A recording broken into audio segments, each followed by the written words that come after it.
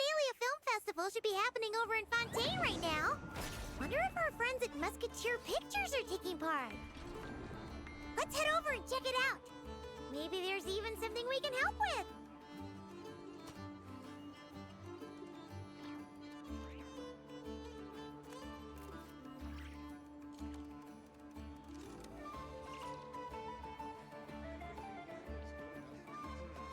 This land holds nothing but promise for adventurers from all walks of life. Wouldn't you agree?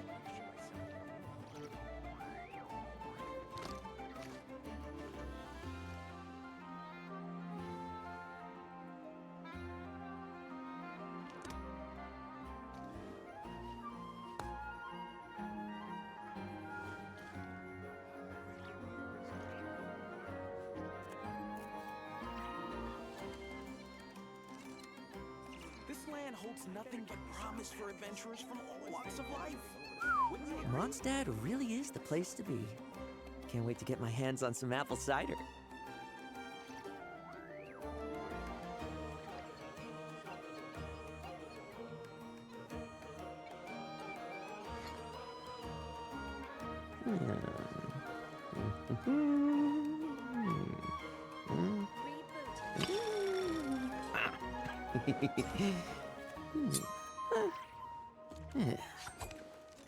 This land holds nothing but promise for adventurers from all walks of life. Wouldn't you agree?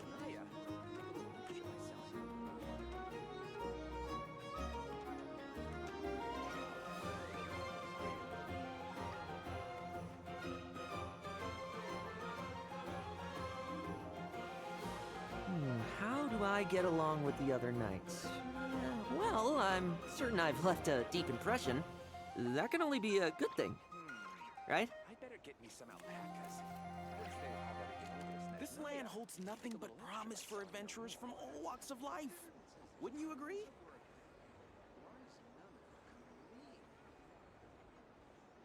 Everything here is good enough for me. Being a captain takes more than just captain grade strength. The most important thing is... I don't know. If I did, I'd be a captain by now.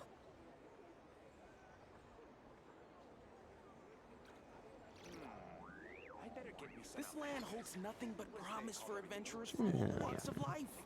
Wouldn't you agree?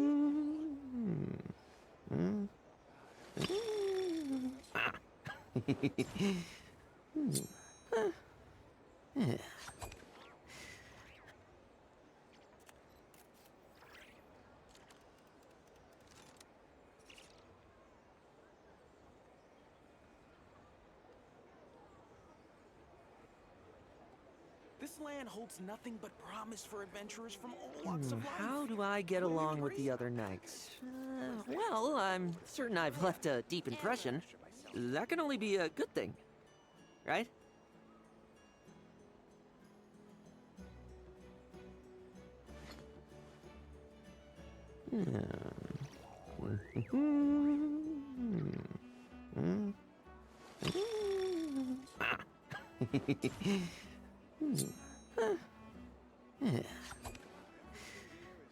This land holds nothing but promise for adventurers from all walks of life. Wouldn't you agree? Once they hauled everything over to Sandrone, make a little extra by selling them.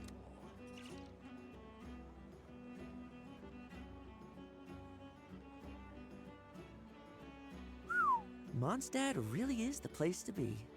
Can't wait to get my hands on some apple cider. Everything here is good enough for me. This land holds nothing but promise for adventurers from all walks of life. Wouldn't you agree?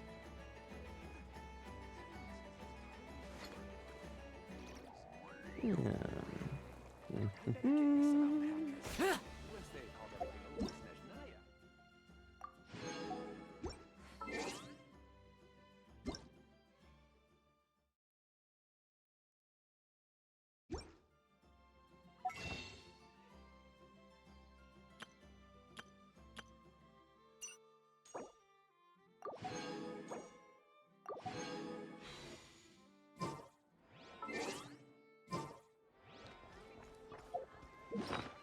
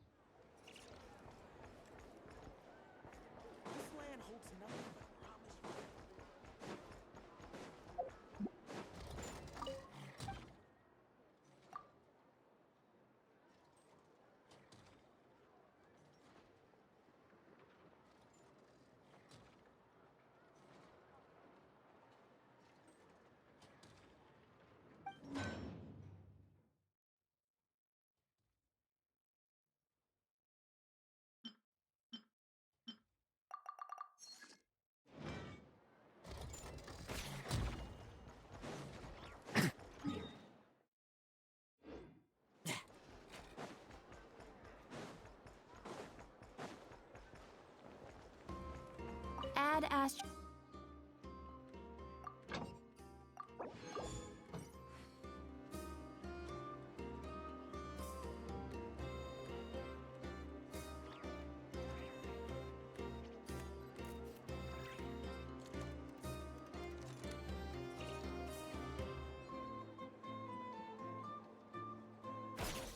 Add Ast.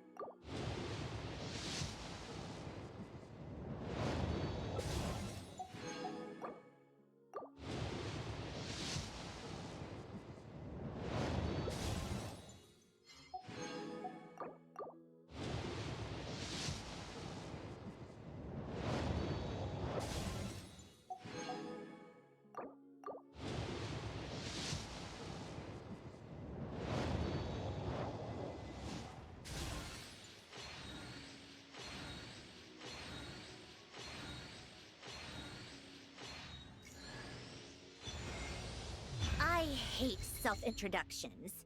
If you're supposed to know me, you'll get to know me naturally. And if you're not, why waste the time and energy? But, very well. For the sake of etiquette, I'll humor you just this once. Behold, before you stands Marionette, 7th of the VIII Harbingers.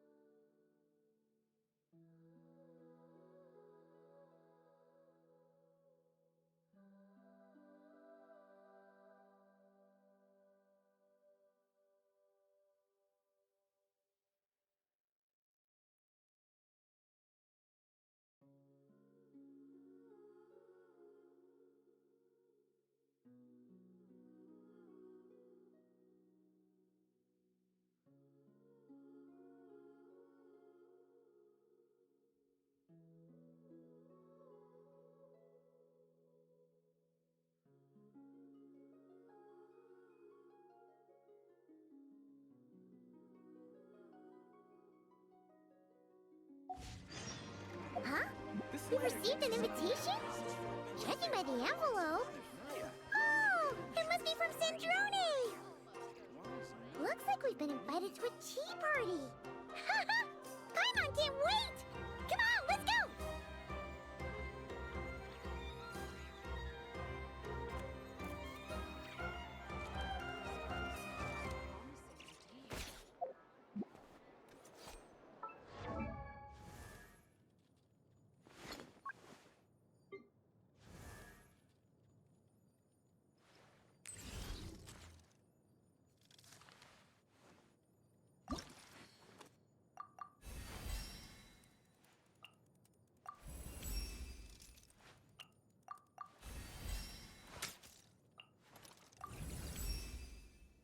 In.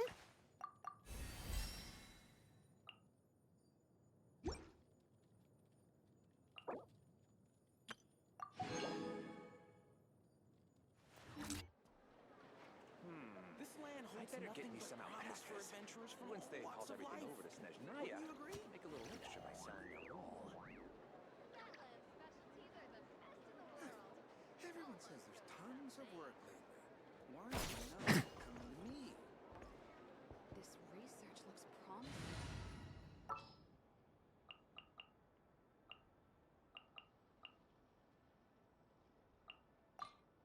Let me help you out.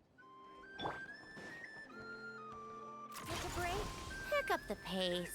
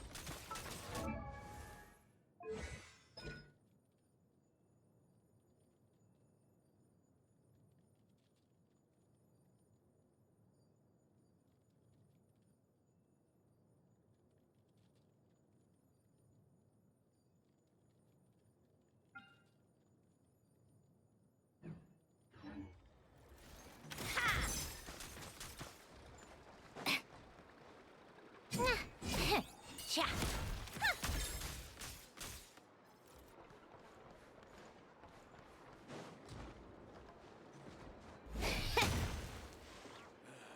Better to just let the youngins choose their own path in life. Yeah.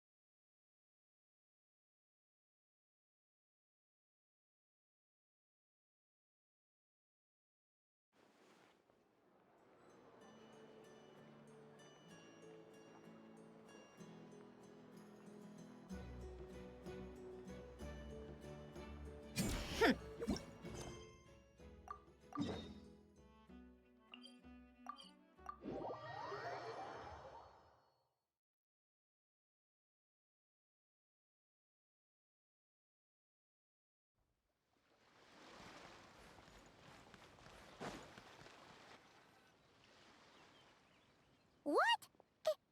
Is Paimon seeing things? Is that a Dodoko? And no, there really is a Dodoko over there. And it looks just like... It looks like Barbalos!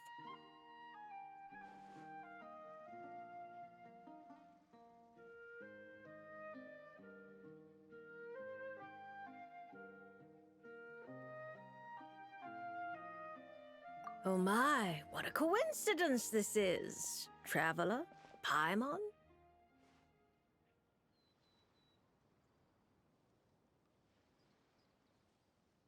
Why is there something so fishy about hearing such a powerful fortune teller use the word coincidence?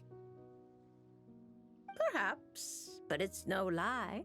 This truly is a pleasant surprise. As a descender from beyond this world, the traveler's fate is not anchored in Tevat. Hence why most fortune tellers, including myself, are unable to predict your future. Hence why most fortune tellers, including myself, are unable to predict your future.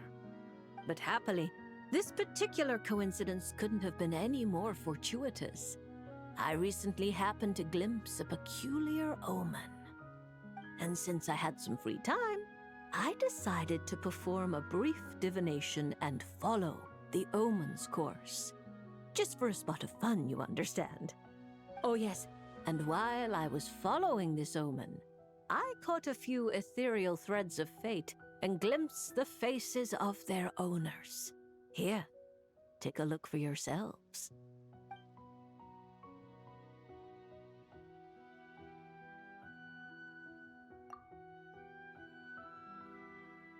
See? Didn't I tell you? Someone with so many friends was bound to recognize them all.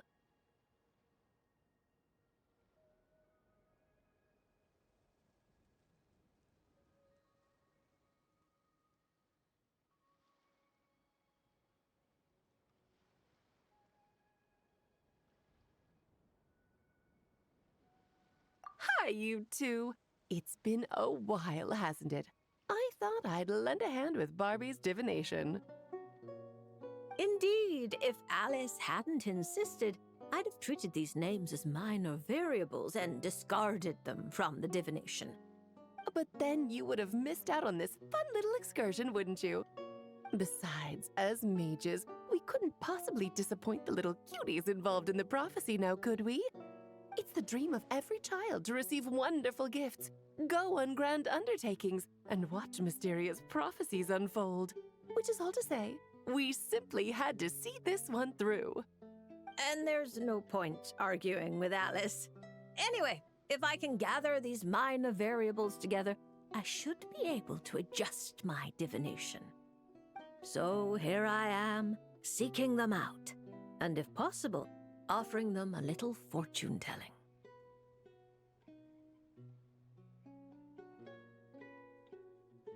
I don't have time to go around divining things like that, but I'm sure it won't be long. Is that why you've set up this stall? So you can sit and wait for them to arrive? Don't worry, I'm not just sitting around twiddling my thumbs. This Dodoko is simply a stand-in. I'm still working on my research. That's right. And I installed sensors on Barbie's Dodoko. As soon as the right person shows up, she'll receive an instant notification. And Dodoko will give a happy little wiggle to make sure our visitors are drawn on in. What are you doing back here? Take your arm off that. You'll knock my scryglass onto the floor. And hold that cup steady. I don't want you spilling hot chocolate on my manuscripts. All right, keep your hat on. Just 1 second. There you go, Barbie. This one's yours. I hardly put any sugar in it, I promise. When you say hardly any sugar, I can't help but feel like we're not speaking the same language.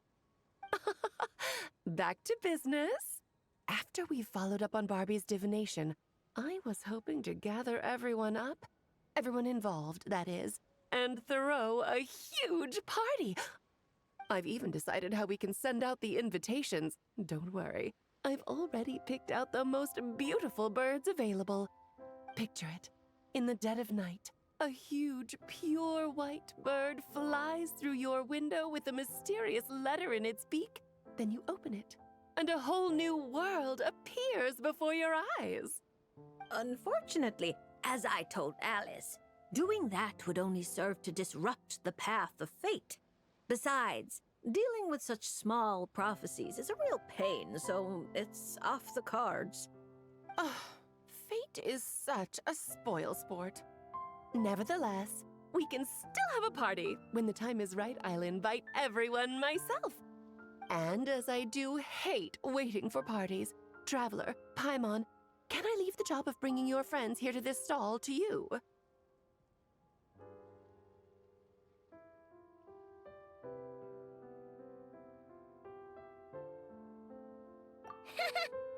we'd be the ones disrupting the path of fate, right? Seeing as the people in the prophecy already have ties to the Traveler, in theory, their fates are already intertwined. If the Traveler steps in to invite them and hurry things along, it shouldn't have too large an effect on the divination. Reliable as always. For the sake of the party, it's in your hands. I promise to save you the best seats, closest to the cake. Barbie, why are you tearing that paper apart? What are you doing? I'm using it to plug my ears. Between you and Nicole, if my head isn't hurting, then my ears are. Ugh, I miss Octavia.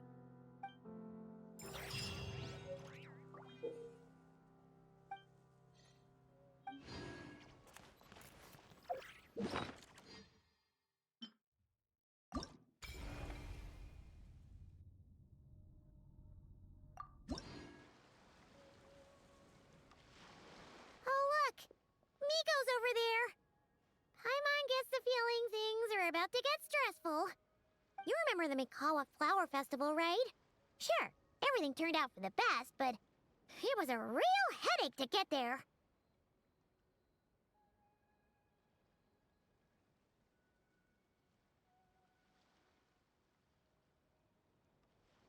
But not this time. We're not the ones doing labor, so we definitely won't. Well, well, Traveler, Paimon. To think we'd run into each other all the way out here in Fontaine. So, what are you... Oh! Miko!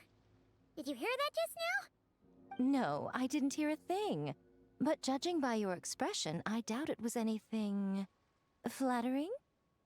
No, it's not like that. We're really happy to see you, Miko. What brings you to Fontaine, anyway?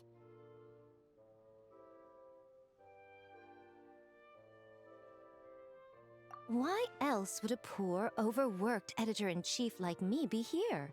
I'm toiling away on VIII Publishing House business, of course. I had just bought a box of new books and was planning to take them back for my editors to study.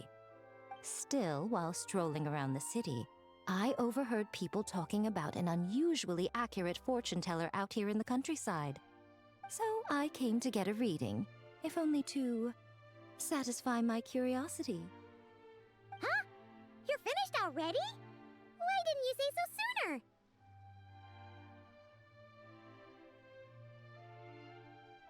My, taking such an interest in my future, are we? If you want to know, I might be persuaded to let you see. However, you'll have to pay a price. Let me think. How about you sign on with VIII Publishing House? You can compile your adventures into a thrilling novel. Following the latest naming trends, we could call it... I picked up emergency food at the start, and now I'm invincible. Oh, we're going to sell so many copies.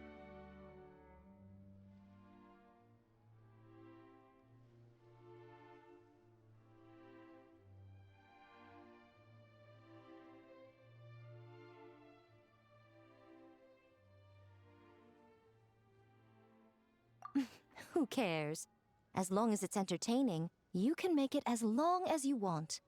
I once published a light novel called The Horizon Beyond the Paradox. That book was as thick as a dictionary and spanned 8 volumes. Then there were 3 companion guides and 6 spin-offs. Stack them all up and they'd reach the ceiling. If you manage to churn out that much, then I, editor-in-chief, will edit it all personally. What do you say?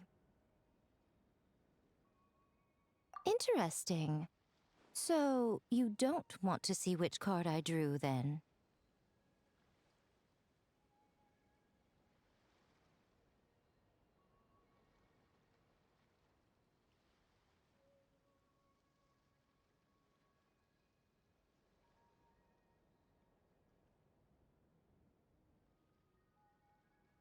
Yes! It turns out we're not that...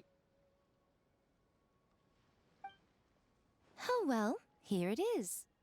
According to Lady Barbeloth, it's reversed justice.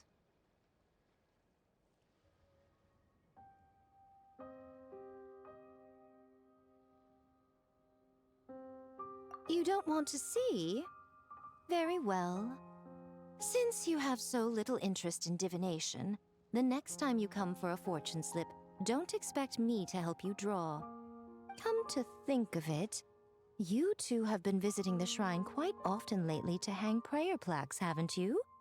How about... Seriously? So it would seem, but alas, the justice card I drew is reversed. Does that mean I'm some sort of outlaw, Lady Barbeloth? The card is named Justice, but it doesn't represent a just or unjust person. At least, not in a conventional sense. Perhaps it would be better to say, since it's currently reversed, it represents a dishonest person. Dishonest? Oh, there must be some mistake. I'm always honest when helping these two interpret their fortune slips. Isn't that right? All Paimon knows is that whenever Miko helps the traveler draw fortune slips, it's always great fortune. Well, that's because of her good luck. Or at least, her good luck whenever she's by my side. Luck. Now there's a fine choice of words. Reversed justice does indeed symbolize a distorted sort of cause and effect, imbalance, dishonesty, and dissatisfaction. As a yokai, You above all should understand. After all, the birth of a yokai is indelibly tied to desire. A yearning for something, an uncompleted dream, some unfinished undertaking, the pull of a certain emotion. All it takes is the slightest catalyst for these unsatisfied desires to take root and grow and sprout unexpected offshoots. And you, a great yokai of Inazuma, likely have a greater desire than most buried within your heart. But that's the limit of what I can see. After all, you only drew one card. What's more, reverse justice is known to be good at concealing lies, whether from others or oneself. How delightfully mystifying. Sounds just like something a shrine maiden might say when interpreting fortune slips. I certainly wasn't expecting to pick up any new jargon on this trip, but that one is quite good. Still, as good as it is, it doesn't really align with our shrine's way of doing things. So perhaps I'd better not teach it to the shrine maidens after all. Anyway, thank you for the divination, Lady Mage. Should you ever have the chance, do pay a visit to the Grand Narukami Shrine and allow me to return the favor. What do you say? I'm afraid my hydromancy keeps me far too busy. I simply can't spare the time to dip my toes into other forms of fortune-telling. Though your fortune slips sound like something Nicole and Alice would enjoy, I'll be sure to tell them all about you. Wonderful. When the time comes, I shall personally preside over the drawing of fortune slips for your friends. I assure you, everyone will draw the most auspicious slips.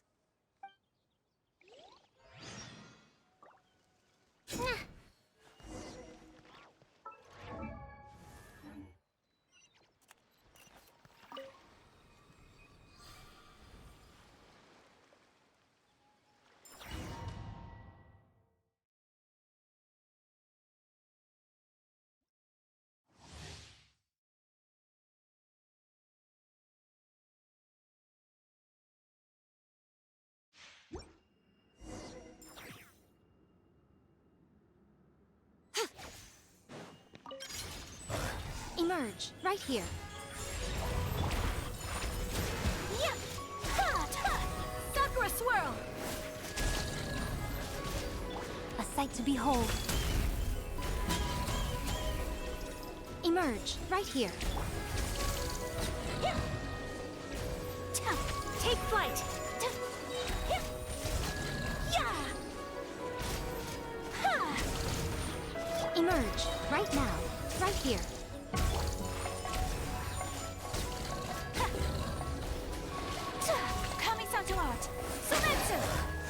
I'm always watching. Right now, emerge. Right now.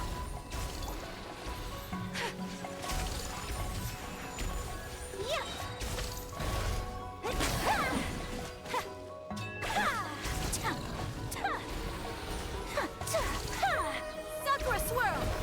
Right here. Emerge. My apologies.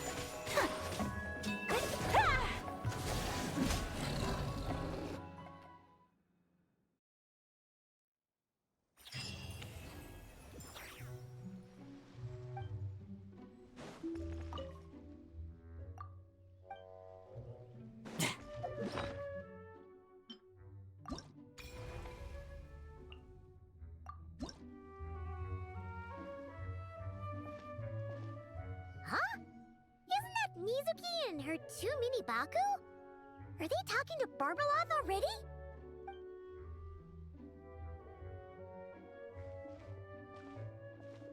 Traveler and Paimon? Lady Barbeloth was just talking about you. I was wondering if we might cross paths. It seems like fate has already arranged our meeting place.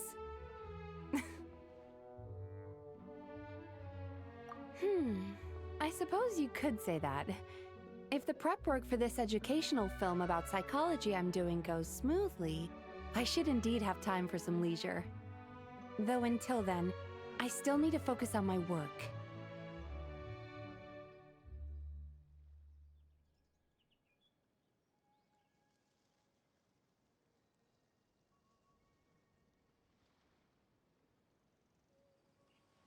Whoa! Films can do that? That's amazing! It's a new idea I came up with. Back when I was promoting Isa Bathhouse, I took inspiration from Fontanian cinema and recorded a few variety show episodes. People seemed to love it. Not only did they watch every episode, they even remembered all the psychological concepts we showcased. So I thought, why not make a few films about mental disorders as a fun and educational way to explain basic psychological concepts? If I can raise everyone's basic awareness, perhaps people can develop a more objective understanding of what mental disorders are. Perhaps I can stop people from blindly dismissing these conditions as made-up nonsense, or treating them like some terrifying boogeyman. And maybe my future therapy sessions will go a little more smoothly.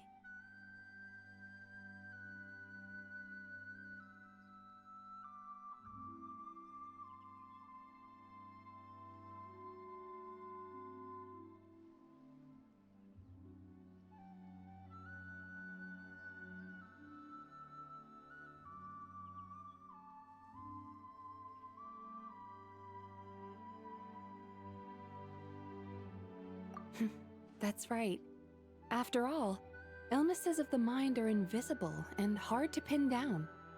Trying to get a hold on them, or even just detecting their existence, is sometimes far from easy. But even I don't know how to pin them down to fit neatly into a script.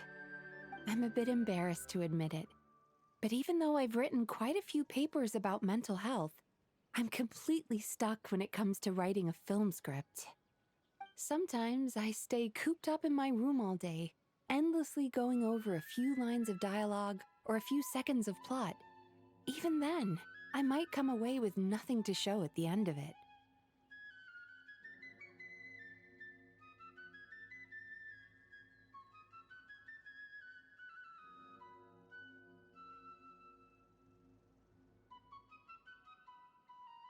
Maybe you're just missing a little spark of inspiration.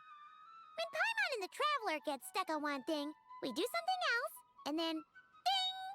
The answer just pops into our heads. It seems like great minds think alike, Paimon. That's why I came here, to experience a form of divination quite unlike the fortune slips I'm used to. I'm hoping this Mage's lunar arcana can bring me some fresh inspiration. Inspiration. Anya once said that she wanted to write a fairy tale for every card in the lunar arcana.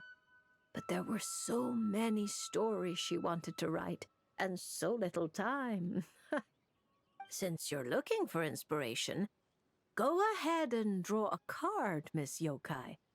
I hope that Mage's unfinished fairy tale can lead you to the inspiration for your own story. All right, Lady Barbeloth. But most of what I know about divination relates to the Grand Narukami Shrine. Fortune-telling with cards is a first for me. If I do anything that breaks the proper ritual etiquette, please set me straight.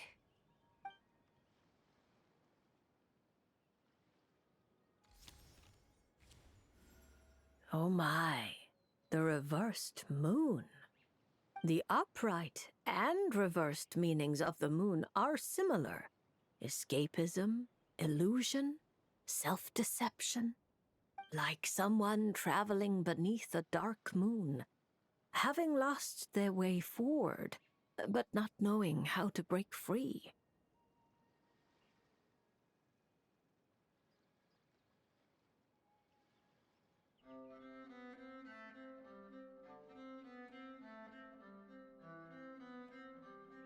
Yeah. Why does the meaning of this card sound like a warning? Paimon's got a really bad feeling about this. However, since Miss Yume Mizuki can still hear this prophecy, it means the situation is not yet too dire. With a little effort, you may be able to exit the haze that obscures your path ahead and find what you seek.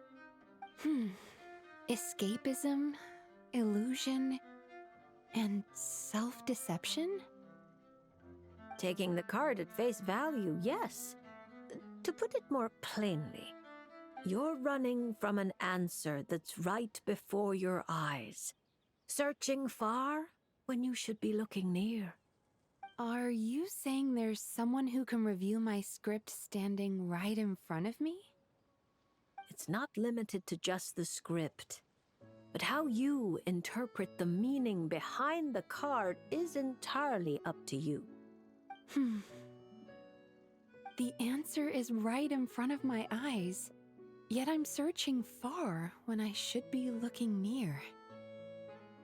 I think I understand what you're getting at. When you put it like that, I really have been deceiving myself. Or rather, I couldn't help but search far when I should be looking near. I thought about visiting VIII Publishing House and asking VIII for advice, but then... From a clinical perspective, I suppose this counts as unconscious avoidance. Thank you for your divination, Lady Barbeloth. You really helped me find inspiration after all. There's no need to thank me. I did nothing. You untangled the threads of fate yourself. I merely placed the loose ends in your hands. However, VIII is also someone swept along by fate. Intertwining threads often bring trouble. With that in mind, keeping your distance wouldn't necessarily be a bad thing. If I simply asked for some feedback on my script, surely that wouldn't bring fate into the mix, would it? As I said, how you interpret things is not up to me, Miss Yume Mizuki. I cannot see every twist in your future from reading a single card. Who can perceive every obstacle on the path of fate before it trips them up? Sometimes it's just like that little brat said. Fate is called as such, for it cannot be changed, nor can it be reversed. It can only but be accepted. Anyway, Miss Yokai, I look forward to watching your film.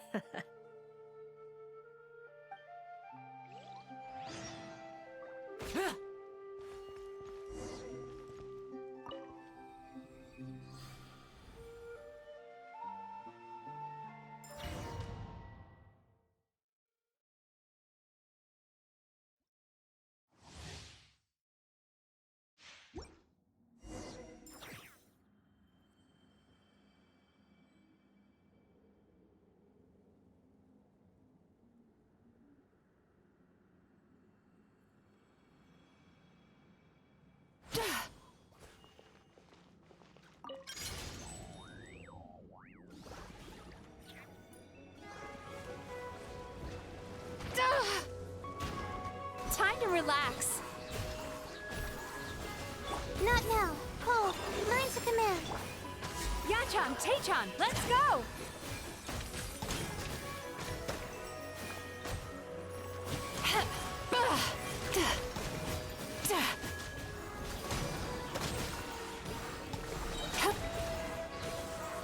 Cast your worries to the wind!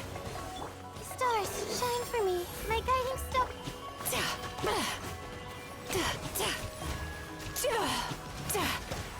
Turn that frown upside down.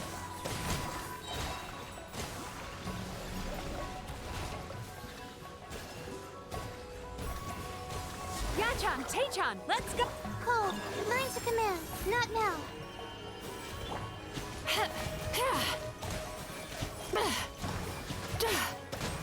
Sweet dreams!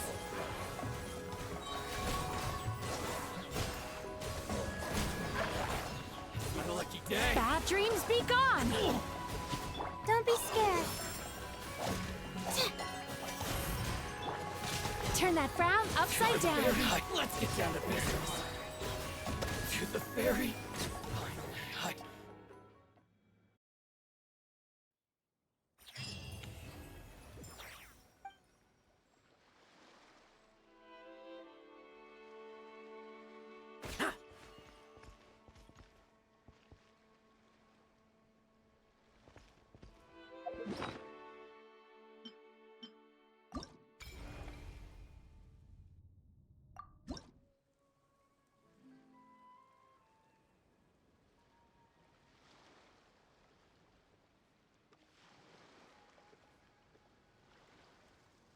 coming back to you yet, Chi-Chi? Oh, I'm sorry. There's no need to apologize. We still have a long way before we get to the Palais Mermonia. Let's keep walking for now. I'm sure you'll remember where your home is soon. Look, it's Chi-Chi, and she's with the Mellowzine. Huh, that's a combo Paimon wasn't expecting to see. Traveler and Paimon. You know Chi-Chi?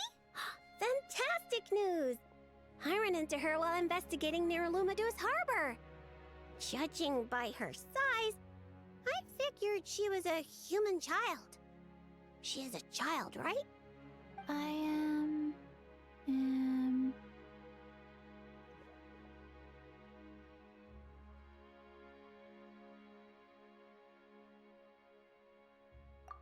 Right! We go way back! We're the best of friends! Quick thinking. If Chi-Chi had said she was a zombie, it might have scared her half to death. Yes, best of friends. That's right. Wow, this is a happy coincidence for sure. To be honest, this is the first time I've ever found myself completely at a loss. I take it you know about her memory issues? She can hardly seem to remember anything besides her own name. Chi-Chi gets like that sometimes. Poor child. I was going to take her back to the Maréchaussée Phantom and let her stay there for a while. But I hoped she might get some of her memories back on the road. Since you're such good friends, I take it you know where she lives? It would save such a lot of trouble if I could take her straight home. We know, but it's, a very long way from here. Very long way? I followed Asili all the way to Lumidu's harbor. Huh? You remembered something? What happened before that? Before that, Dr. Baiju took me on his rounds at me something. I went to gather herbs and then... Oh! Baiju took you to Yilong Wharf, right? Detective Paimon thinks she knows what happened.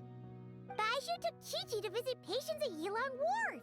She got lost while gathering herbs, saw Asili, and followed it all the way to Lumidu's harbor. Good thing Paimon and the Traveler read Robin versus Chesterton. Simple deductions like these are a piece of cake for Paimon now.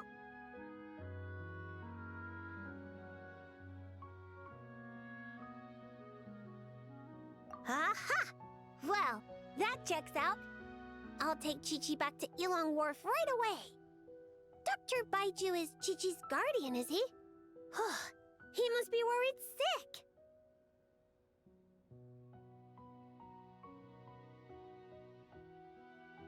Oh, you're right! Paimon almost forgot about that. Barbalos, are you there? Can you hear us?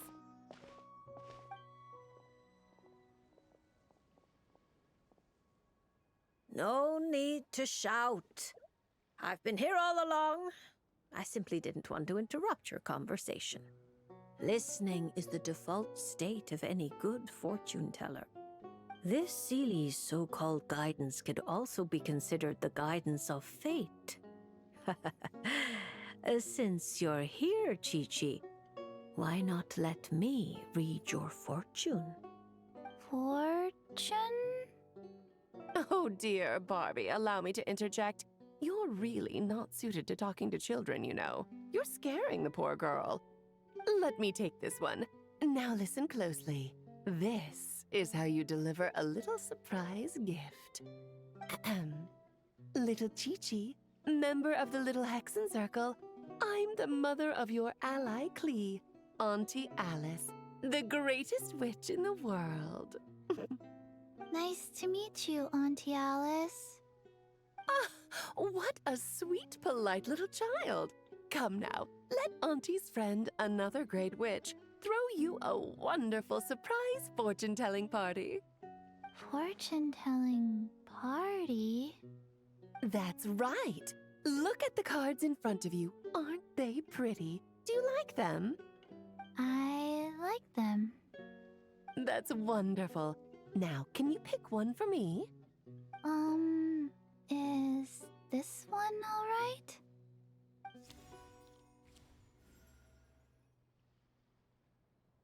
Of course. And because you were so wonderfully well behaved, that card is yours to keep. Thank you. All right, Barbie, break time's over. Come help little Chi-Chi with her reading. Oh, you don't need to shake me awake. I've been listening the whole time. Upright hanged man. Very few people draw this card. That means you're very special, Chi-Chi. It symbolizes transcendence and waiting, and also detachment from the everyday world. There are shackles that bind you, but you yourself have no desire to break free from them. Shackles? Do you mean my orders? At least on the surface, you wouldn't be wrong to understand things in such a way. As for your future, all you need to do is wait. Of course, it's not like you lack for time, but... Oh my, how strange, how very strange. Hold up a second, you're saying too much at once. Give the poor child a moment to breathe. Let Chi-Chi savor her little gift first. You really do need to show a little more patience with children. What do you think, Chi-Chi? Do you like your surprise? This card is pretty. Thank you, Auntie Alice. Oh, good girl. You did such a good job remembering Auntie's name. Oh, Auntie would love to chat with you some more, but it's time for you to go home. If Auntie Barbie has more to say, then next time the Hexen Circle meets, she can make a prophecy for every little witch who attends. Wouldn't that be lovely? Could you not add to my workload without asking me first? Then it's settled. See you next time, Chi-Chi, and all of you witnesses. Bye-bye, Auntie Alice and Auntie Alice's, best of friends. Phew! Is that all over now? Did those two voices just come from this doll? What kind of toy is this? It's so cute! Where can I... Ugh! No, that's not important right now. Chi-Chi, let's go find that Dr. Baiju of yours. It's time. Chi-Chi should go home. See you next time, Traveler and Paimon.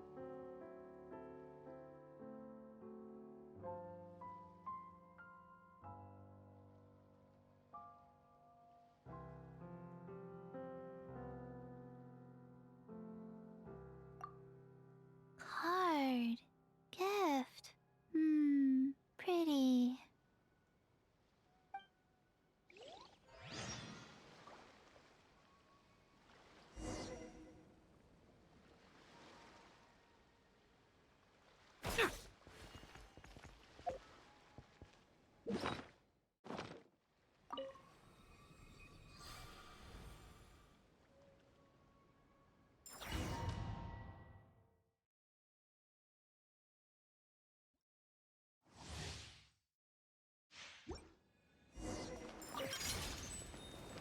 Life goes on. Speed of light! Nowhere to hide.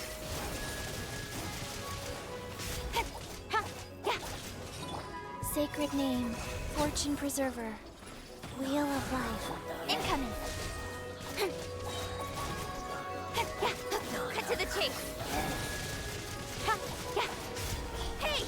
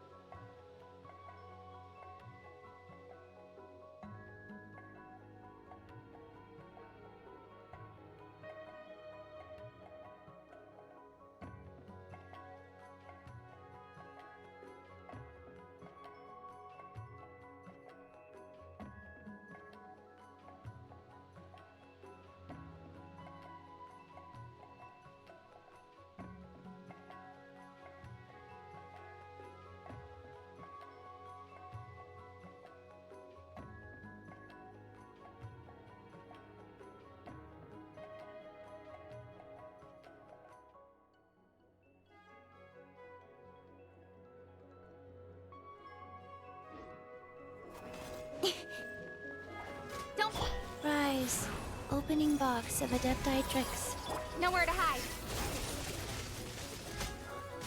Incoming.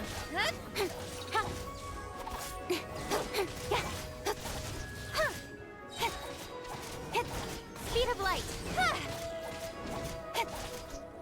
Cut to the chase.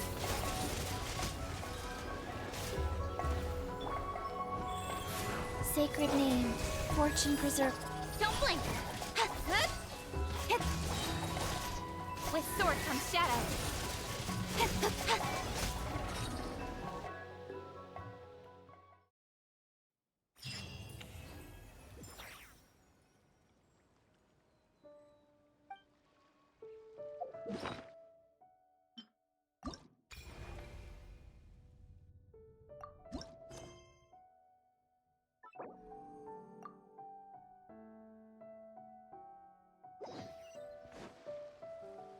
So you can't help me fix this annoying affliction either?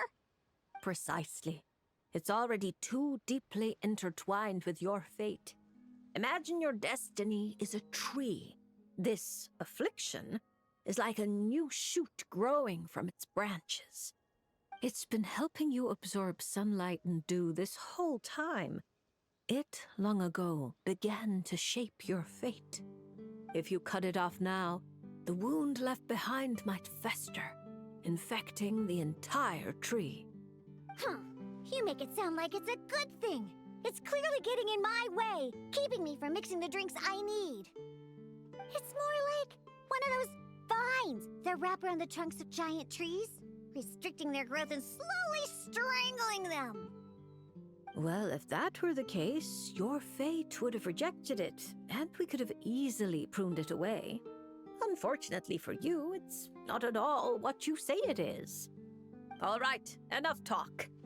That should be enough to convince you I'm a legitimate fortune teller, yes? Now, just like I told you, come here and pick a card at random. And let me give you a little advice about your future. So I just pick one at random, Okay. How about this one? No, wait! This one! Don't overthink it. No matter how you choose, you can only ever draw the card that's destined for you. Oh, this fortune teller's laugh is so creepy! She's just like an old witch from a fairy tale. But since she's so good at it, her advice could prove really helpful.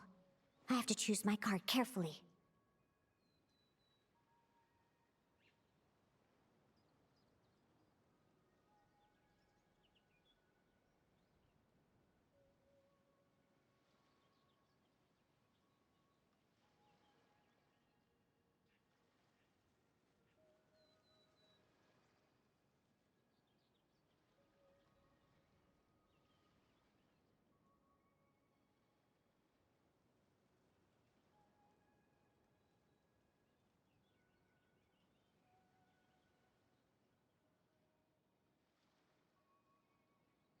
Huh? Traveler?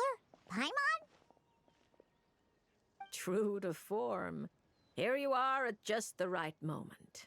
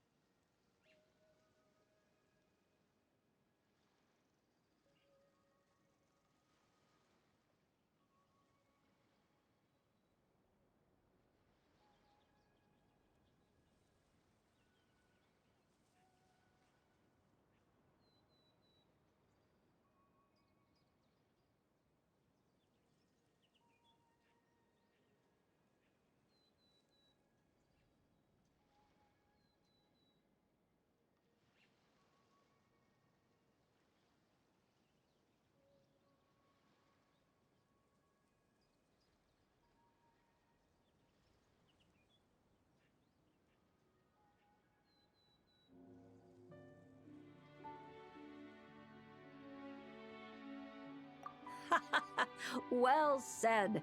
Compared to an intangible thing like fate, commissions have a far more intuitive effect on shaping our words and deeds.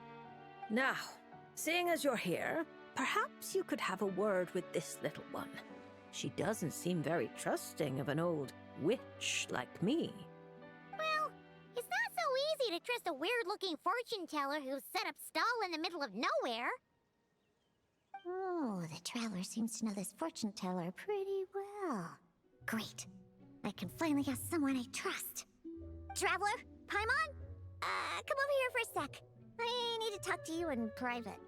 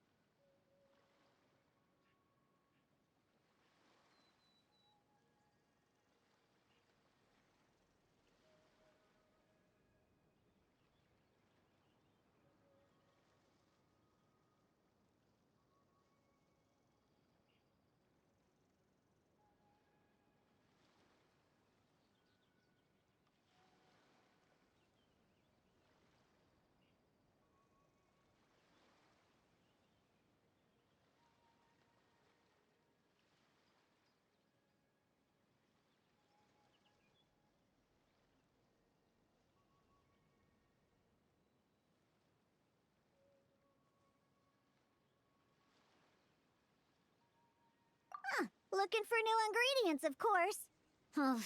My previous approach to mixing drinks was far too narrow-minded. I kept limiting myself to actual food. Paimon wouldn't exactly call the things you put in your drinks food, Diona. Well, it's all technically edible, as long as you grit your teeth and close your eyes. It's stuff you can force yourself to swallow.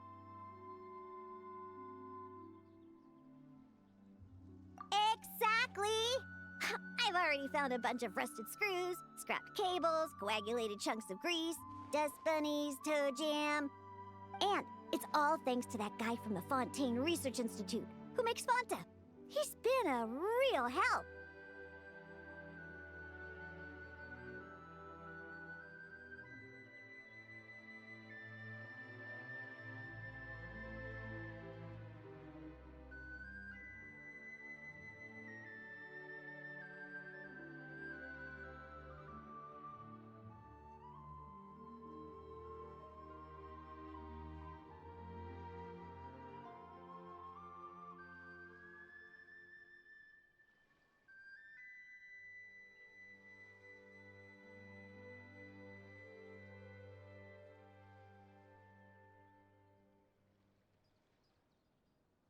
Well, I heard that really tasty fizzy drink stuff comes from the Fontaine Research Institute, so I headed over to take a look.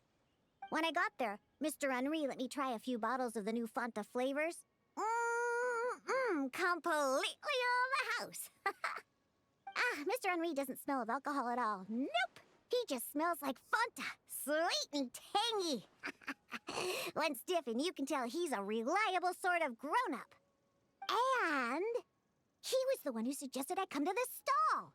He said my affliction is probably beyond the Research Institute's ability to analyze. But he heard that this weird fortune teller who showed up recently near the court of Fontaine, apparently everyone who's been here says she's crazy accurate. Maybe if you get your fortune told, you'll learn something about what's causing your affliction. If you grasp the principles behind it, perhaps you could find a cure. Well, hard to argue with that logic. Guess he didn't end up becoming a researcher at the Fontaine Research Institute for nothing.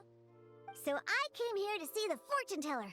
As soon as I walked over, she stopped me and said there was a strange disturbance surrounding me. Before I could ask, she blurted out all the answers to my questions. But the scientific logic of the Fontaine Research Institute doesn't directly apply to divination. Even if you understand the principles, it doesn't mean the solution will be easy to come by. Just like I told you. Mysticism isn't built of bearings and bolts, and I can't simply repair your fate for you. Oh, are you telling me nothing can be changed? Then what's the point of drawing a card? By drawing a card, you may just find a tiny missing gear to fit into the wheel of fate. It may seem insignificant, but when installed correctly, the tiniest gears can still drive massive mechanisms. You're not just humoring me, are you? Traveler, what do you think?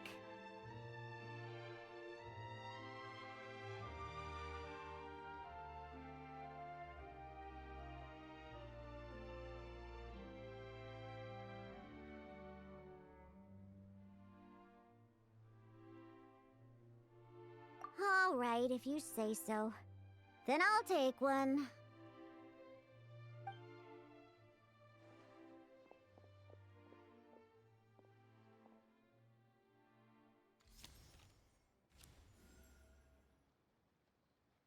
All right, here we go. Looks like it's...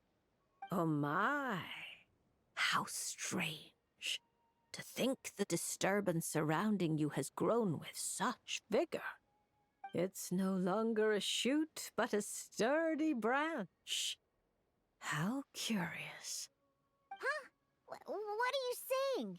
Does this mean the drinks I mix will taste even better from now on?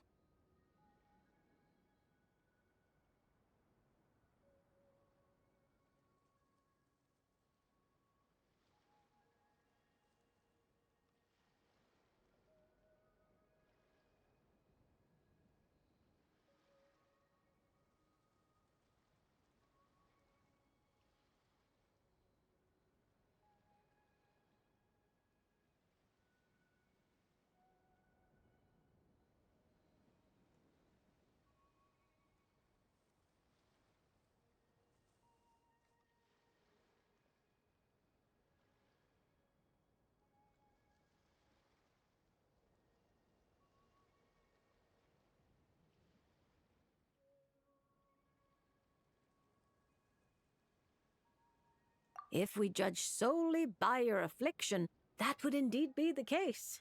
Furthermore, the card you drew is the reversed High Priestess, which means you've been too focused on the illusions before the veil, which is precisely why you've been unable to pass through it for so long. That doesn't sound like it has anything to do with mixing drinks. I thought this card would tell me what ingredients I need to use. The lunar arcana aren't known for creating recipes. At least, not yet. But mixing drinks isn't the only way to find the answers you're looking for. The answer is to teach those old booze hounds a lesson, so they never get drunk and cause trouble again. You're certainly driven, but while your body moves forward, your heart remains stuck. That's not true. I hate those weird old drunkards from the bottom of my heart, especially... I see. Then, have you talked to the one who fills your heart the most? What? How did you know I was thinking about one person in particular? I didn't even... Through divination, of course. Perhaps you should cast aside your impatience and confused emotions and tell him how you truly feel. You might find it more effective than trying to mix the most disgusting drinks in the world, no way he'll listen. Once he started drinking, he doesn't listen to anyone. Perhaps that was true before. But now, you found a tiny gear from the Wheel of Fate. Returned to its rightful place, certain things might undergo subtle changes. You mean that? But it is just a card. Of course not that. I'm talking about your heart. Something which has already begun to change. My heart hasn't changed at all. Now, I need to go look for ingredients. How much is the divination fee? I can pay it in full. Oh my, what a well-mannered child. Much more endearing than that other little brat. But there's no need for a fee. Just consider this a gift from a witch. Thank you. If you ever come to Mondstadt, I can treat you to a drink. I guarantee it'll taste delicious. Mondstadt, you say? Yes, if I get the chance, that might not be such a terrible idea. And thank you for helping me out, Traveler in Paimon.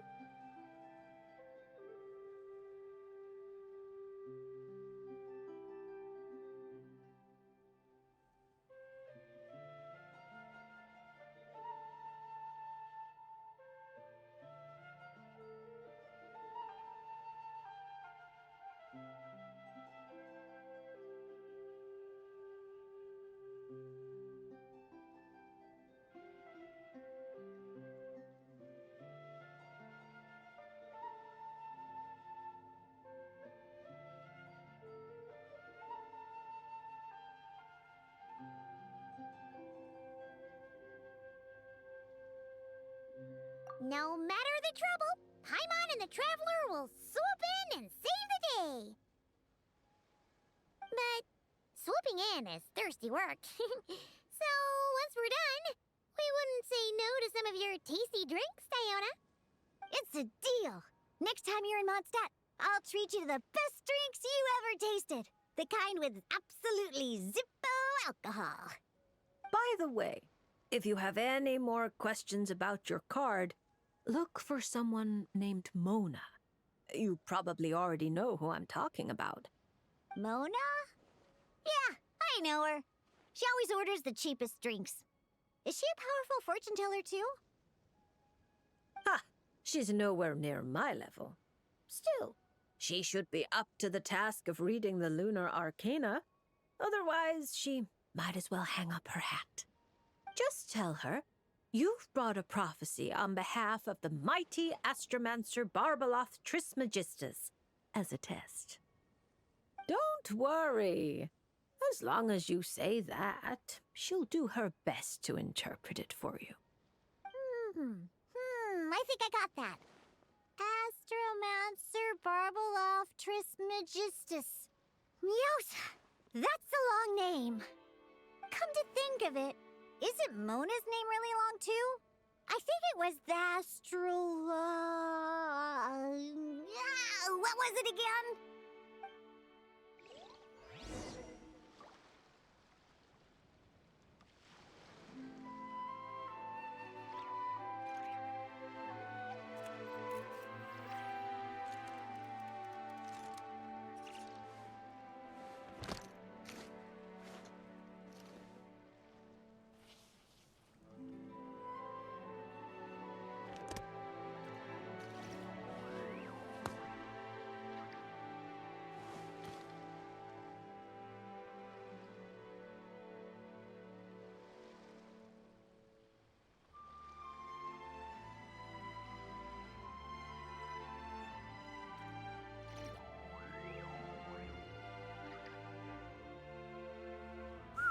Mondstadt really is the place to be. Can't wait to get my hands on some apple cider.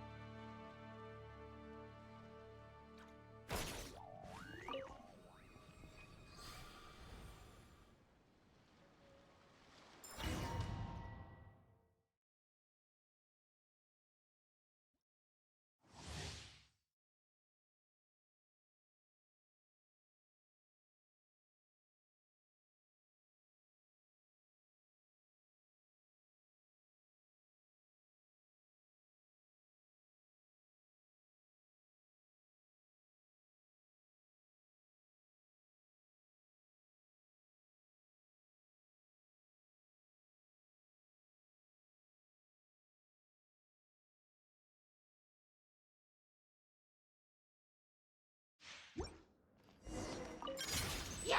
Can't handle your drink.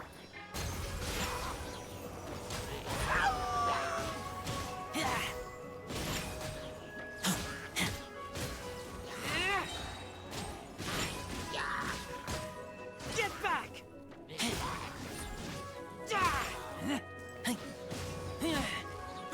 Scratch that. Look at you.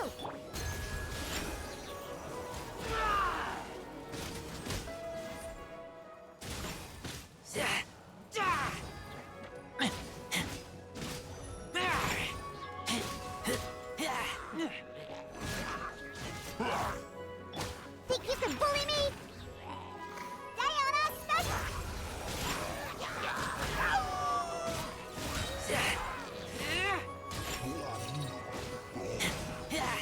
Where'd that come from?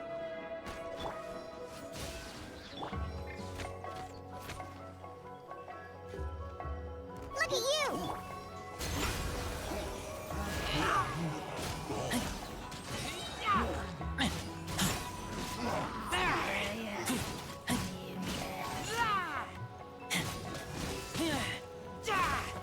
Think you can bully me? Pew pew! Diana!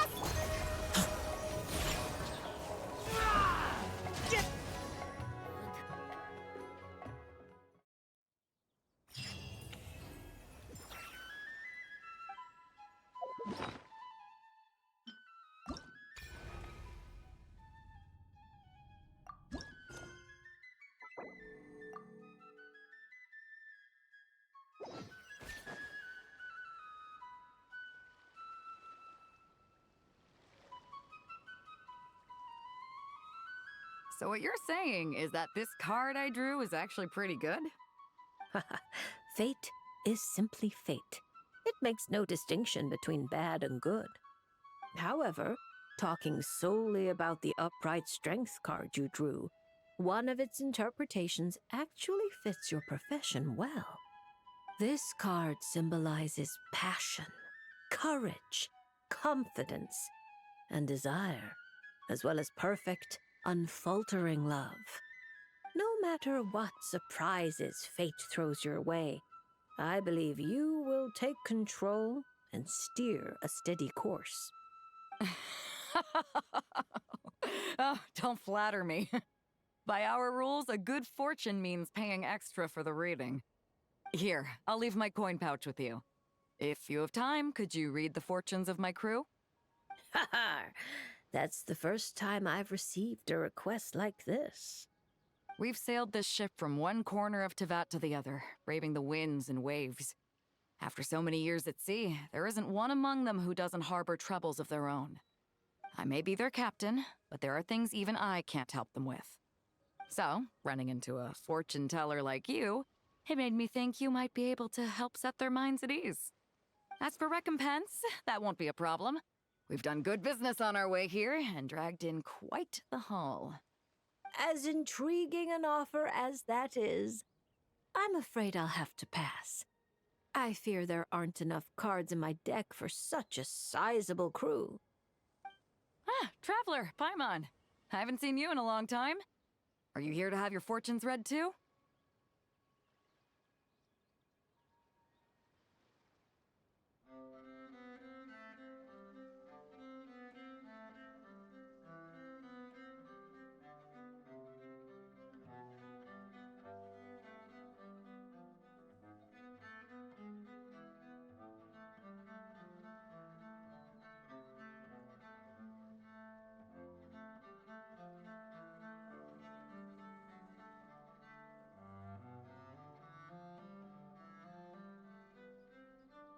here on business, of course.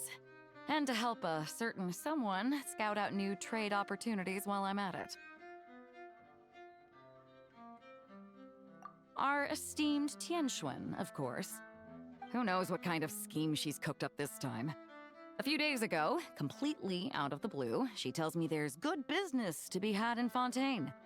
Doesn't ask my opinion, just whips out a detailed itinerary and tells me to follow the trade route it outlines. Turns out, she'd already sent people to scout ahead. I haven't had any urgent business lately, so I went along with the whole thing. And what would you know, it's been plain sailing the whole way. What was supposed to be a 2-week job got wrapped up in just over 1. I figured since we're already here, we might as well stick around and have some fun. So I gave the crew some shore leave to kick back and relax. Matter of fact, just yesterday, I booked an event space at the Hotel de Boer, and the lot of us drank up a storm. The crew's still sleeping it off at the hotel, so I thought I'd venture out for some fresh air and to sober up. But I only made it a few steps before this, fortune teller stopped me and asked me to draw a card. Here, it's the strength card.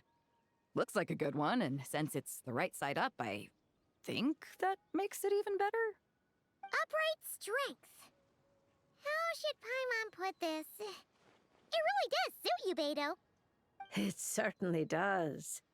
Now, let me explain the other meaning it holds. Don't tell me. It's bad news. I wouldn't say it's good or bad, and it's not directly related to your fortune either. Just a little after-class musing, now that your reading is over. It's clear that you possess both powerful outer strength and an indomitable inner spirit. To borrow a metaphor, you're a lantern in the dark night. You dispel the darkness and guide lost souls on their forward paths. But you must know that it's not only the lost and weak who are attracted to the glow. Bugs cling to the lantern, competing for light and heat. Believing that it can keep them warm, the light burns more intensely. Only by doing so will its radiance not dim. Now, it would be best if someone could drive these bugs away. Because if no one does, perhaps one day the flame will consume its remaining fuel, all for the sake of a few unworthy pests. If that's your concern, I don't think there's any need to worry. I have a friend who knows how to help people figure things out, and, well, she enjoys taking care of pests who hide out in the corners. A rare friend to have. Judging by your tone, you must really trust her. She doesn't sound like someone who would easily lose her way. Her? Oh, if she were the type to get lost, I doubt anyone in Liyue would know how to stay on course. Take this trip, for instance. She's the one who pointed the way.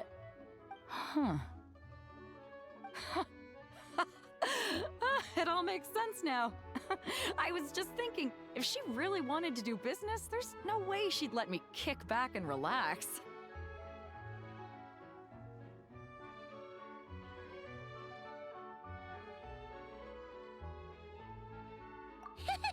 So basically, Ningguang just wanted to give you a holiday. But why make you take such a massive detour? Well, I'm sure she'd say something like, "Some detours are needed. Only by taking them can the shortcuts be found." I'll never be able to unravel the twists and turns of her mind. Well, she still needs me to help expand her trade routes, though, so it's not like she'd do me harm. As her strength card, I'll remain up front, breaking the waves and forging a path ahead. Whoa! Oh, look at the time. I'd better head back and check on my crew. See if I can't sober them up a little, get them shipshape and ready to sail. Traveler, Paimon, Lady Fortune Teller, I hope to see you around. This card is a rare treasure. Can I keep it? Oh, probably not, right? I'll just take one last look. A light that guides the lost, and those who come for more than its glow. Interesting. If I have the time, I should pay another visit to Liyue.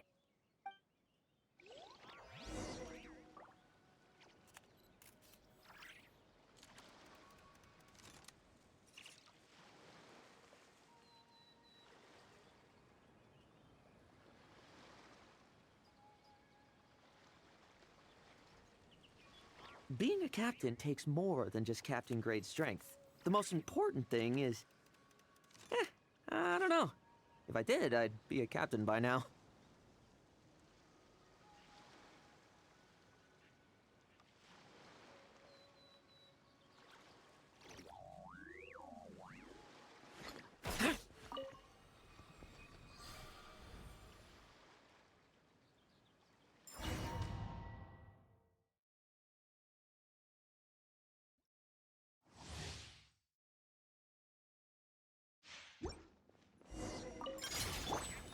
Forth, my blade! Submit for... Power that ended Haishan!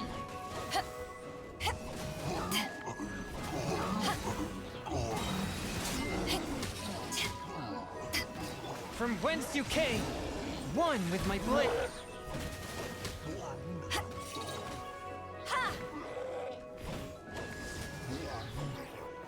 To ashes! Submit for judgment! Forth, my blade!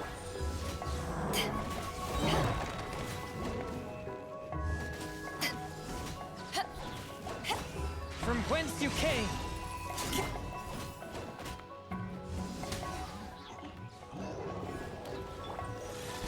Eyes on me!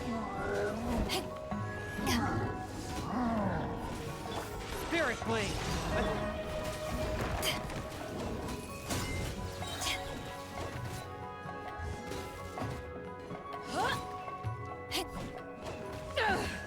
Swift and merciful, from whence you came. Power that ended Haishan!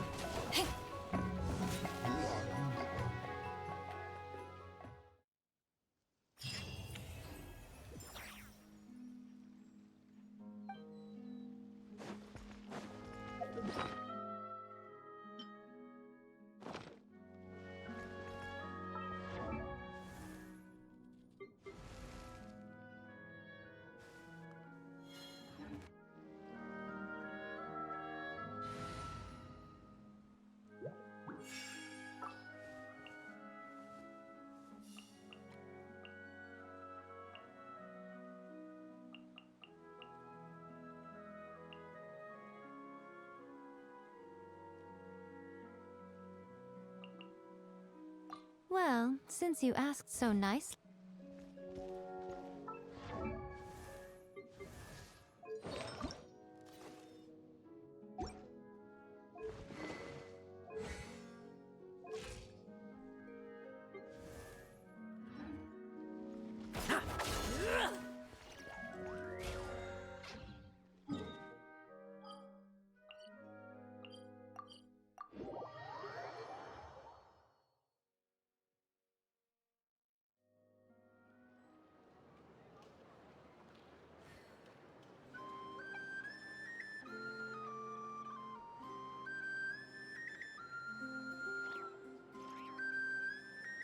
How do I get along with the other knights? Well, I'm certain I've left a deep impression. That can only be a good thing, right? This land holds nothing but promise for adventurers from all walks of life.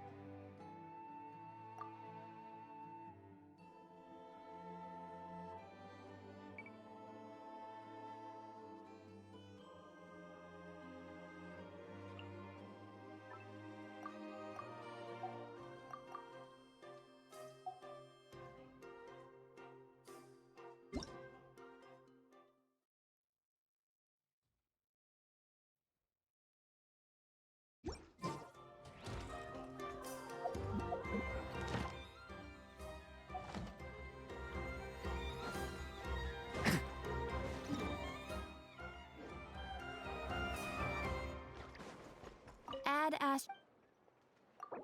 Thank you for. Add Ash.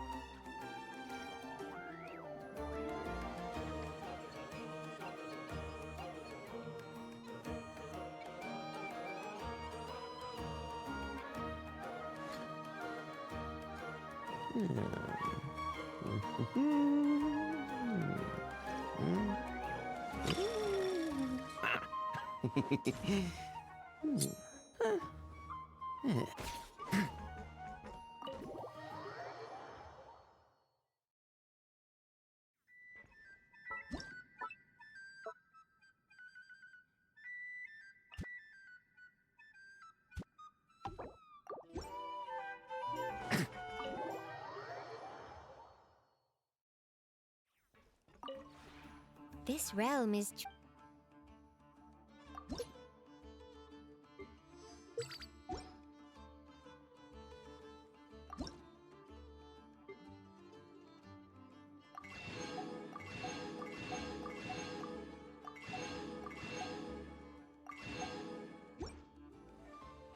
if you ever...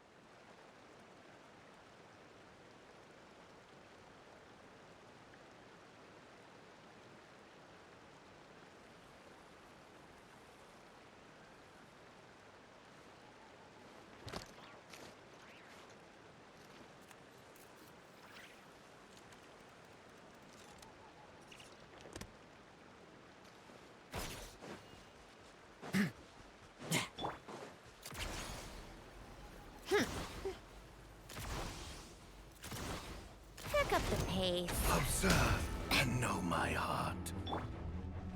Right now, emerge, right here. A sight to behold.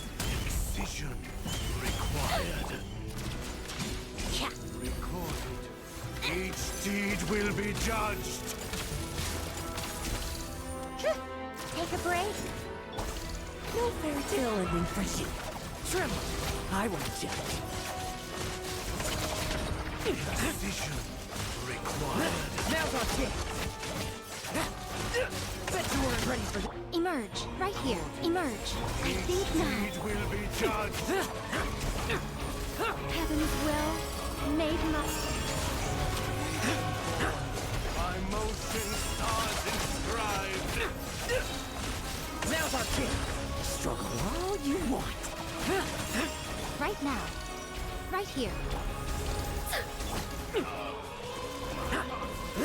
Test concluded.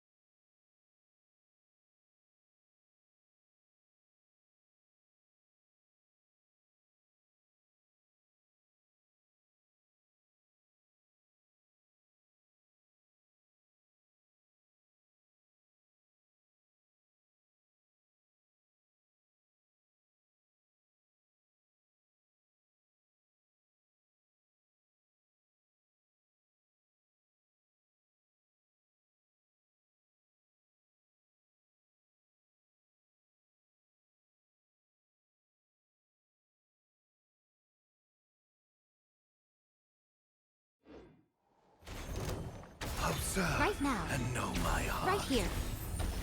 Such defiance. Let's fight! Judgment!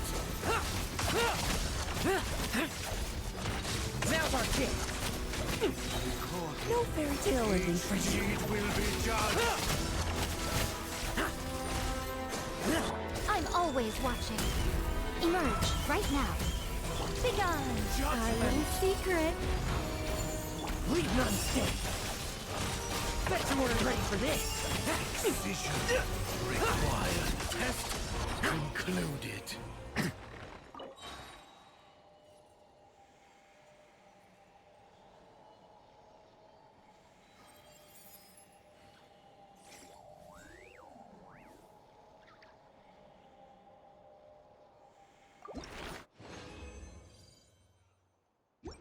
Being a captain takes more than just captain.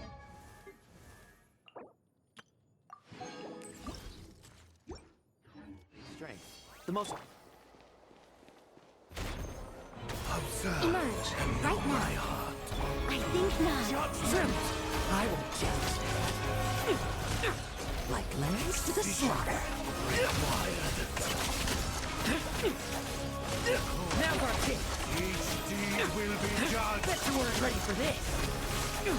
Show them. Emerge right here. Begone. I live within you. Let's fight! Decision No fairy required. tale ending for you. Bet you weren't ready for this! Test concluded.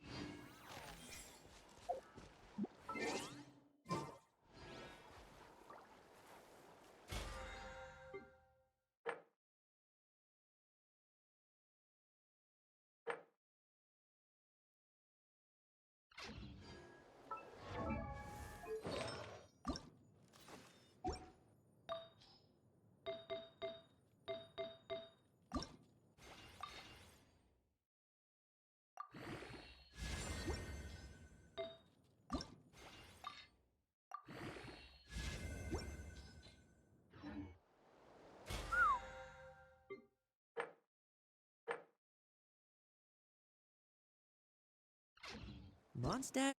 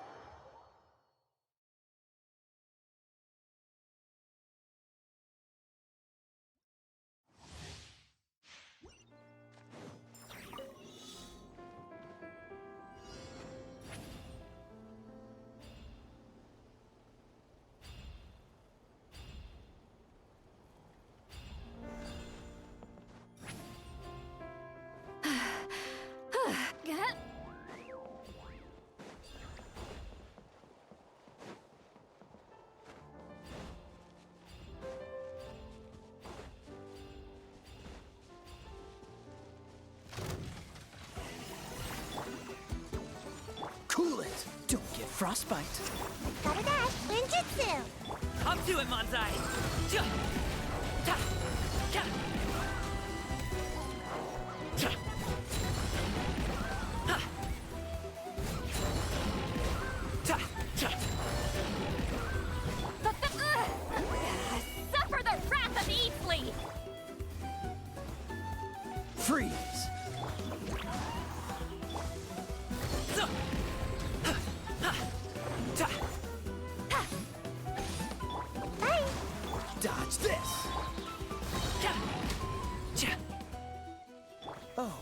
sorry.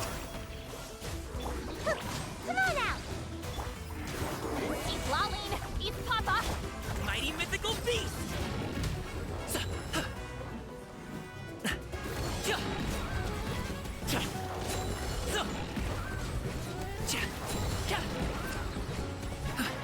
Cool it!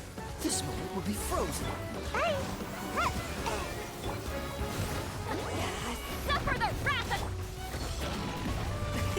Many happy returns! Alley-oop!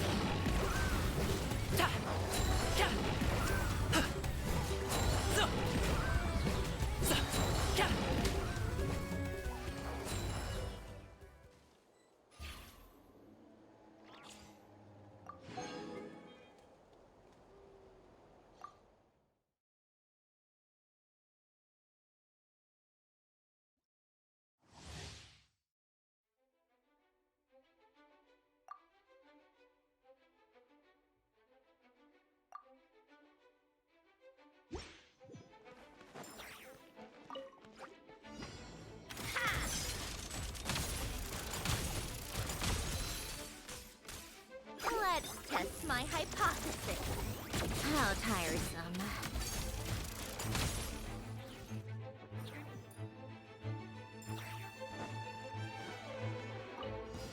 Right now, right here. Emerge. Nothing lasts forever. Opening box of Adepti tricks. Animo test 6308. Animo hypo. Huh.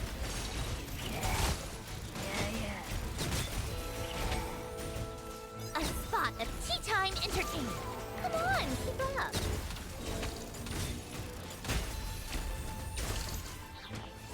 How tired. Right here. Emerge. A sight to behold.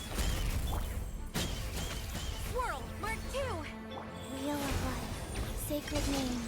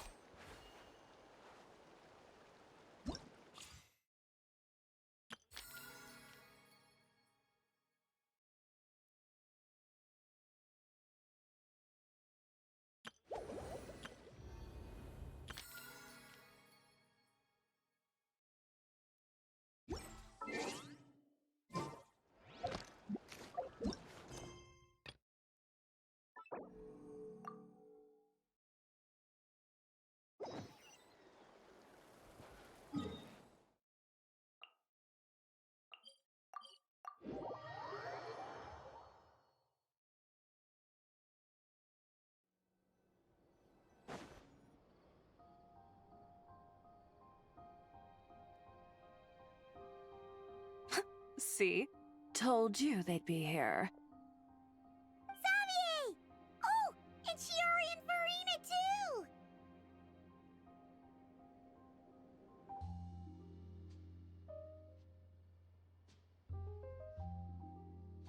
Ah! Hydro Archon above! If it isn't my darling camera operator and clapper loader! A very happy Fontinalia festival to you as well! I'm guessing you came back to celebrate with us? Yep. And how about two? Even though the last festival had some unexpected hiccups, making the film was still super fun. Since you're all here together like this, you must be planning on entering the competition, right? Of course! A celebration of the entertainment industry. No one who's anyone would choose to sit this one out. It only happens once a year, after all. Fontaine Fashion Week might be more my speed, but the film festival brings in a lot of orders and boosts brand recognition, so I wasn't going to miss out either. A few new awards have been added this year, too. Best Director, Best Costume Design, oh, and Best Camera Operation. Ooh, sounds like we've got work to do. Come on, tell us! What's Musketeer Pictures film gonna be about? Oh, about that. What's wrong, Xavier? What's with that look? Oh, man. You weren't scammed by some shady investor again, were you? No. Even I'm not naive enough to fall for something like that again. Besides, thanks to the fine people here, Musketeer Pictures has more than enough funds to shoot without investors. And yet problems persist. Huh? What do you mean? Well, we were planning to replicate our past success and shoot a film based on a popular novel. But as we were holding auditions for the female lead earlier today, a striking young mademoiselle wandered in by accident. Her disposition was simply ethereal, the look in her eyes somewhat melancholic. Oh, I wish you could have been there. The awe I felt can scarcely be put to words.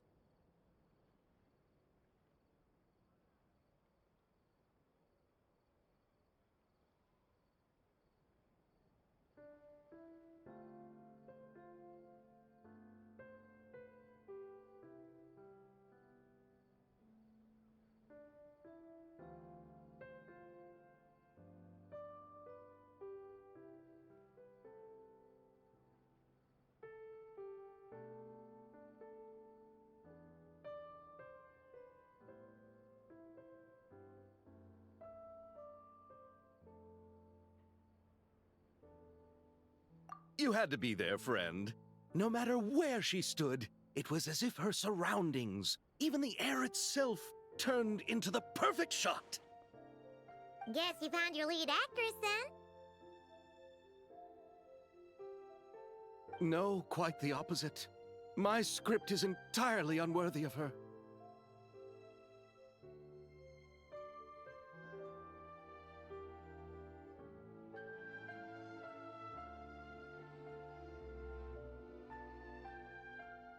I fear it is. Nevertheless, I couldn't help but approach the mademoiselle to ask about her background and what brought her to Fontaine. What did she say?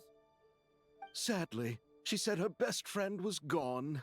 After returning to her own homeland not too long ago, she decided to visit where her friend was from to remember them better. Oh, no wonder she looked sad.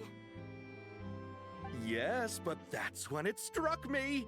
Why not cast her as the lead in a film centered around her search for this old friend?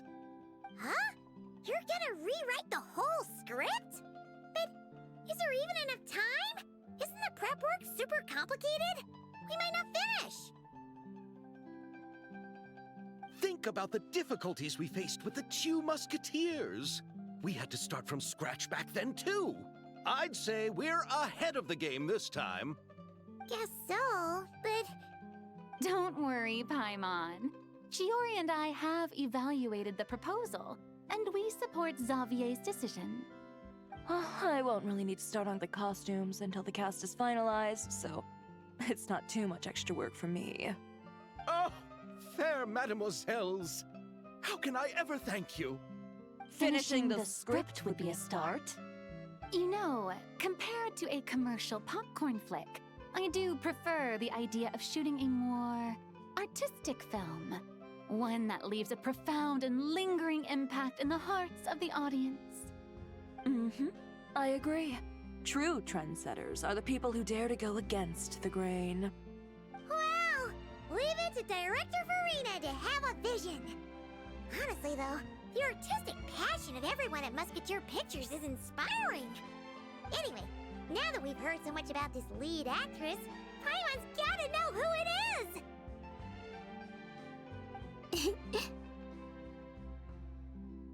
Ah!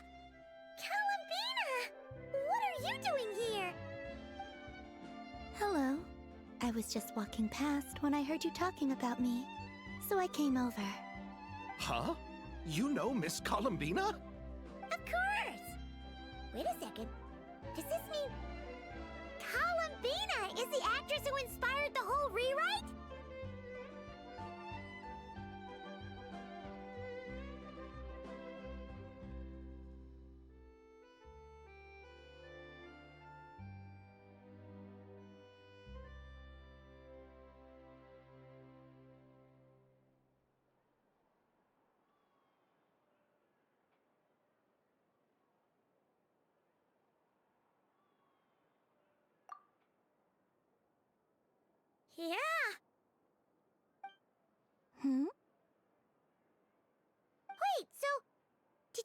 trip by yourself, Columbina? Yes. I mentioned how I wanted to visit other nations once things settled down in Notcry, remember? So I went to the curatorium to ask Never for advice. She told me about the film festival in Fontaine and said it might be fun to visit. I spoke to Lauma before I left too, and she thought it was a great idea to get out for a bit. It's just, I received quite different travel advice from the two of them. Oh? How so? Well, Lauma told me to go out and experience new things and make new friends. What a wonderful suggestion. That's how a trip should be. What about Nefer? She said, don't trust anyone and don't talk to strangers. Yep, that sounds like her. I can understand that too. It shows this Nefer cares about you a great deal, Miss Columbina. Yes, so I plan on combining their advice.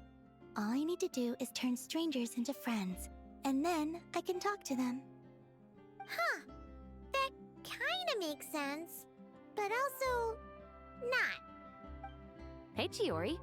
Oh, look who's back. Happy Fontinalia Festival, you two. Oh, looks like we have a superstar in our midst. How about an autograph, Big Shot? Haha, very funny.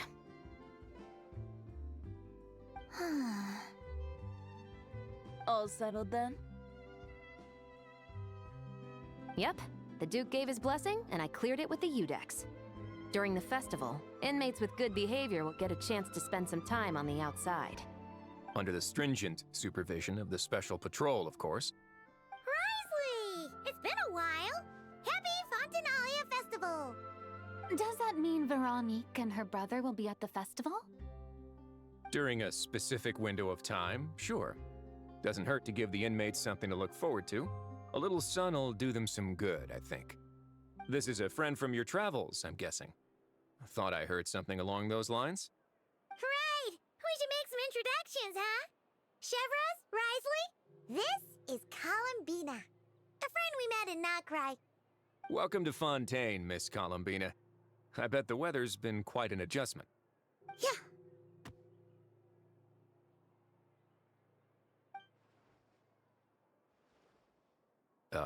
And not the good kind, I take it.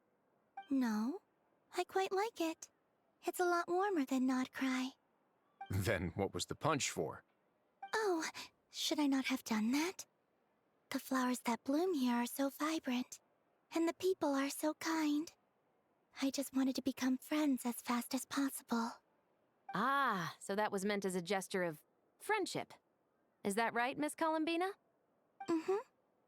Isn't that what friends do? Right. Might have been a bit premature in this instance, though. Your friend here is quite the character. Good thing we said something. You weren't seriously gonna go around punching every single person in Fontaine, were you? No, just the ones I wanted to be friends with. That's not...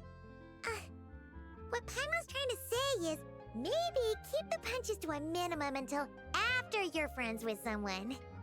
If you say so. You're quite the character, Miss Columbina. So, are we friends? Of course. Any friend of the Traveler is a friend of mine. Yeah. Oof.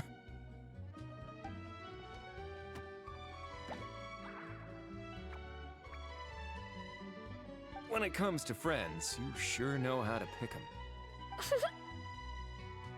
So Miss Columbina is the lead actress I've been hearing so much about. The whole thing about her aura is starting to make more sense. You gonna be part of the film this time too, Chevros? That was the plan. But now that Mr. Xavier has changed the direction, I don't think I'm in quite as many scenes. It's all for the best, though. A different crew asked me to help consult on some of their musket work. Oh, sounds like our trusty musketeer is as popular as ever. I'm just going where I'm needed. I'm more than willing to help with whatever this production needs as well. Ah, well, speaking of, would you happen to know if there are scenic locations around the court of Fontaine that other crews haven't booked? The festival's pretty popular this year, so there's not a lot left. You might just have to talk it over with the other productions and see if they'll let you squeeze in here and there. I see. Having trouble finding a filming location? Yes, we made a last-minute decision to go down a different route, so the indoor locations we reserved are no longer a good fit. And it looks like all of the best outdoor spots have been taken. You know, I might know a place. Good views, good atmosphere, and no production team has snatched it up. That sounds perfect! Where is it? You want me to reveal it just like that? Come on, let it be a surprise. As much as that sounds riveting, I think we should divide and conquer. You go do that, and Director Farina and I will take Miss Columbina around the city to discuss lighting and styling. Is that all right with you, Miss Columbina? Traveler? Yeah!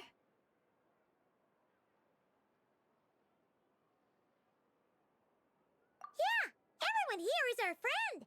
So don't worry about a thing and just focus on enjoying your trip. Okay. All right, then the Traveler and I will go check out this potential filming location. It might even give me some inspiration for the new script. I'll leave this to the Duke then. Until later, everyone. Maybe we'll run into each other on set. Okay then. Lead the way, Risley! Paimon's not built for suspense. Let's get this show on the road! Who said anything about roads? Huh?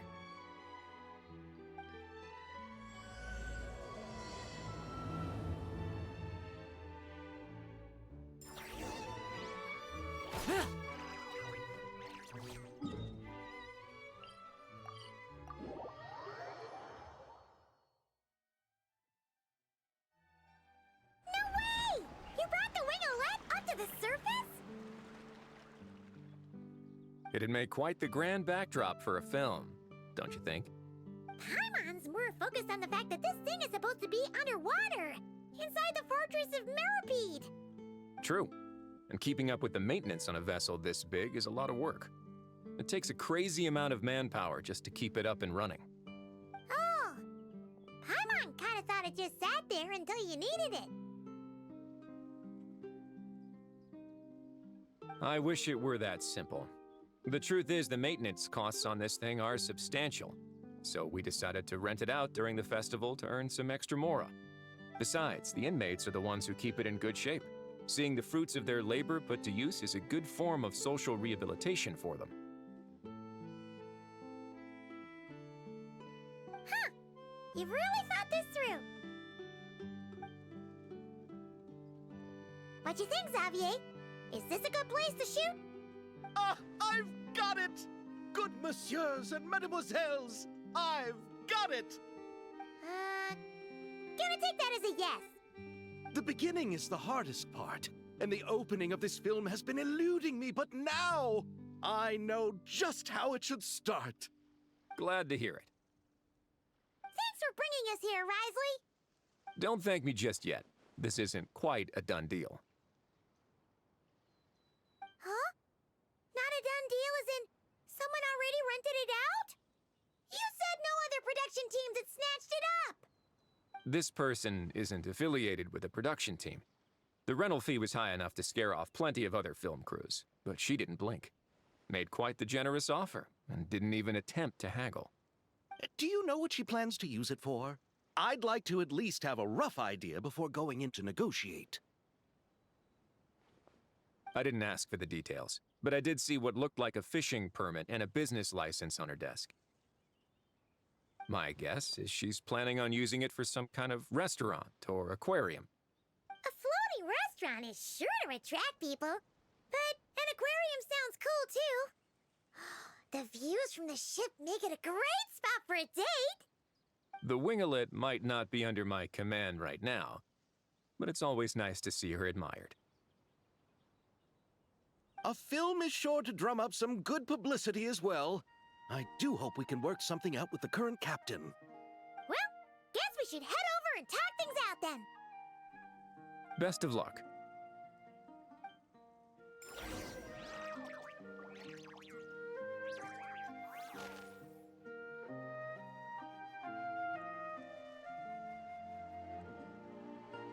How do I get along with the other knights? Well, I'm certain I've left a deep impression. That can only be a... Wow!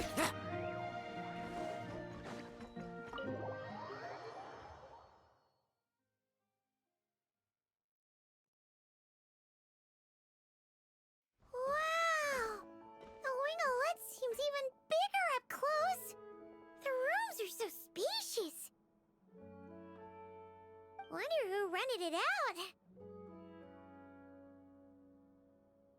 Hello? Anyone there?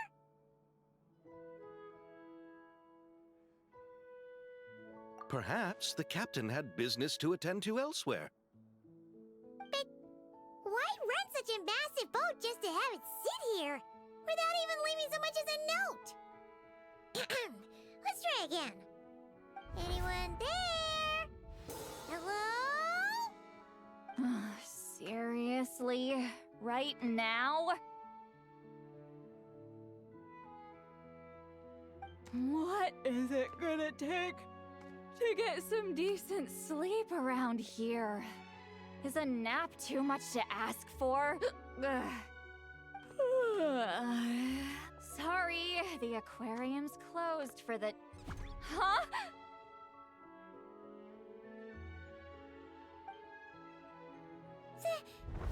Lolly? Traveler! Paimon! Hold on.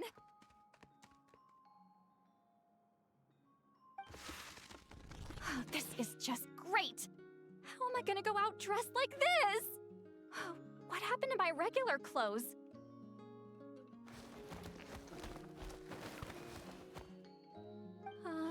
The wash! I put them in the wash after I drank too much and fell into the fountain. Oh, this can't be happening! Am I seriously gonna go out like this? Think we might have caught her at a bad time. Lolly! I don't wanna hear it. Hear what? A single word about what I'm wearing. No comments, none. Is that clear? Oh, yep. Crystal.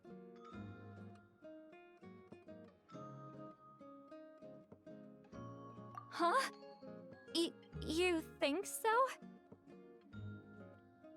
No, wait, I told you not to say anything!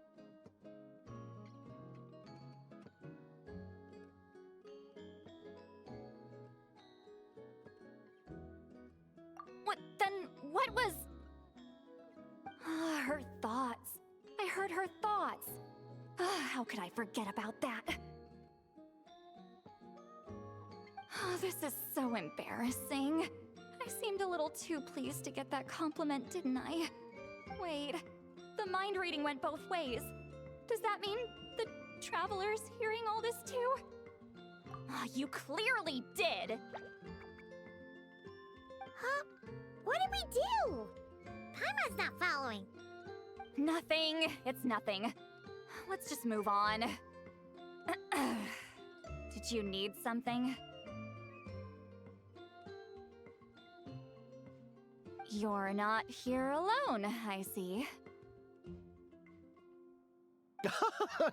Hello, I'm Xavier, a film director and producer from Fontaine.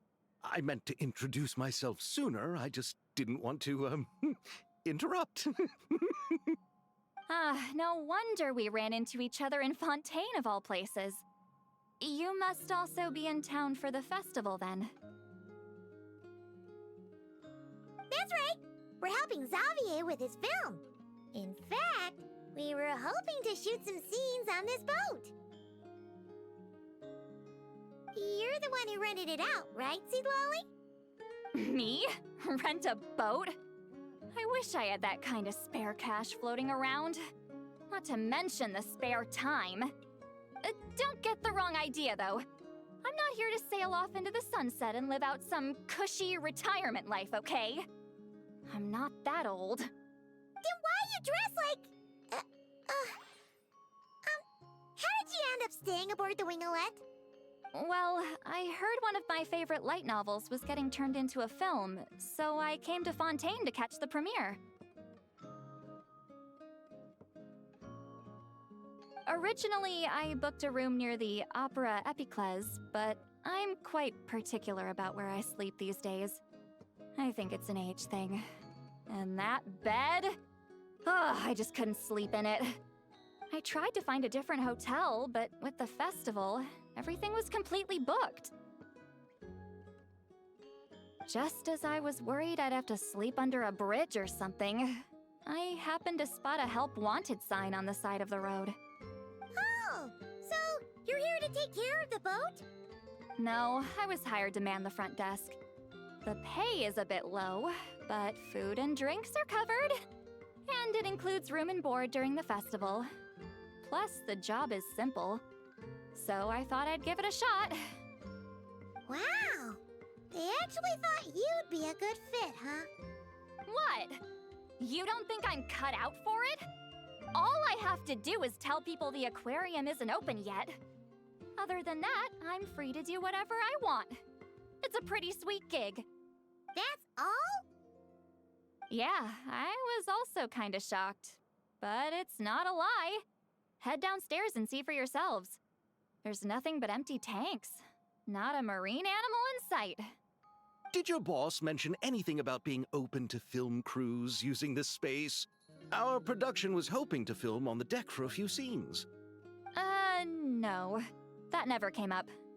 You could just ask her. Oh, she's around?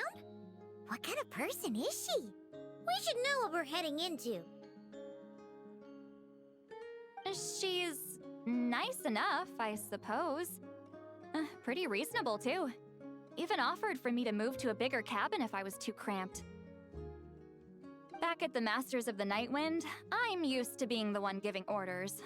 But working under her doesn't feel like being bossed around. She seems to respect what I think. Wow, she sounds like a great boss. She did tell me she'd rather not be disturbed, though. She's been working on an important project, so I'd keep it brief. Got it. Thanks for the heads up. All right, the captain's quarters are this way. I can take... Wait. But I'm wearing... whatever. I doubt she'll care. Just follow me.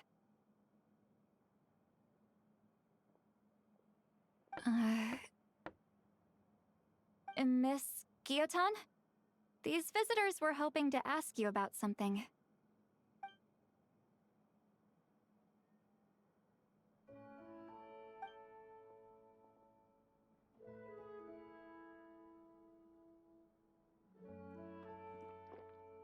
I thought I said to limit the interruptions. Just tell them the aquarium is still...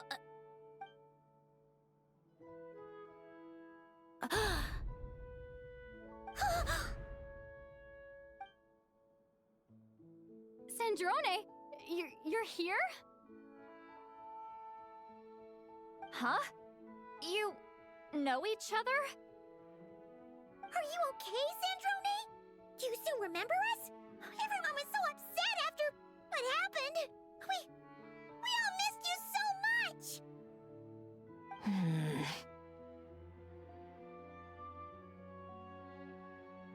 Miss Seatlolly, why don't you escort this gentleman to the reception area for a cup of tea? I have something to discuss with these two in private. Ah, I see. Right this way, Mr. Xavier.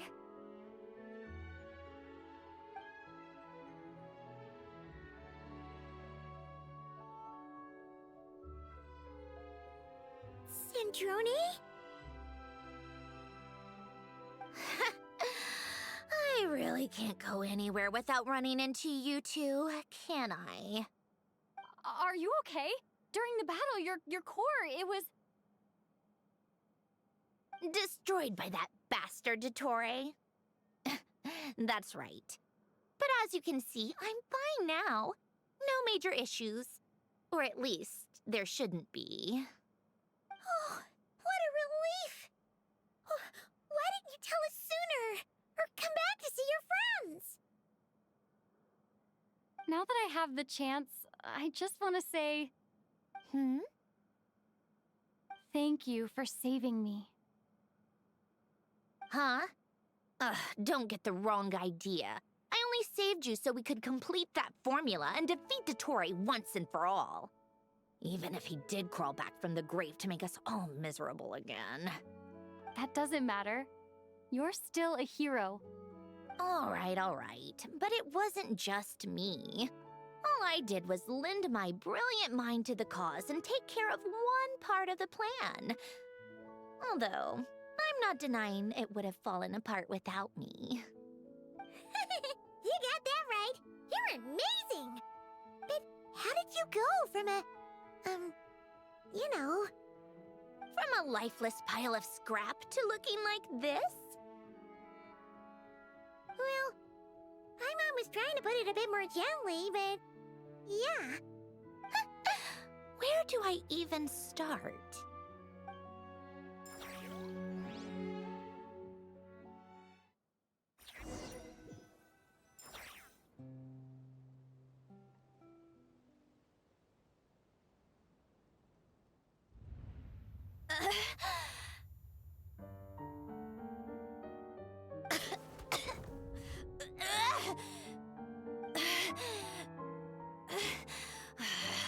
Curse it all! Where am I? Did we do it? How much time has passed? I'm not in one of that lunatic's experimental labs, am I? Wait, Fontanian decor. Books from the Research Institute. Phew. One thing at a time. Initiate self-diagnostics. Assess the extent of the damage. Cut power to compromised, non-essential components. Then reconstruct available action modules. Severe damage to the core. Dottore, you bastard. Polonia?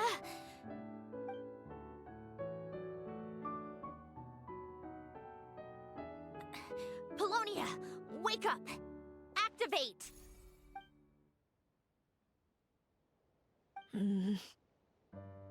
You're in even worse shape than me. Internal gears and energy circuits are barely intact. Extreme damage to the core, just like me. Rebooting is off the table. Even if I could repair the damage, I don't know if... You used up all your critical energy in those final moments, didn't you? To protect the core of that guy in the hat, and the numerological array. Wait, the array. Yes! The prototype is still here. But can I even run it in this state? Whatever. I have to try. I just need to confirm one thing. Activate the numerological array. Connect the computing core to my body. Just like I thought. It needs too much computing power.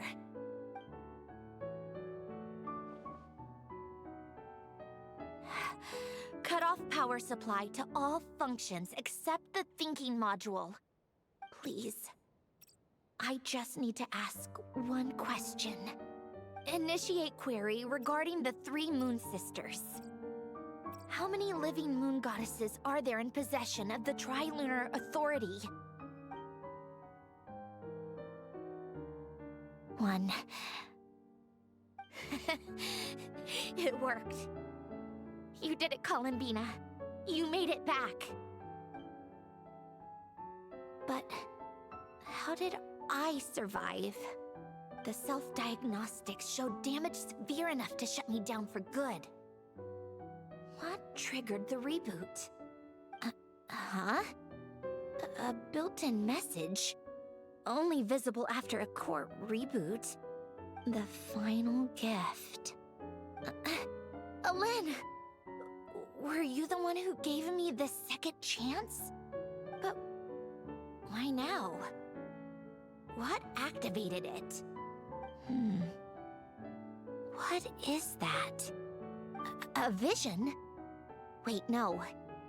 It's a stellar linchpin?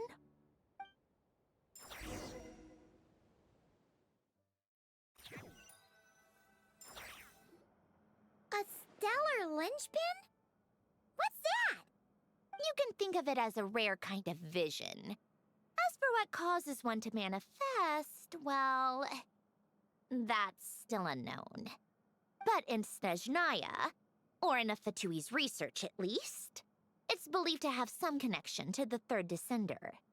The third descender?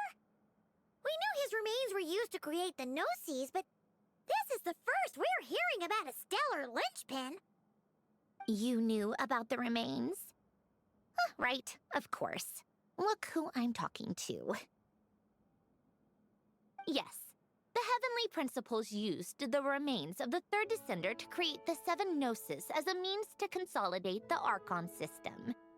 Visions result from that same system, so extrapolating from there, it's clear that the manifestation of a vision is also, to some extent, related to the third descender. Still following?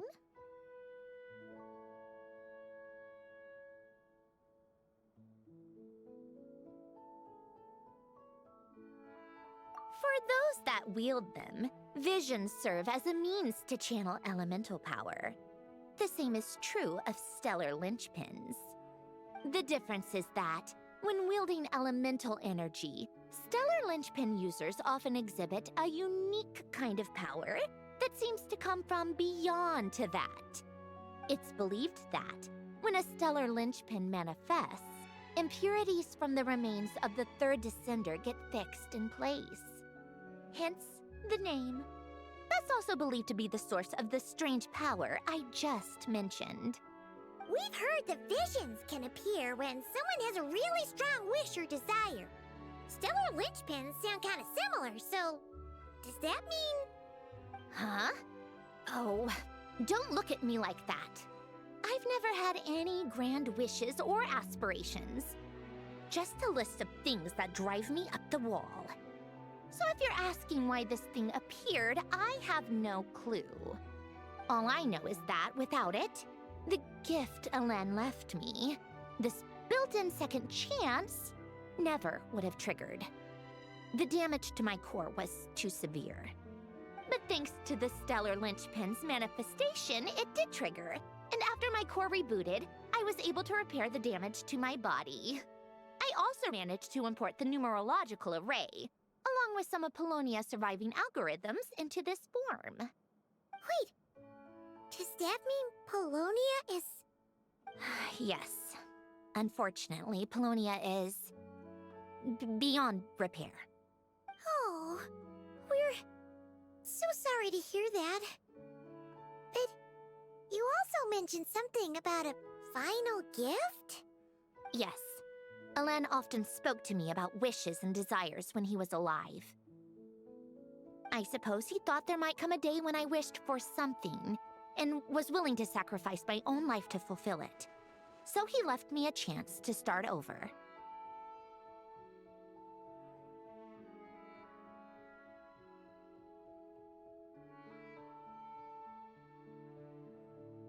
No, never.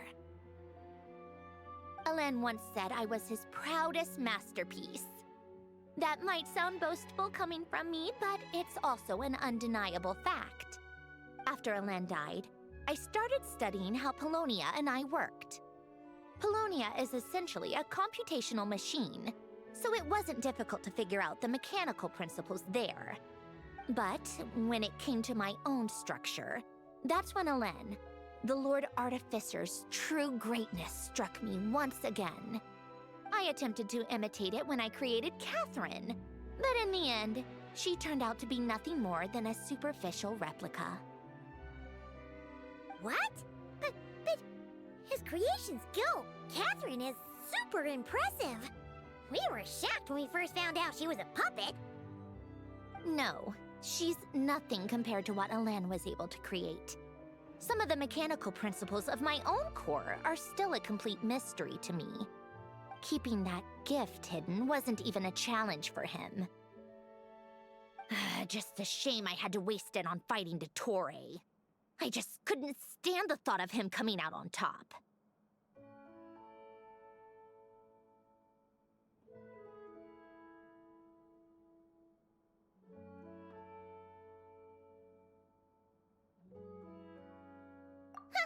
If you put it that way, the world owes me a whole lot then, doesn't it? Wait, but all this still doesn't explain what you're doing here. Risley said you rented the ship and even had some kind of fishing permit? That's because I'm trying to go back to the place Elen and I lived when he was alive. My former home, I suppose you could say. The second chance wasn't the only part of the gift. According to the message, Elen left me a few other things that are stored in the house we shared together. I'm hoping that whatever he left me can help fix certain anomalies in my rebooted core. And help me understand why I received a stellar linchpin in the first place. Okay, so go back then. What does that have to do with fishing? And to think I'm talking to the saviors of Fontaine. Did you forget that the water levels have been rising for centuries? I can't just go back to the place I used to live because now it's underwater. Oh, right.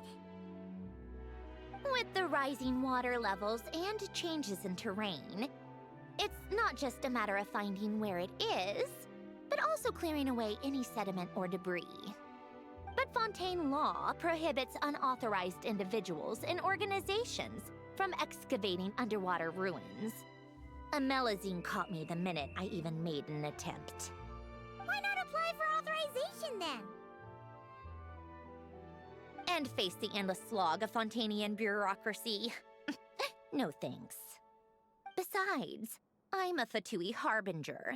The diplomatic implications alone would be enough to give the gestionnaires at the Palais Mermonia a headache. A fishing permit, on the other hand, isn't difficult to obtain at all. Minimal paperwork required, and under the name Guillotin, the application was a cinch. So you're exploiting a legal loophole? Am I? That underwater home belongs to me. If I happen to chance upon it while doing some fishing, what's the issue with that? Of course, I do have to catch some fish to put in the aquarium, just in case the gestionnaires come to check up on things. That's also the reason I hired someone to man the front desk. Huh?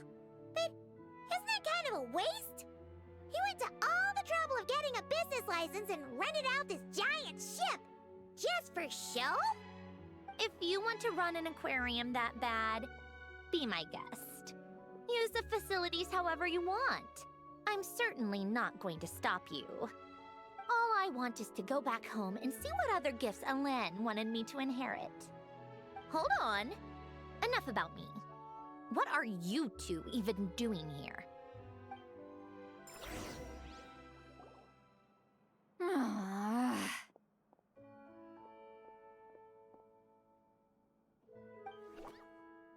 Seriously? They've been in there forever. The reaction when they saw each other was strange, to say the least. You're lucky I was nice enough to leave the room and give them some space. Back in the Masters of the Nightwind, I'm the one who gets to kick people out. I just want to know what they're talking about. Should I cast a little eavesdropping spell? Oh, no, what am I thinking? I'm Granny Eastley, the great shaman of the Masters of the Nightwind. I can't do something like that. This is just ridiculous. Making me wait out here for so long? Where's their respect for their elders? Oh, here they are. Were you back there arguing or something? What took you so long?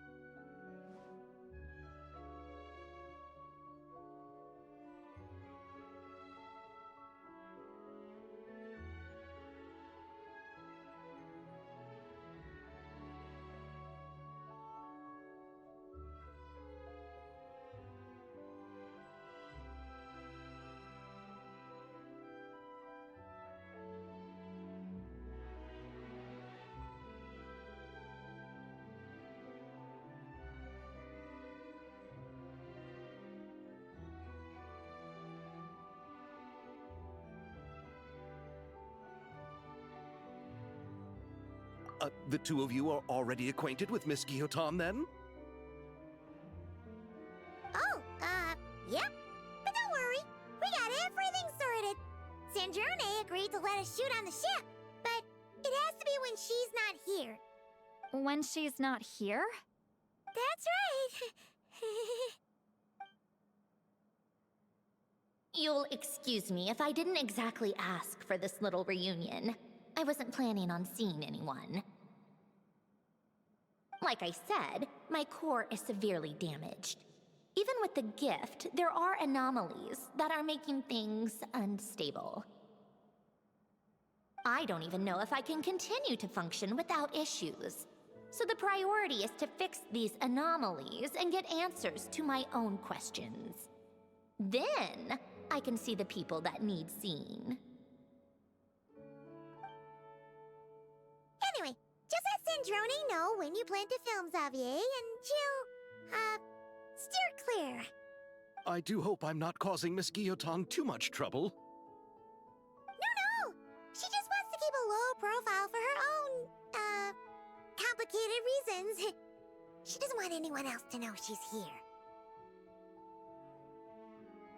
Understood. I'll be sure to keep that in mind. Oh, and see Lale? Huh?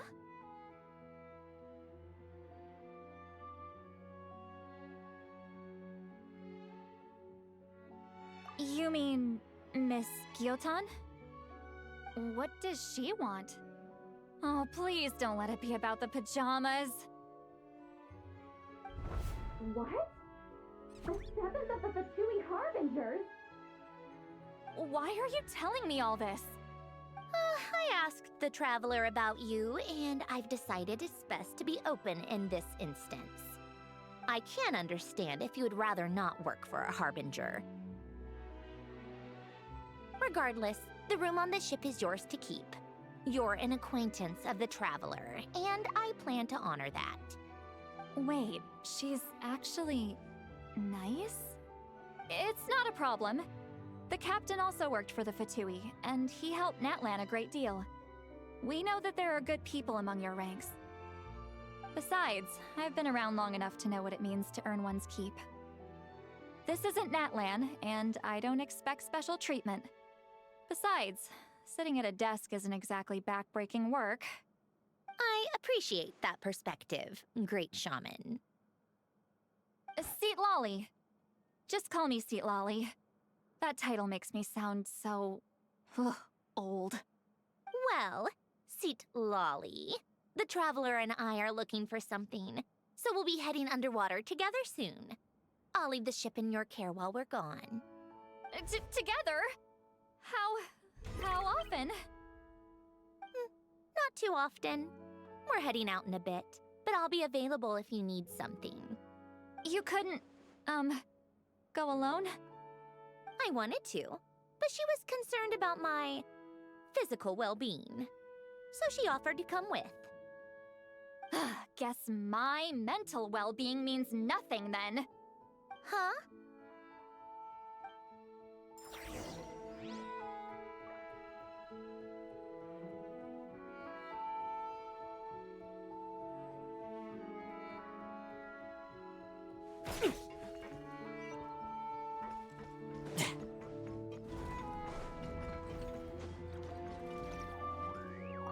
All right.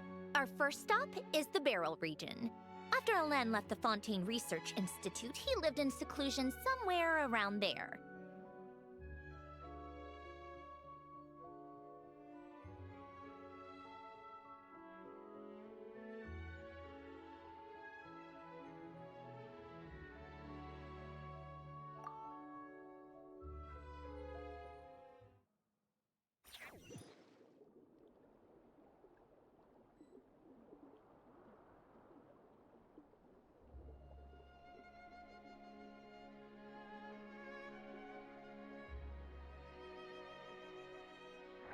Huh.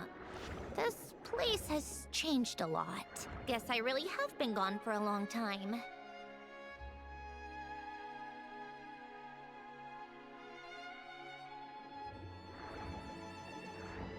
Let's look around and see what we can learn. Oh, And don't forget to catch a few to take back. We need to keep up appearances, remember?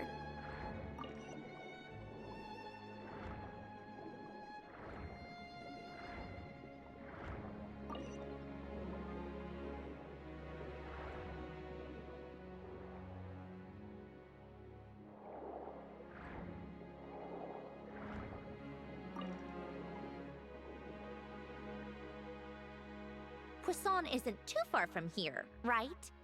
It's all a bit nostalgic, I guess. Back when I lived here, all this was still above water. All right, I have a general understanding of the terrain changes and sediment accumulation. We can stop here for now.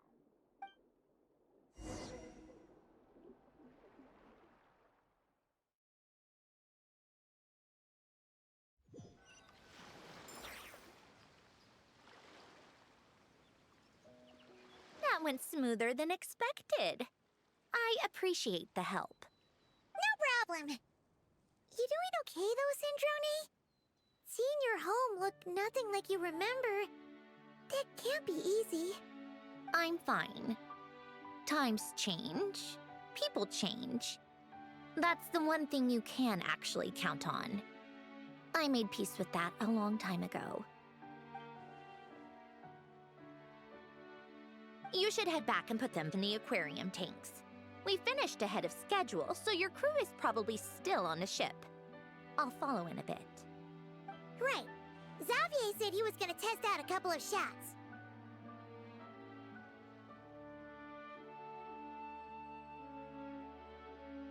I'm sure. I want to take another look around on my own. Okay then. Want us to let you know when the filming is done? No need. Columbina relies on Kuvaki to perceive her surroundings. In Nodcry, her senses are heightened because Kuvaki is everywhere. But here, as long as she doesn't activate her abilities, her range of perception should be equivalent to an average person's line of sight. I figured that out back in Snezhnaya. That's oddly specific. I have hiding from her down to a science. So, what? Things might be a bit different now that she's merged with the Moon Sisters, but I doubt there's been a drastic change. The point is, you two can head back. Don't worry about me. Okay, if you say so. Come find us on the ship if you need anything.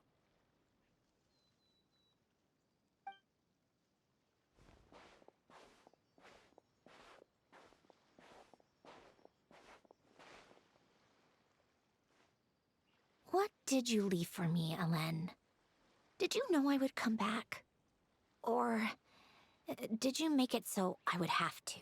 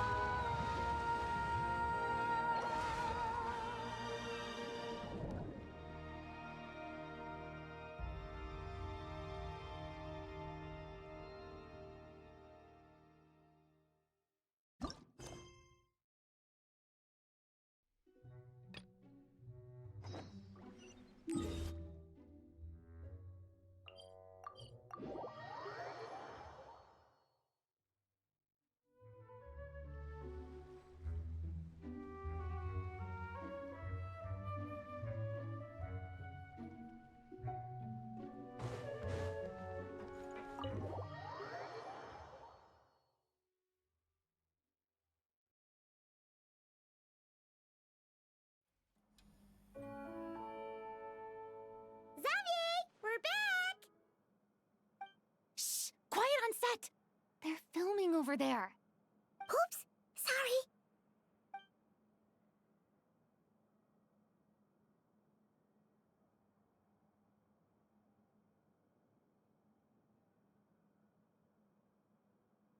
What's your take, Detective? Bullet wound to the chest. Gunpowder residue on the clothes. The victim must have been shot at close range. You think it was someone they knew? Yes. It's possible the suspect arranged for them to meet at this very spot. A reasonable deduction. But you're overlooking a crucial clue. What? The victim's pocket watch is missing. And cut! I think we got it! Good work, everyone! Phew, finally. Acting was nerve-wracking for me when I first tried it too. Just loosen up, and you'll get used to it in no time. Severus! Charlotte!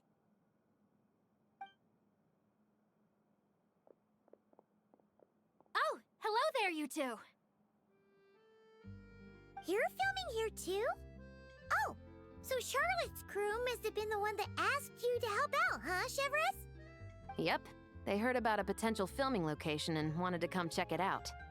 But when we got here, your crew had already beaten us to it. Luckily, Xavier and our director, Lapine Pauline, go way back.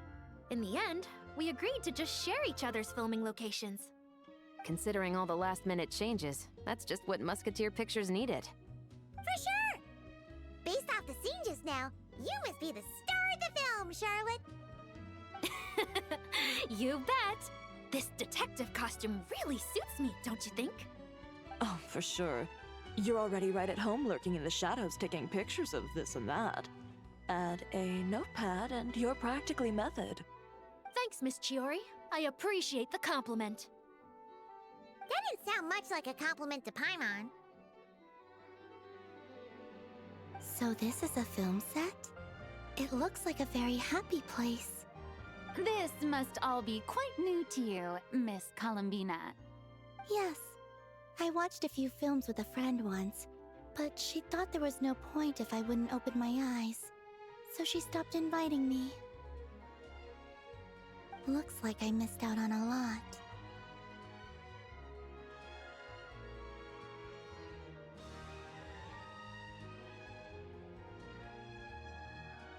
True, but being an actor seems like a tough job. Huh? Most people would swap lives with an actor in a heartbeat. The lifestyle is so glamorous, and the pay is more than generous. But they have to act out lives that aren't their own, with the whole world watching on in judgment. If they don't do it justice, it must feel like they're letting people down. That's exactly how it feels. This young lady has quite the unique perspective. Well, that's true. But these actors are here because they want to be and they think it's fun. Most of them, at least. Not to mention, the film we're shooting is based entirely on you, Miss Columbina. You just need to be true to yourself. I don't have to pretend to be someone I'm not? Not at all. Authenticity is what we're after. For example, this first scene opens with you on the boat, sailing to your friend's homeland. You just need to think about that moment in the story and picture how you would feel. Oh, okay. We're all here? Wonderful! Let's head to the deck and get shooting. Oh, and this is for you, dear Paimon, your clapperboard. Whoa! Is this the same one Paimon used for the Two Musketeers? The very same. I saved it just for you. Thanks, Xavier! Feels like being reunited with an old friend.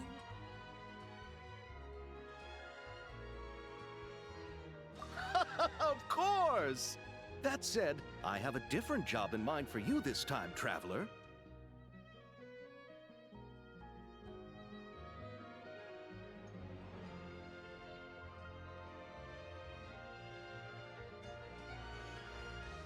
Our film is focusing on a single protagonist, so conveying the subtle changes in her state of mind is of the utmost importance. In addition to the actor's own performance, another way we can convey that is through lighting. Huh? But there's already a lighting specialist, isn't there? Yes, but it's clear the Traveler and Miss Columbina share a deep bond. You might have a better chance of understanding her frame of mind in certain scenes. Oh, that's So, what do you say? Willing to take on the role of lighting specialist?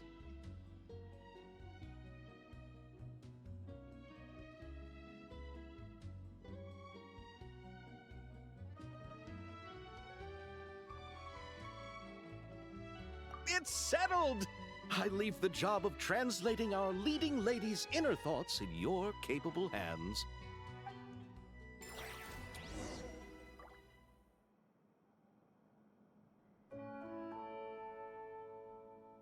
Cha! Ha! Cha! Yeah. Cha!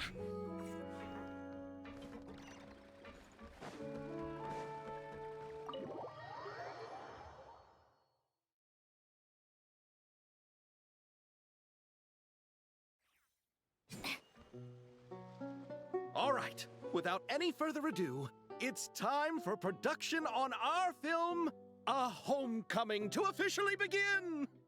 Turning it over to you once again, Director Farina. All right. Positions, everyone. Camera operator, clapper loader, get set up. Let me know when lighting is good to go.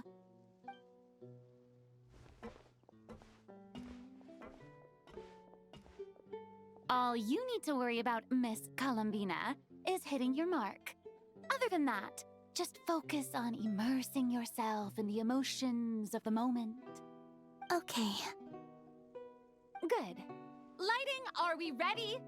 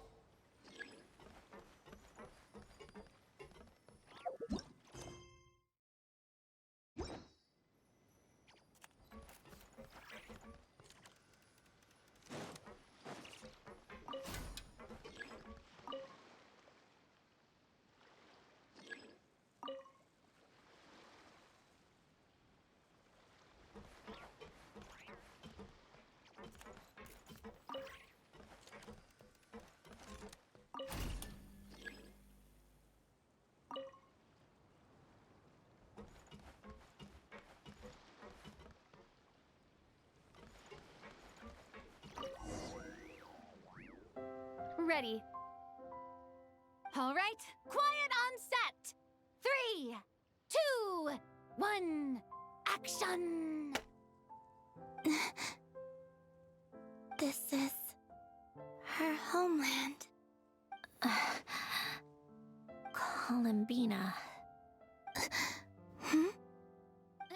Cut! The emotions I'm looking for were definitely there. Let's just try to keep it a bit more natural. Oh, but definitely keep that gesture at the end. I loved how real it felt. You looked genuinely moved. All right, if you're ready, let's go for another take. Miss Columbina? That presence, it kind of felt like Sandrone.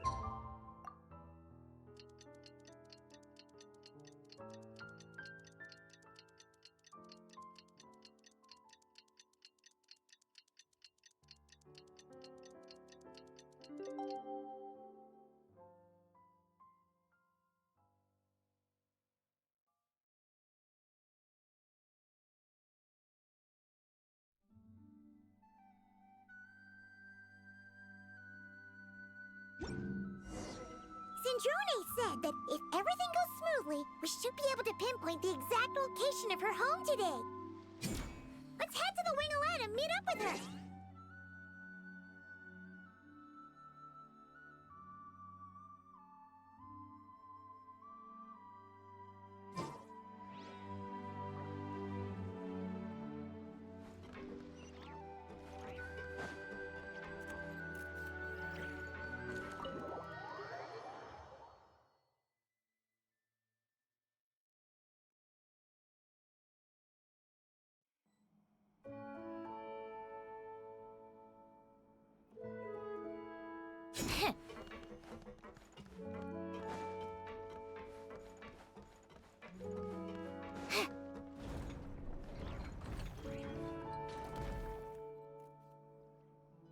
Ah, you're here. We should get going then. Xavier and the others should be filming soon. How's it going? Have you managed to figure out the location of your home yet? I've narrowed down a few potential locations. We just need to take a sample from each one. Once the equipment analyzes them, we should know the exact location and where to find the entrance. Great! We should get started then.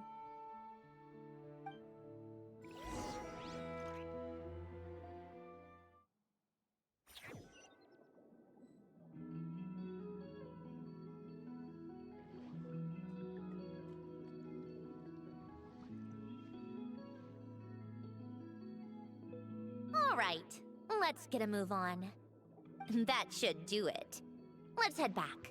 The filming should be just about done. We made good time. We might even know the location by the end of the day. You sound pretty happy about that. Do I? I suppose I've just had enough of these anomalies I've been dealing with. The sooner I can fix them, the better. Anyway, enough chit-chat. We have work to do. Oh, but let's head in through the side door. I don't want to run into the crew on the deck.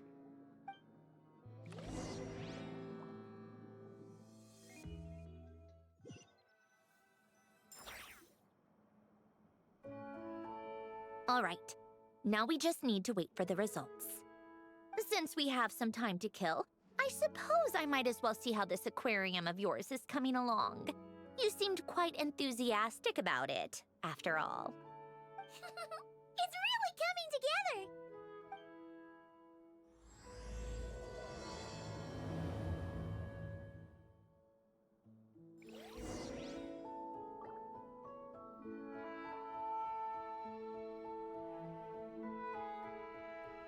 Yeah.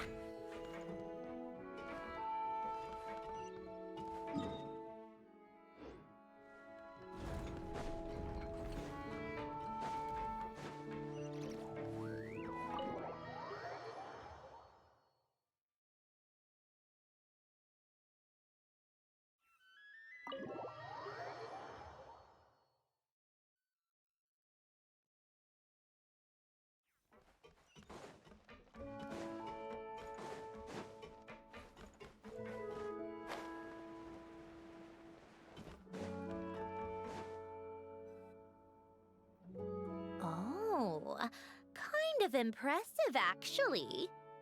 These must be the ones we caught the first time we went underwater. Like it? It's fine, I guess. Nothing special. Come on! It sounded like you really liked it just now. You're that proud of it? Is this a sense of accomplishment or something? Well, yeah. And it's pretty. You know it's gonna be gone soon, though, right? What do you mean? After the festival, this ship will be returned to the fortress of Meropide, and this aquarium will be no more. So? So, no matter how much work you put into this place, once the festival is over, it's all just going to disappear. But not making the most of it when we have the chance is an even bigger waste. But if you know it's all going to be gone one day, why even bother? Well, Because you still get to keep the things you gain along the way. And those are things that can never be replaced. Doesn't that make losing them even harder? Well, if you put it like that. But the happy memories we make along the way last forever. You just have to take a more glass half full perspective.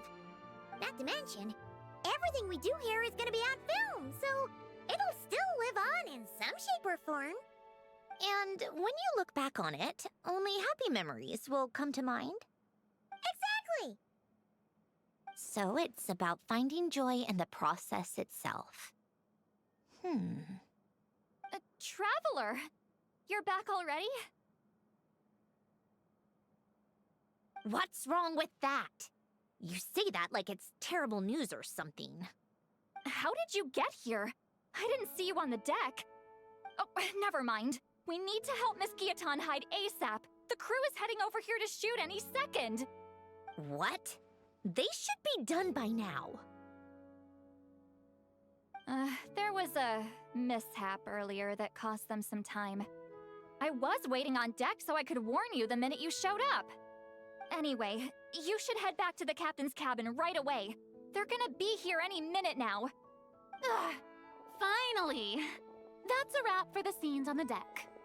Wouldn't have taken half as long if the wind hadn't snapped our equipment in two. Uh-oh! Too late! Change of plans then. You'll just have to hide. Hide? And where exactly am I supposed to do that?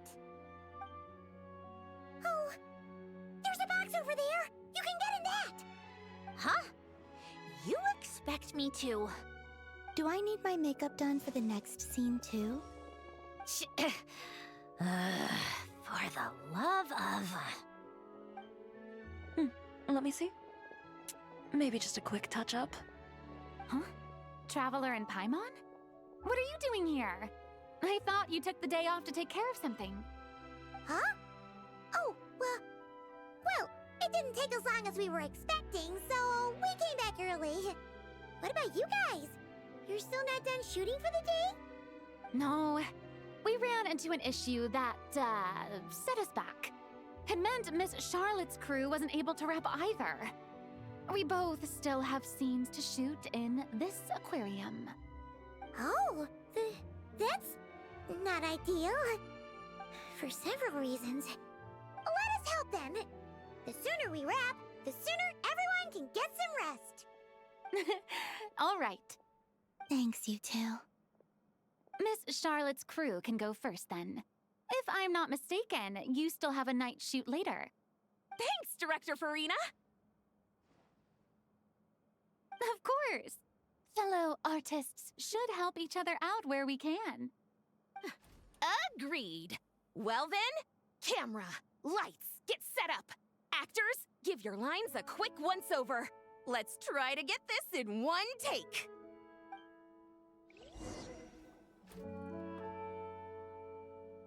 All right, places, everyone!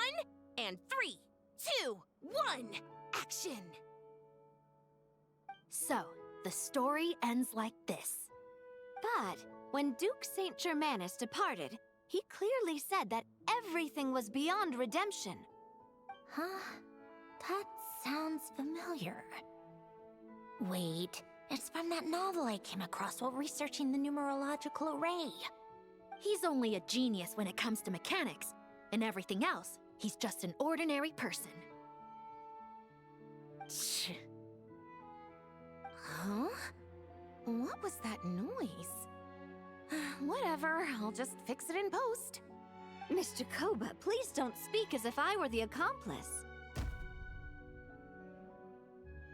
Not so hard. This box isn't sturdy enough for that. This is why I keep saying, don't put too much trust in Clockwork Mecha. Unlike humans, machines don't have a heart.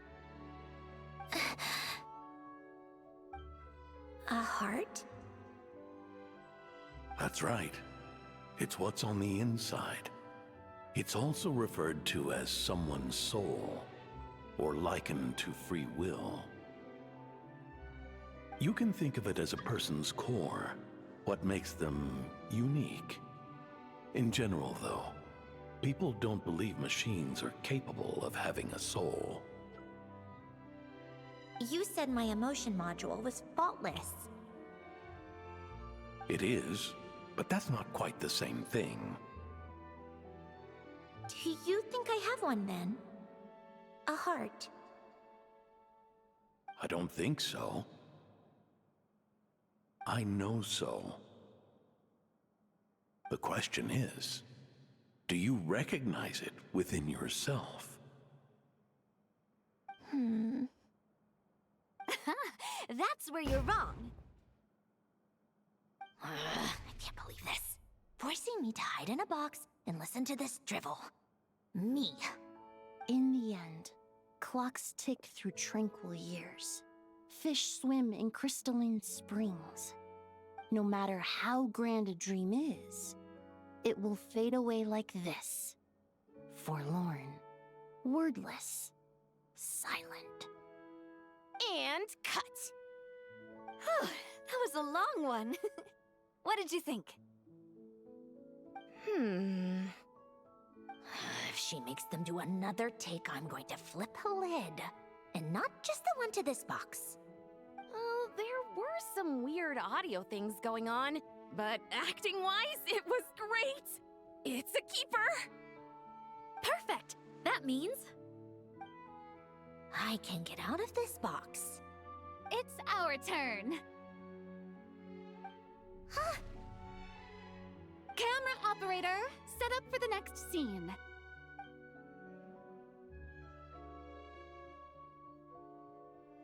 In this one, our protagonist peruses an aquarium in a foreign land and gets swept up in memories of her friend. So, in terms of lighting, that's the vibe we're going for. Got that? Shoot. Paimon thought there'd be a break and Sandrone could slip away. What are we gonna do now?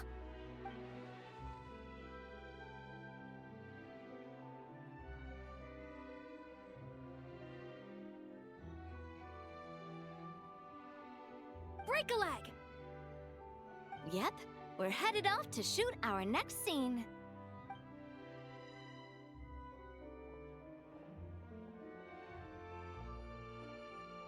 All right, quiet on set. We're about to start rolling. Ready, Miss Columbina? Miss Columbina? I think she would like this. Quick, we should roll on this. It doesn't forage with the others, or prey upon its smaller kin.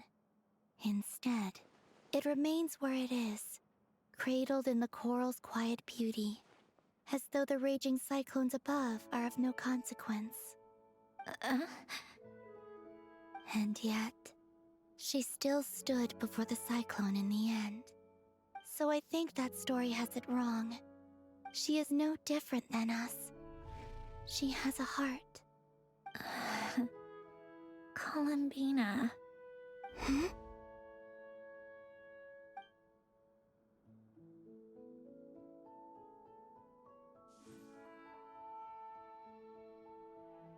Uh-oh, is she onto us?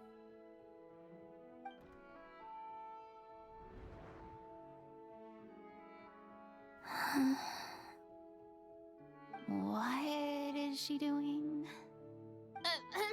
Cut! You okay, Columbina?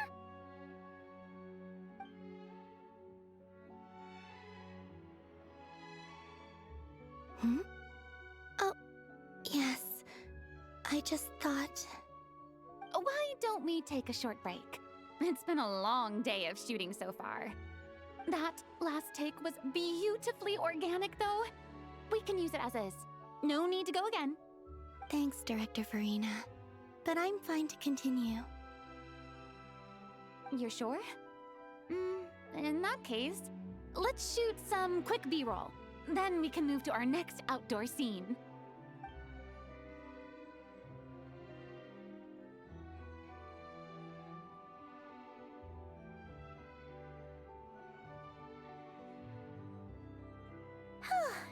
We're in the clear this time.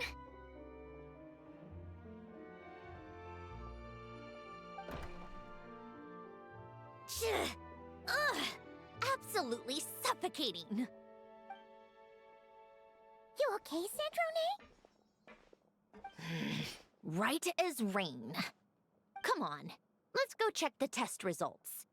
It's time for me to go home.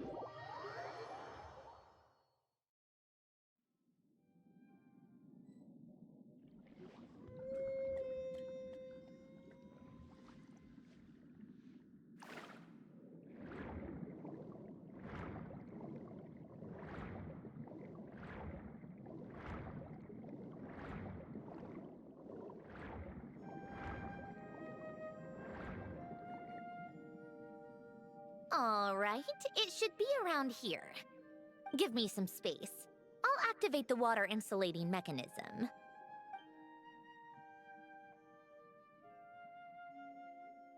The what? Alain, much like Renee, had long predicted that the water levels in Fontaine would rise. Thanks to his expertise in mechanics, he was able to implement a few simple measures to protect our home from flooding. I told him there was no need, that I would just move when the water rose too high. But it would seem he knew a day like this would come.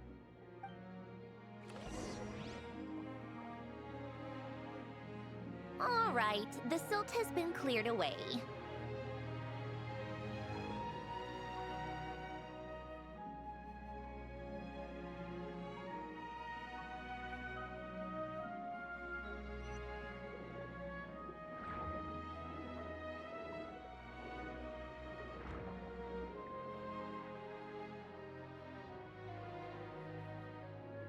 Go activate the mechanism for the first sluice gate. That will fill the empty middle chamber with water.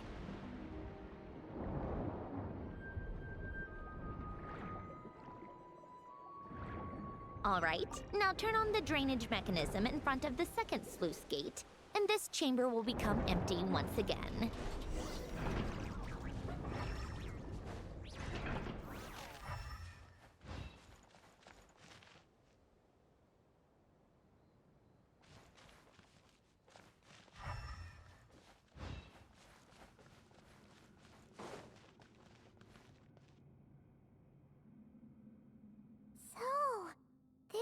You used to live?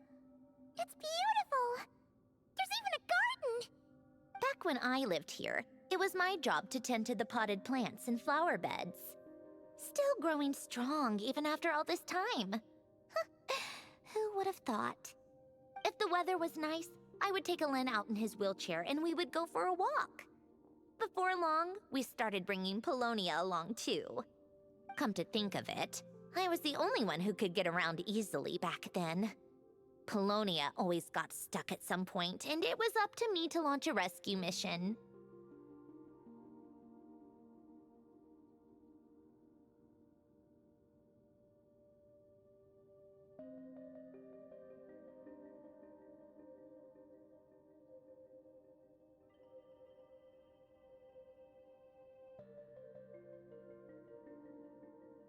Happy. I suppose they were. Uneventful, but pleasant. Repetitive, but peaceful. It was like living in a world where time didn't exist. Of course, that was all just an illusion. Death still awaits all of us at the end. Oh. All right, enough standing around. Let's head inside.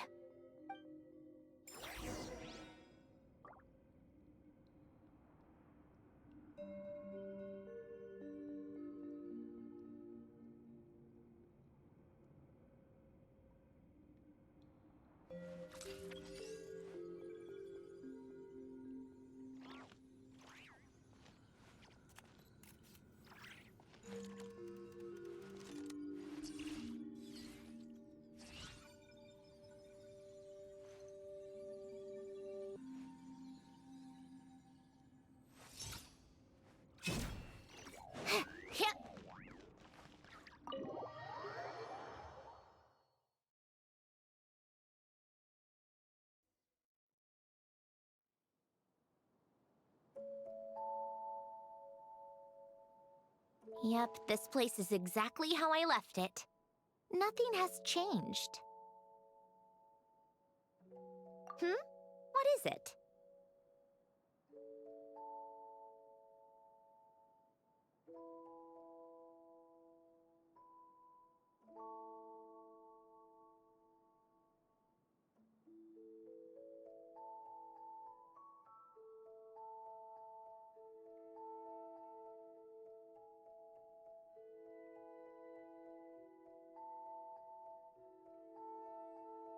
Huh?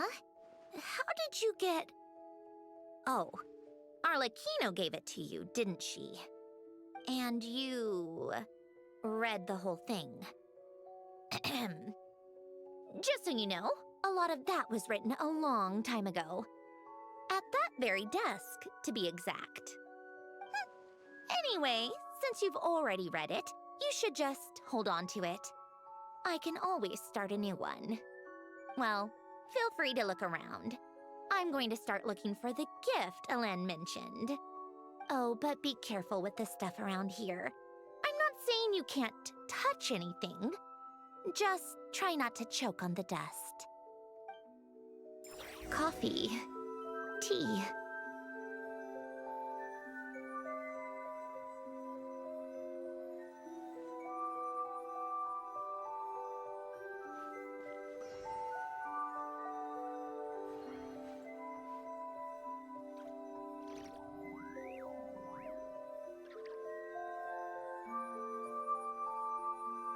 Old notes.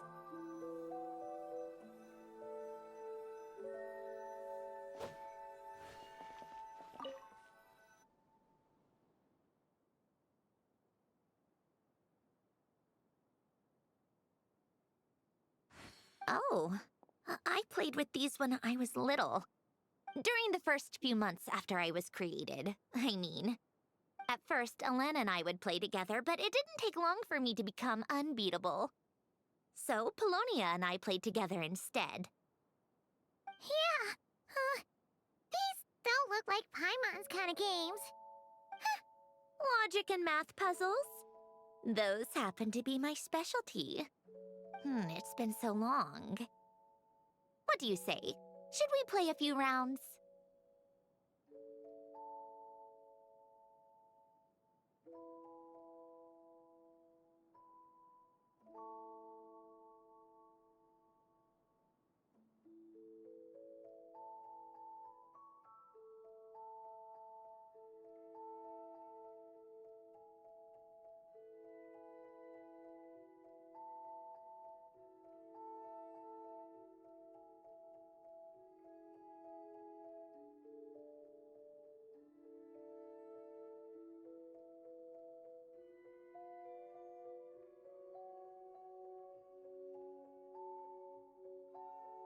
Let's go with this one.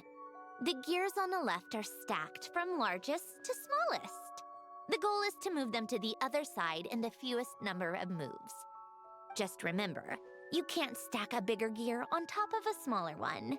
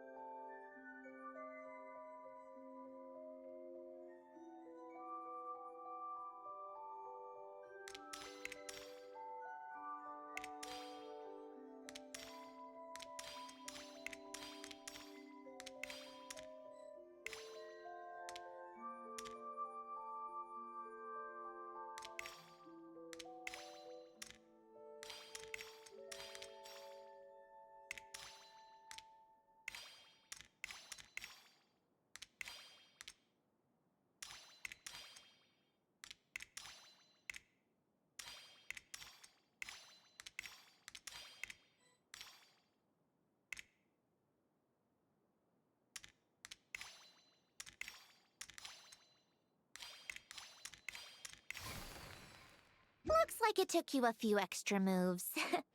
My first attempt was the same. You'll get better with practice. Well, what did you think of the game?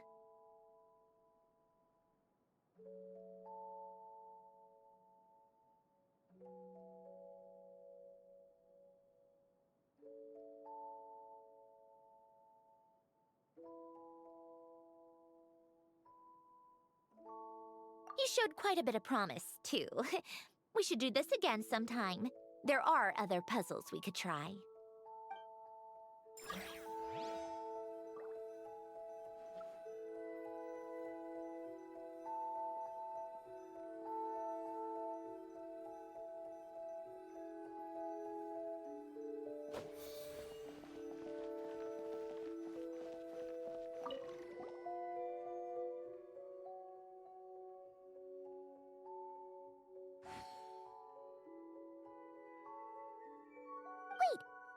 The people in this picture look kind of familiar.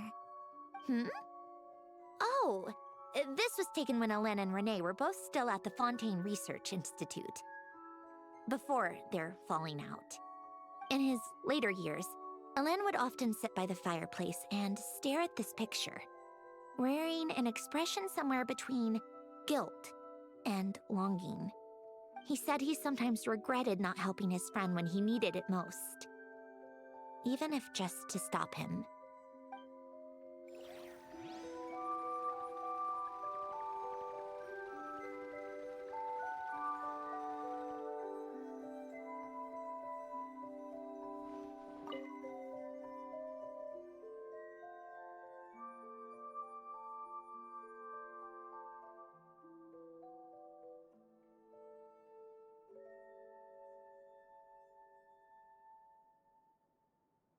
Oh, these are some of Hélène's drafts from his later years. Just casual doodles, really. And these are just some unimportant letters. I couldn't be bothered to sort through them before I left.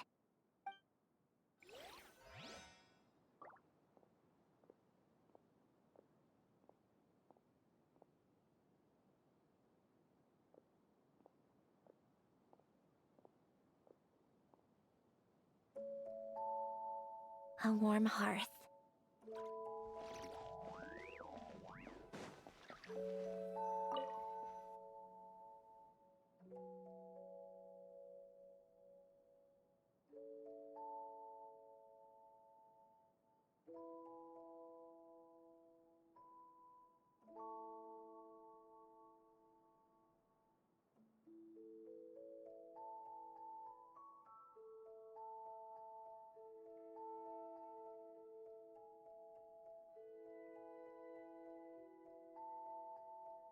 This was Hélène's workbench.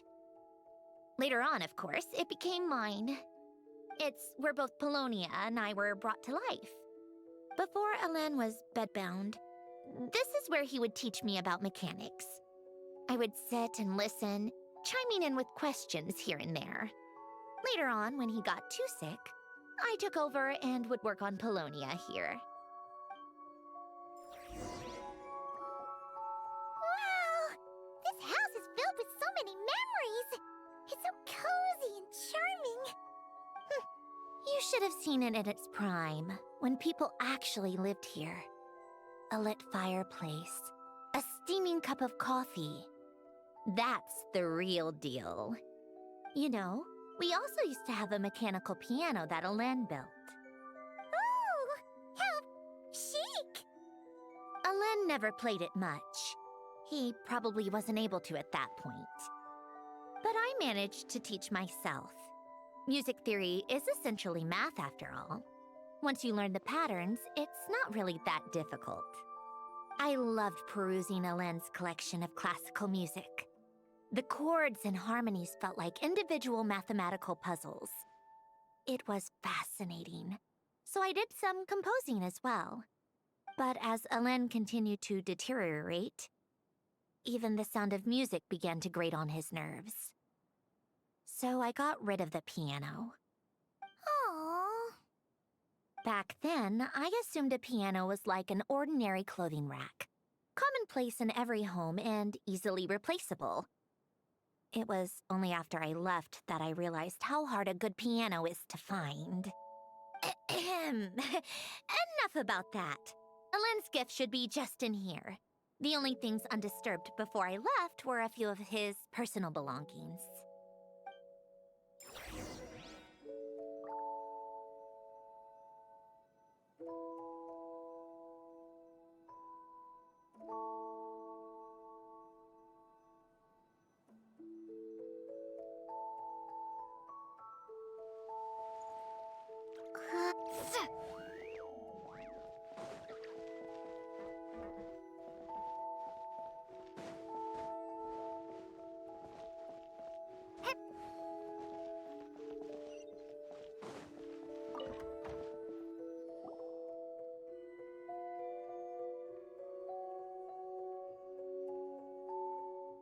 Wait, there's a hidden compartment at the back of this box.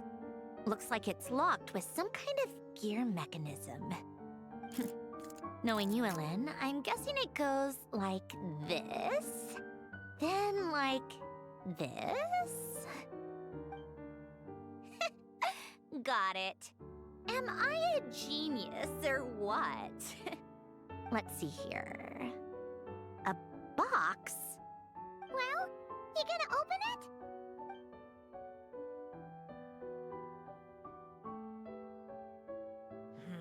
It's heavier than I was expecting.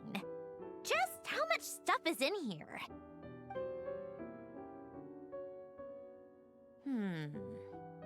A letter? And a bunch of junk underneath it. None of it seems that important. Wait a second. This should be it. Oh, a cube?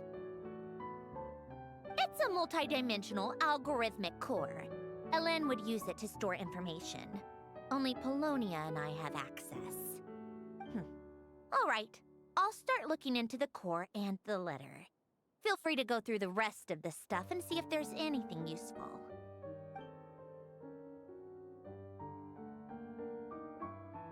Okay. Hold on. There's another picture in here. This one has writing on the back. A snapshot of you playing among the plants shortly after you were born. You seem to like these flowers a lot. May you grow and flourish just as they do. Huh? Wow! Look how happy you are in this picture. You've changed a lot since then, huh? What's that supposed to mean?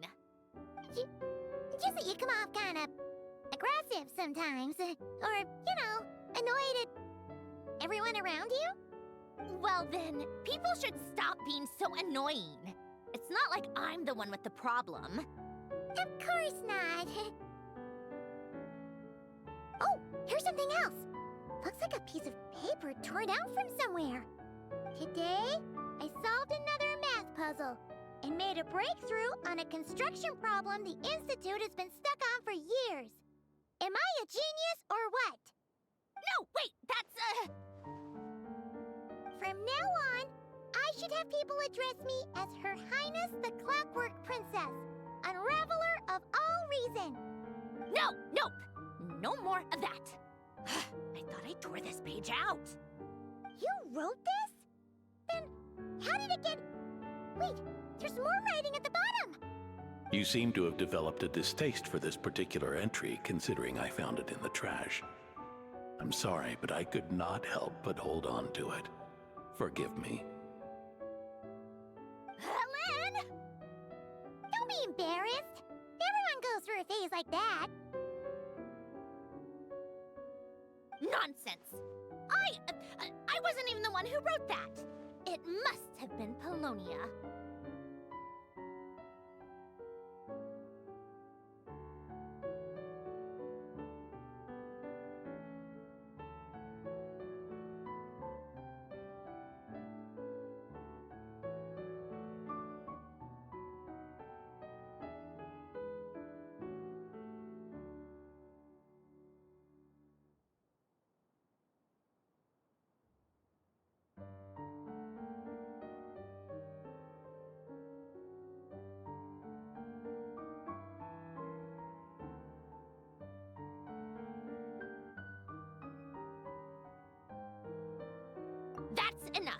I told you it was Polonia.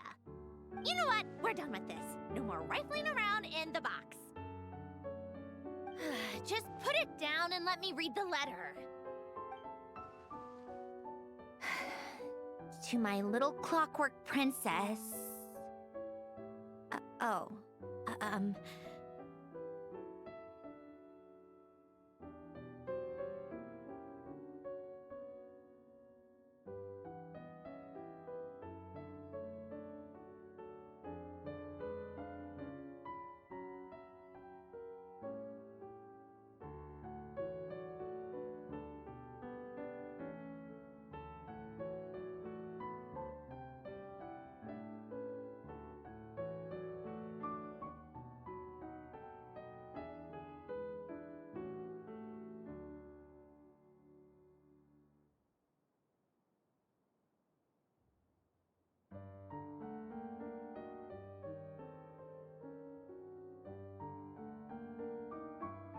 Not another word.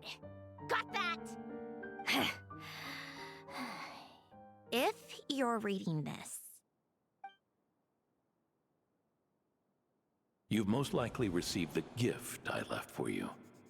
I just hope you didn't stumble across all this while cleaning out my effects or something trivial like that.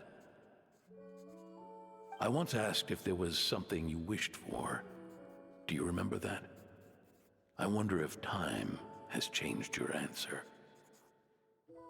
Regardless, I have another gift. A formula that will allow you to come face to face with the anomaly inside of you. If you even still call her that. Why this gift? To understand that, allow me to wax poetic on the soul once again. I would ask you to stick with me until the end, but I know you will. You always have. I believe a person should be born twice over in their lifetime. First, there's the birth that grants us life. Then, the birth of the soul. It's a matter of transforming the life bestowed upon us into the life we choose for ourselves. And to do that, we must look inward. We must make a conscious choice to define the meaning of our life instead of allowing the happenstance of our existence to pass us by.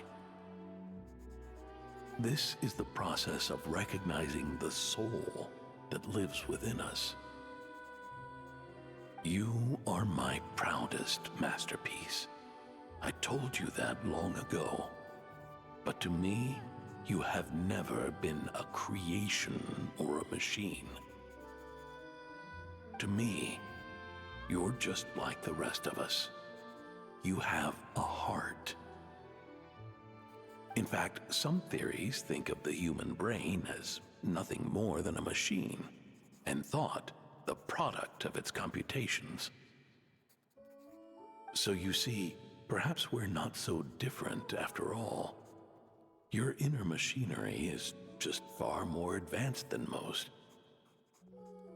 No matter how one looks at it, the heart is a complex thing, a place where logic and reason collide with our emotions.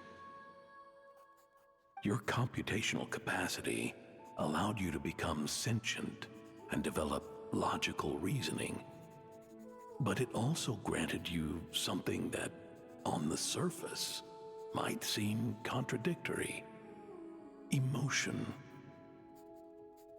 Emotions and logic often clash with each other, and those instances of discord can accumulate over time.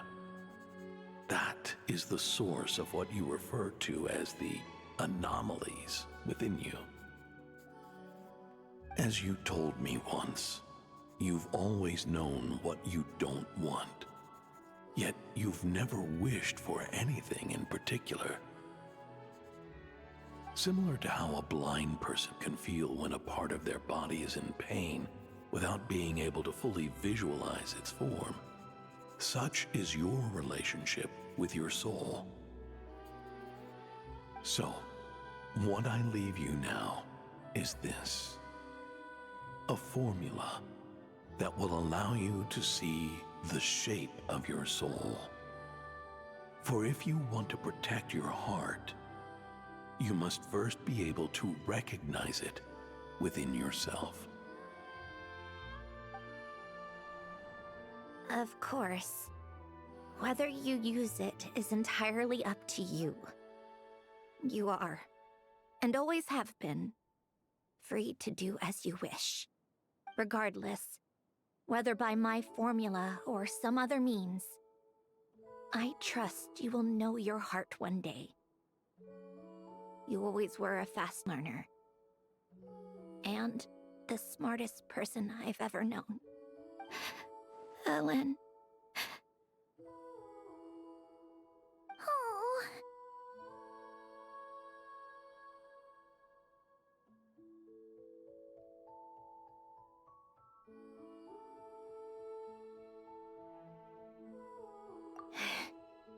I'm fine.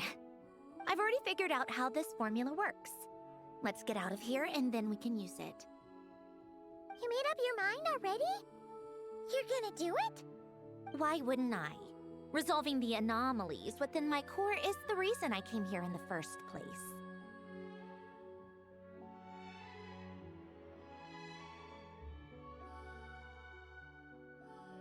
No, I can do this on my own. But, do you want to watch? What do you mean? I already know what anomaly I need to resolve. Like Alen said, she's an amalgamation of all the times my logic algorithms have clashed with my emotions.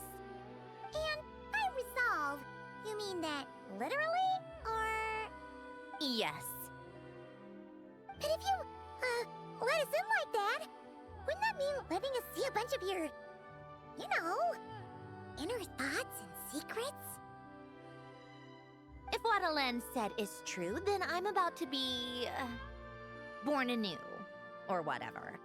This is your chance to be lucky enough to witness it. Besides, you already read my whole diary. When it comes to keeping my innermost thoughts to myself, well, I think that ship has sailed. You're really sure about this? How many times do I have to say it? I finally... enough with the mushy stuff. Just follow me.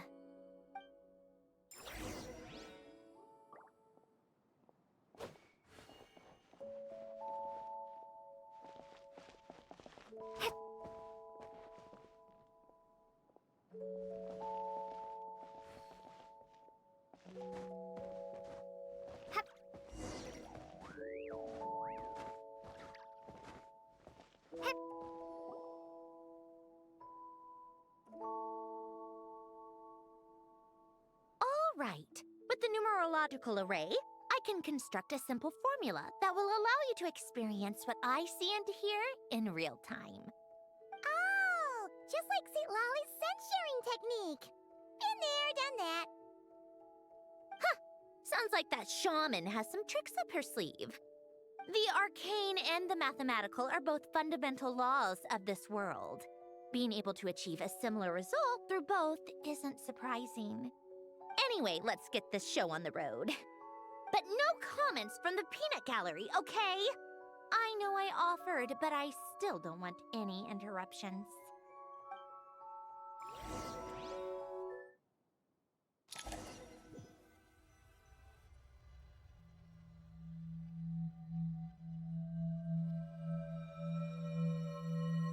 Is this my heart? No, it's probably just the result of Alen's formula. A space dedicated to resolving anomalies. Huh. But it looks like the walls are all... mirrors? You made it. About time. Is that me? From the past? You just spoke of anomalies. Well, here I am. What happens when emotion contradicts reason? Shall we sit down and talk?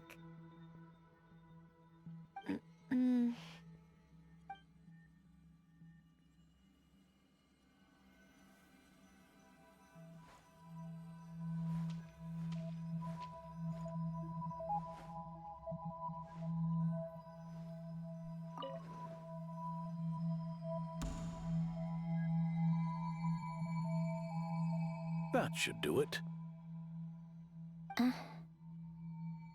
Hello? My name is Alain Guillotin. Can you hear me? Brings back memories, doesn't it? The time we spent here. Here. I want you to have this. A notebook? You can use it to write things down. I don't need to write things down. I have unlimited memory. Even so, some things are more important than others, right? You can use it to write about the things that matter. So you wish me to carry out a basic priority sorting operation?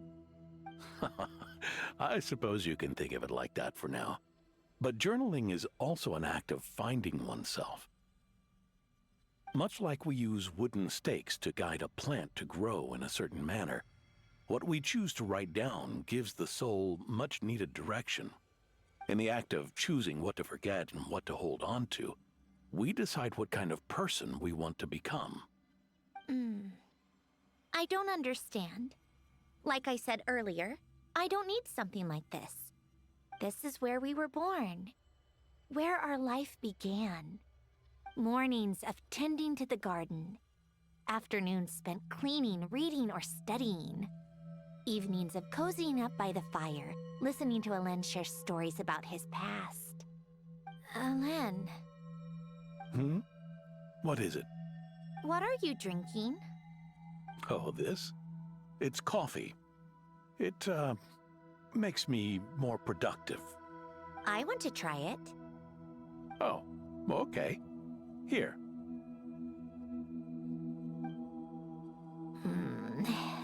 Bitter. Speaking of, why did you design me with senses? Taste, smell, touch. Well, I'm not quite sure. It just felt like the right thing to do. I suppose I hoped you might have a life of your own one day, and that you deserve to experience all life has to offer. Oh. Still bitter. But the smell is nice. I thought those peaceful days would go on forever. You know that's not possible. Maybe. But how was I supposed to know the end was just around the corner? That was just bad luck. Was it? Well, it certainly became a pattern, now didn't it?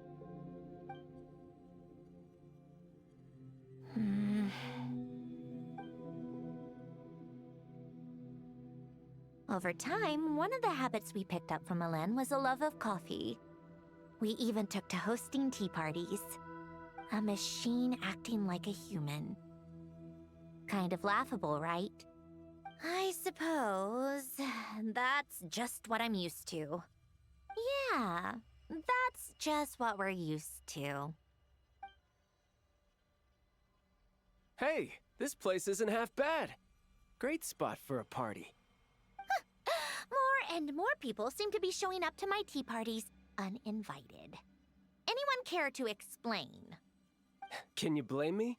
I saw Columbina leading Capitano somewhere, and I had to see what that was about. I had simply asked Columbina where I might find Arlecchino. I have business to discuss with her, and Columbina suggested looking here. Tartaglia and I were unaware that this was a private gathering. Apologies for the intrusion. It won't be for long. Whatever. Just add it to the list of annoying things that have happened today. What's one more? Since you're here, you might as well stay for a cup of tea. See? Told you she wouldn't mind. Much obliged, Sandrone. Well, look who we have here. Good thing I brought extra desserts. This has turned into quite the occasion. Capitano, I was just about to go find you. Pardon the intrusion. Rest assured, I won't sully your gathering with talk of work. We can have our discussion later. Spoken like a true gentleman. A certain unmannered 11th seat could learn a thing or two. You know, you really should start being nicer to me, Rosaline.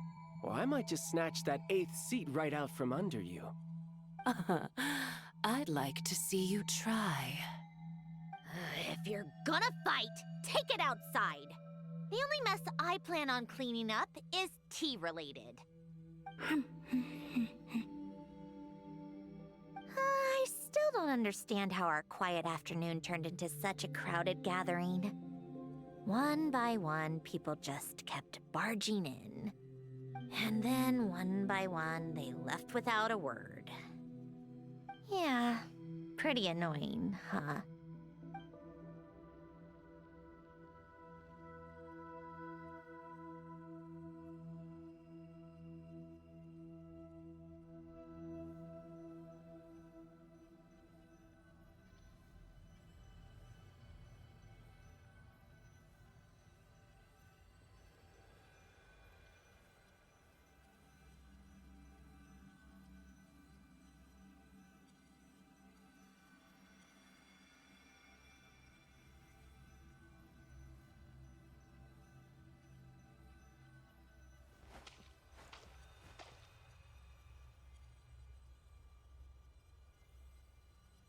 Of all my days with the Fatui, the times I spent with you, Arlecchino, and Rosaline, they were my favorite.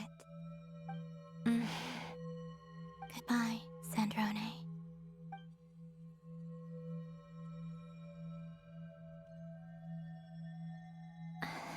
Don't go, Columbina. We should have just said that. Why didn't we? If we had, would the story have had a different ending? She couldn't stay. There was no future for her here. She would have just faded away. You're right. I suppose that's why you call me an anomaly. Every time you make a decision, there's a voice inside your heart. My voice, asking to contradict all logic and reason. Why didn't we make her stay? Is it worse to fight for something just to lose it? Or not to have fought at all? Don't you find it unfair? One by one, we keep losing the things we care about the most. But in the end, whether I want to fight for something or cry over all we've lost, you just push it down and pretend not to hear.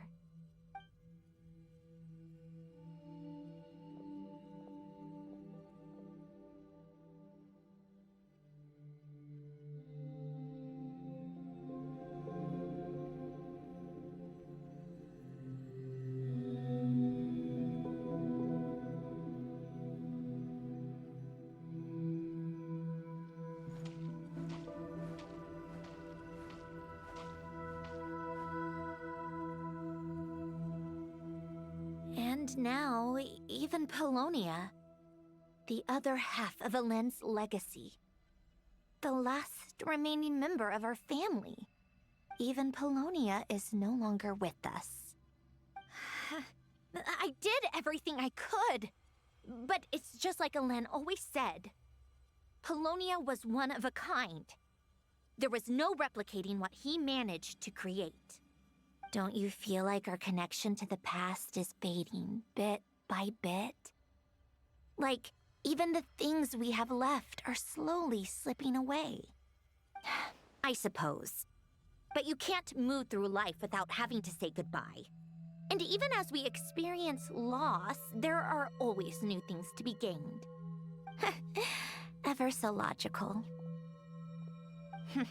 What's your take, then? It feels like the more I care about something, the faster the world takes it away. It sounds so stupid, but I can't help it. That's the hand life has dealt me time and time again. Why even fight for something that's just going to be lost in the end? Better to never have had it at all. Better if it would all just disappear. Dark, I know. But the heart wants what it wants. Maybe the stellar linchpin appeared because of me. Because of what I wish for. I don't think so. Yeah, probably not. What an anomaly wants goes against all logic and reason after all. Well, go ahead and do what you came for. You're here to resolve the anomaly, aren't you?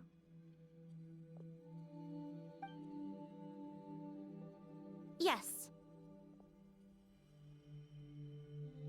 What's it gonna be? Keeping me imprisoned here like before? Or eliminating me entirely, like debugging a code? That might actually be a mercy. I don't care. I just don't want to experience the pain of loss ever again. Go ahead. I'm ready.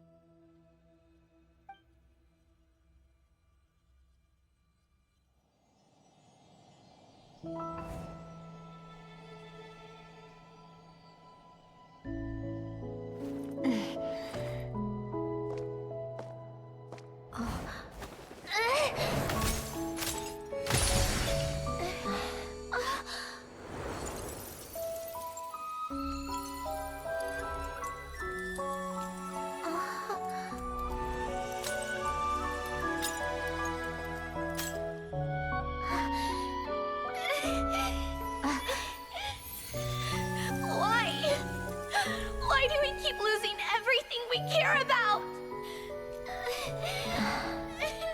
I know it hurts, but that's life. I wish... I know. I've always known. Because we've been one all along.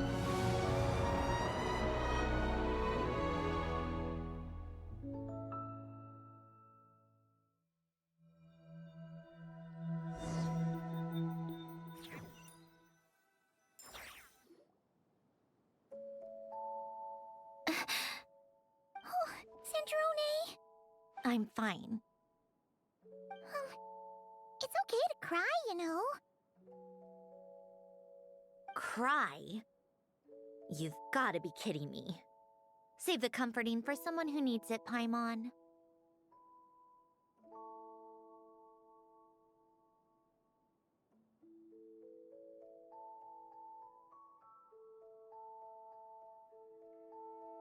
The emotional side of my core algorithm. My emotion module has always been fully developed and operational. Elen tried to tell me that too. I've just chosen to ignore her voice all this time.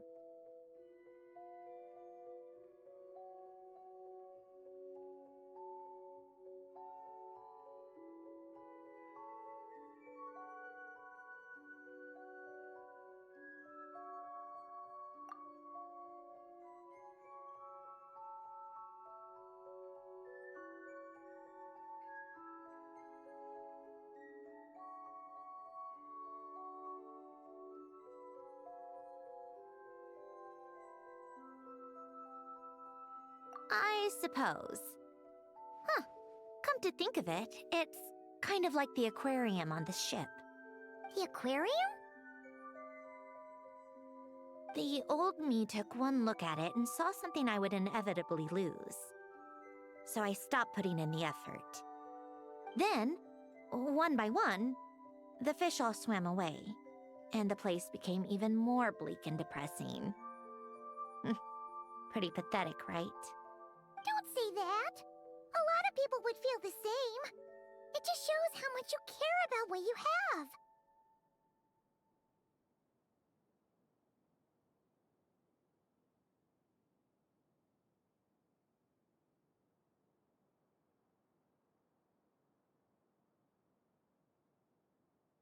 Now? After seeing what you've done with the aquarium, I have to admit. I think it's beautiful. It's like you said. We get to keep the things we gain along the way. And those are things that can never be replaced. Because we choose to hold them in our hearts.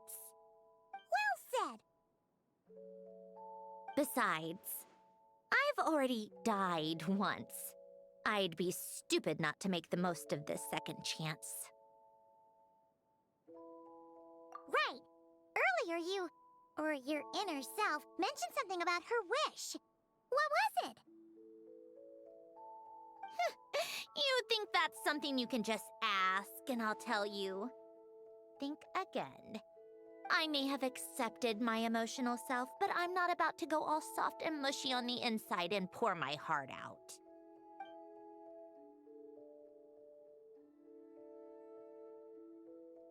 That said, taking a step in the right direction couldn't hurt. Starting with cleaning some old aquarium tanks of my own. Huh? Metaphorically speaking, I mean. Come on, let's head back to the ship. I need to talk to that shaman.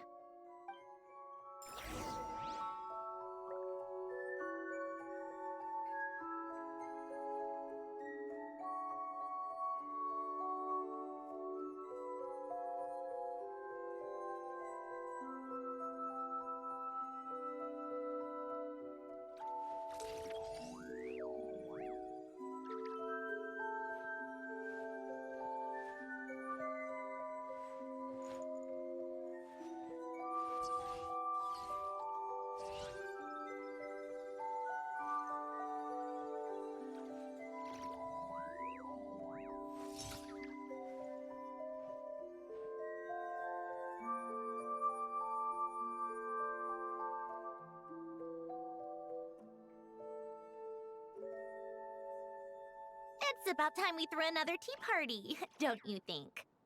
I wonder who else is free.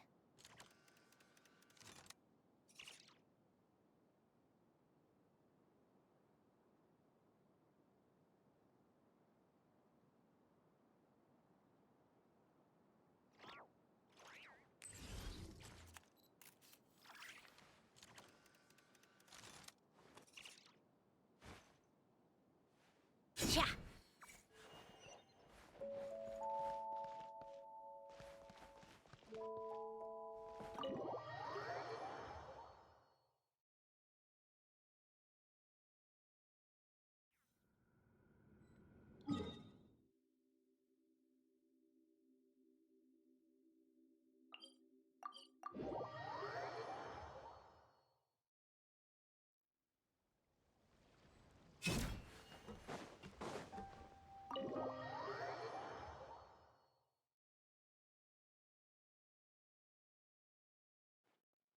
Huh?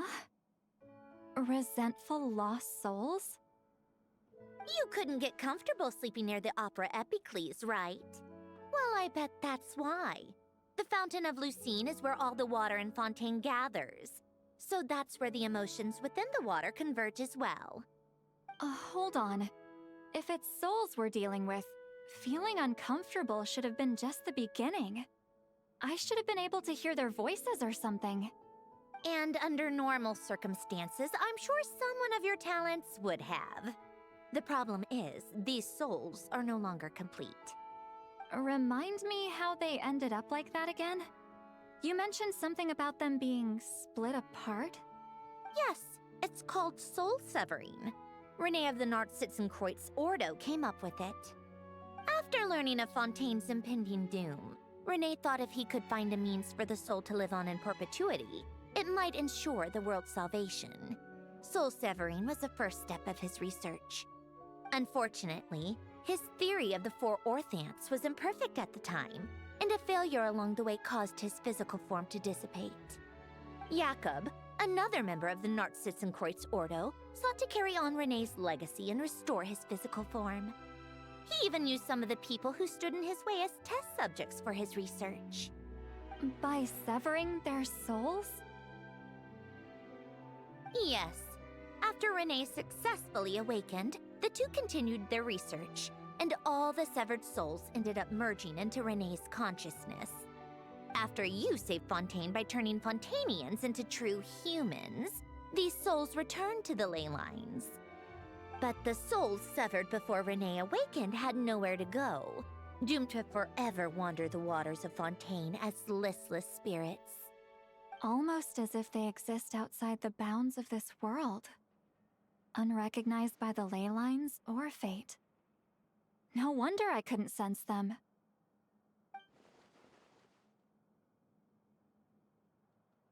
Not only that, but over time, they begin to fuse with other entities.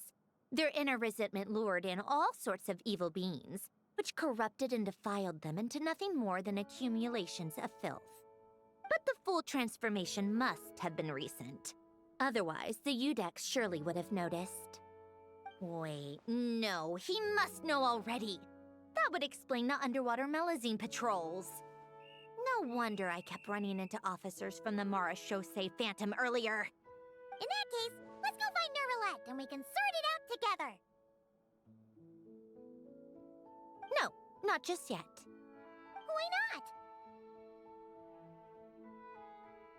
For one, the diplomatic castle alone would be a nightmare. Even though I haven't reported back to Snezhnaya yet, I'm not planning to leave the Fatui anytime soon. Besides, with me here, success is a done deal. Involving other people would just complicate things. All I need is for Miss Lolly to help pinpoint the location of this monstrosity. Think you can do it? With my eyes closed. This is what I do. I'm a lot better at it than manning a desk, at least. But, how exactly do you plan on resolving this soul stuff? Even to me, there's no obvious answer. Seems pretty complicated, all things considered. Just trust me. I have the perfect solution. Oh, all right. If you're that confident, we'll follow your lead. Why the sudden interest in helping Fontaine with this, Sandrone? You never knew Renee and the others, right? No, I didn't. And you're right. This problem has nothing to do with me. I wouldn't get within 10 feet of the Nartsitzenkreuz Ordo or its members. But, in his later years, Elen told me he regretted not helping his best friend when he needed it the most. He also felt sorry towards Marianne, for being too lost in his mechanical research to look after her properly. If he were still with us, I think he'd do the same. He might have a few choice words to say about it, but even after everything, he wouldn't leave his friend's mess for someone else to clean up. Friends shouldn't hold grudges or leave behind regrets. Fixing what happened between him and Renee was one of his greatest wishes. All I'm doing is fulfilling it in his stead. You know, you really do seem a little different now. You mean everything that just happened wasn't for nothing? Why, thank you for pointing out the obvious, Paimon.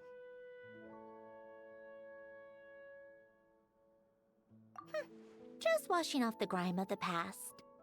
Turns out, a lot can build up after being ignored for so long. What's this about aquarium tanks all of a sudden? They go off on some grand adventure and what? Now they have their own private code? Stupid. All right then, Lolly.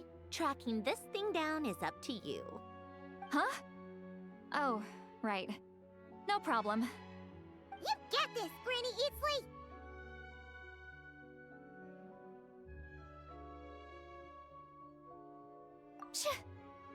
You, come with me to Hotel de Boer for a drink.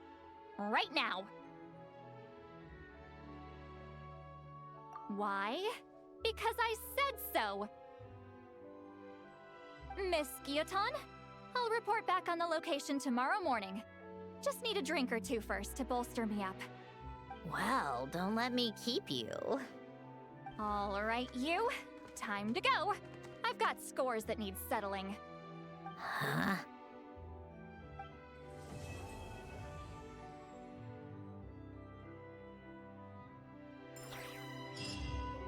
Yeah.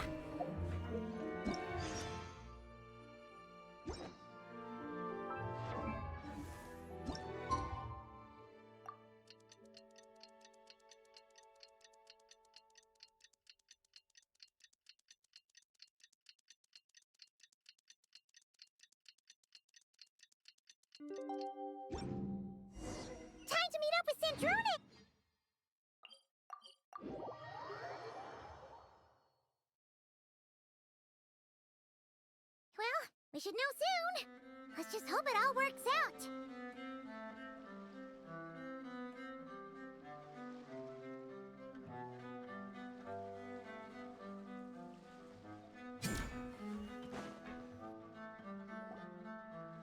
Lolly sure drank a lot last night, huh? Wonder if she's even awake. Good morning. Columbina! Oh, you sure know how to make an entrance. What are you doing here? We just finished filming a last-minute scene, so I came up to get some fresh air. The others are still down below discussing what the final scene should be. You mean, how it should end? Yes, they're torn between whether the heroine should reunite with her old friend or not. Ah, because the whole point is that she came to her friend's homeland to search for her, right? Oh, Paimon almost forgot the plot! Yes. Director Farina and Miss Chiori think a tragic ending where the two never meet would be more poignant. But Director Xavier thinks having the two reunite would make for a more touching and heartwarming ending.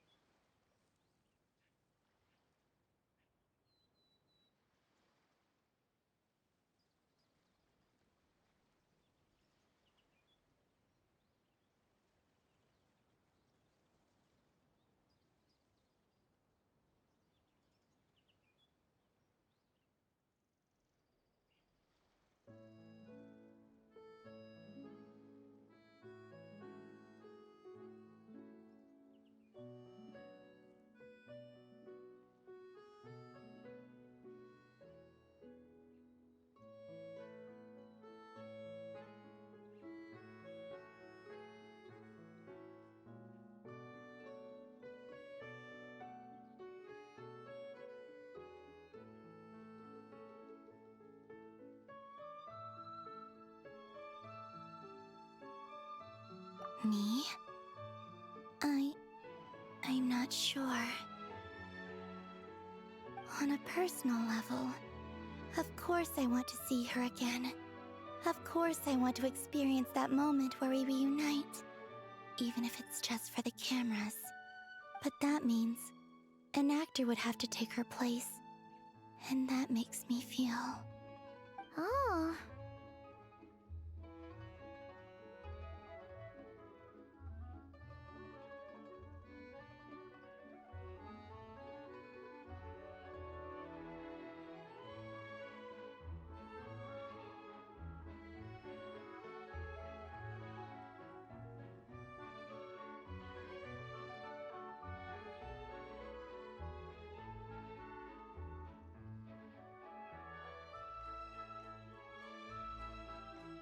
Huh? Yeah, don't look so worried! Making a film is supposed to be fun! Besides, it's all gonna work out. You can trust Paimon on that. Work out? How? Well, you know...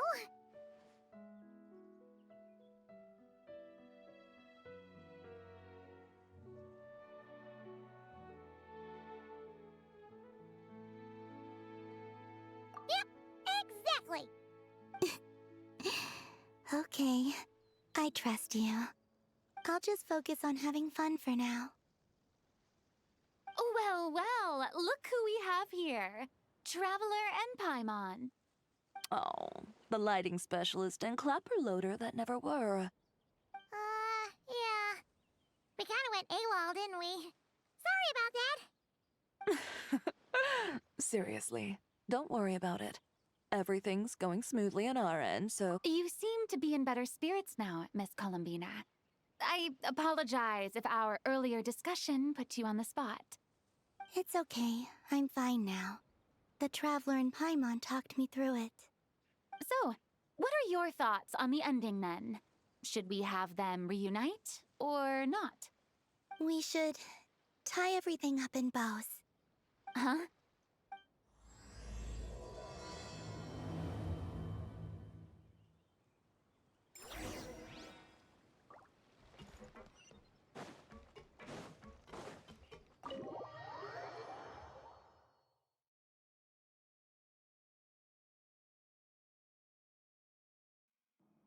Lolly! We're here!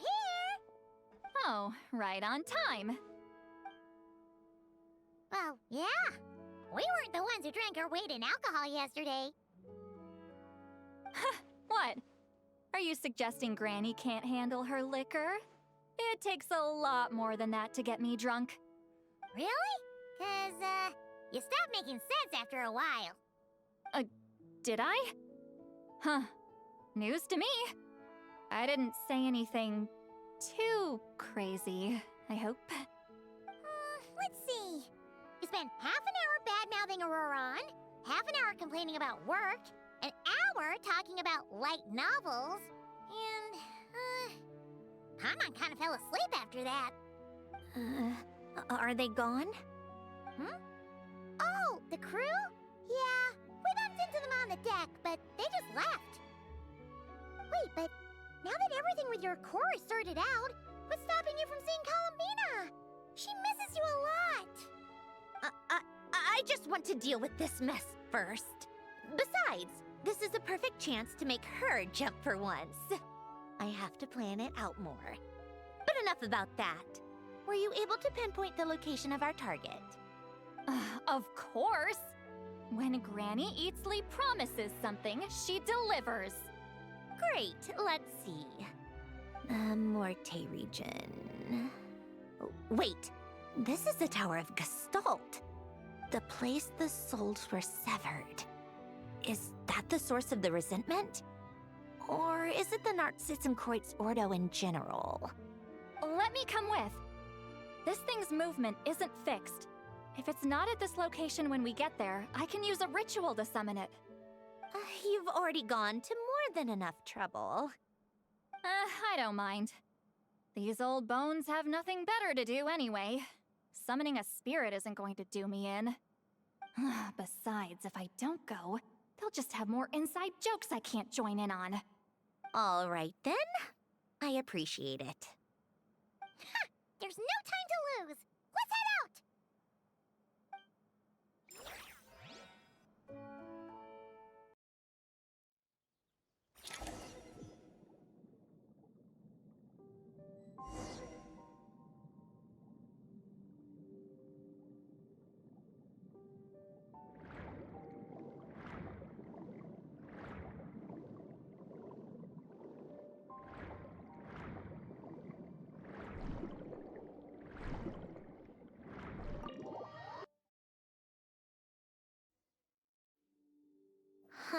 No sign of it so far.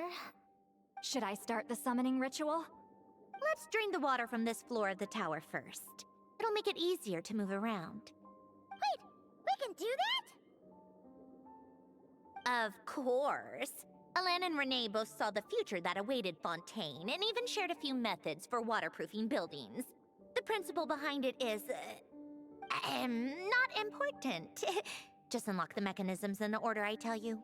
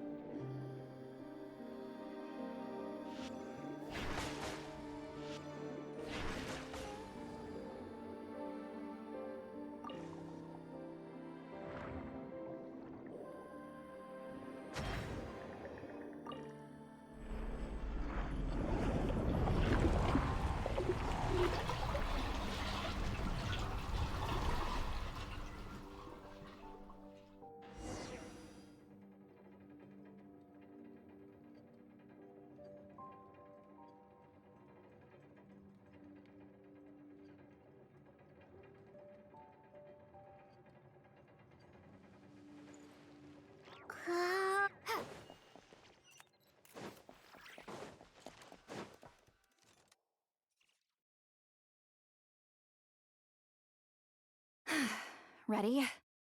Yeah, when this thing appears, I'll try talking to the souls inside.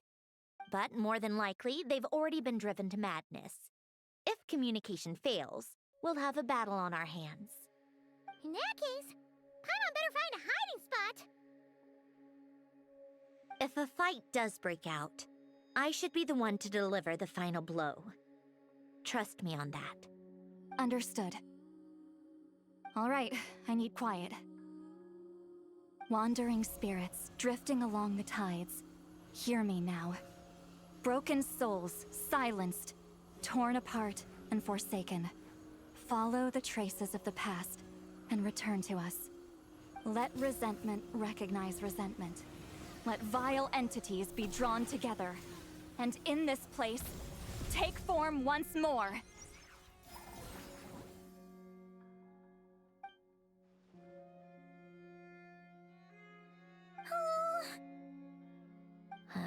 What now? Is that it? This is exactly why I deal in math, not magic. How are we supposed to know what stage the spell is at? It's like there's no logic to speak of. Mechanical science is so much easier to...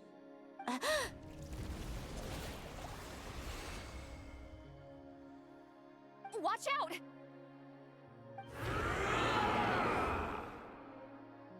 Hey, you! Or whoever's inside of you. I need you to listen to me. I'm a descendant of Fontaine's Lord Artificer, Hélène Guillotin. I can make you whole again and return you to the ley lines. You just need to work with me here.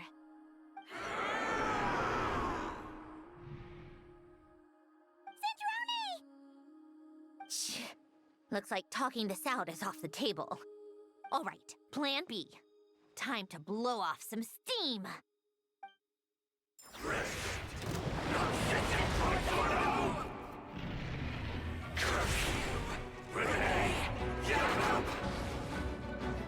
You're cursing out the wrong person! I didn't even know them!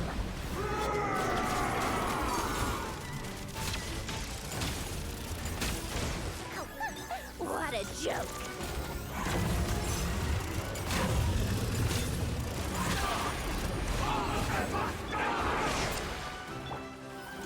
Most of them already did. But you still have a chance to return to the ley lines and reunite with your family.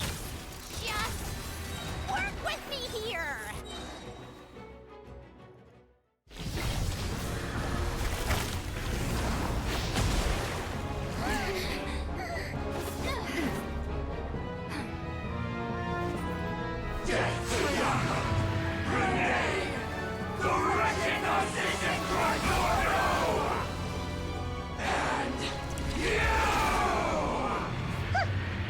I told you I'm not like them.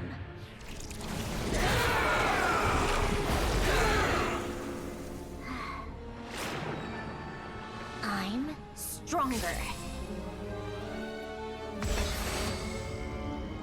Inverted. World formula. Reversion.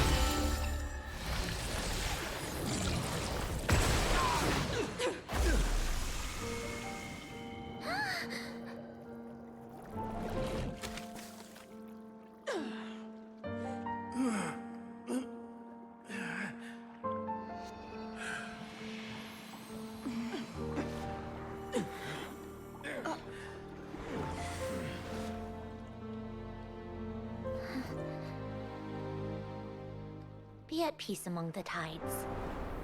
Lost souls.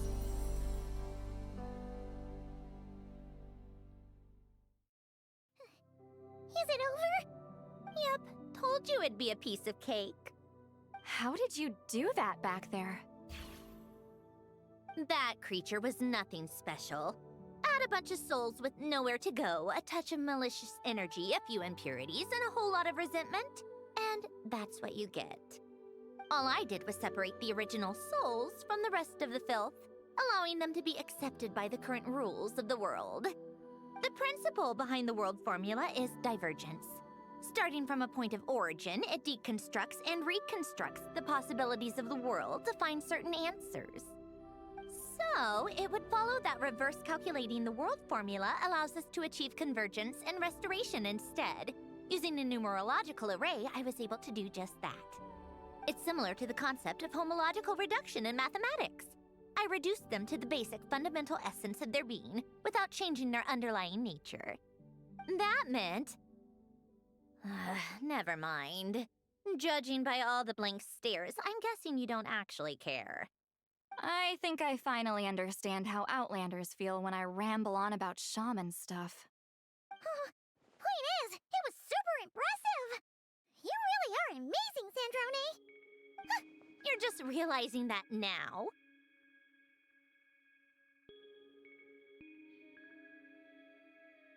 Ahem. Enough about that. We should get going. I'll go reset the mechanisms inside the tower. See you back on land.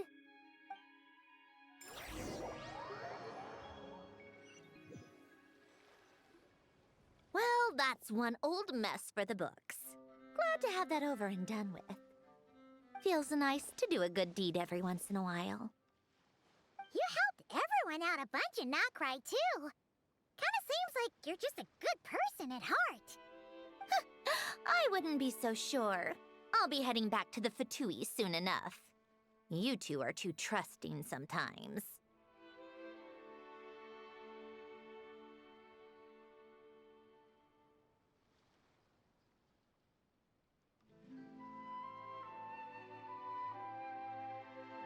Fine. Just don't say I didn't warn you when it comes back to bite you. Well, where to next? Back to the ship? Yeah! Your personal business, the Narcitsan thing, it's all resolved. That means you can see the people that need seeing now, right, Sandrone? Everyone's gonna be so happy you're back!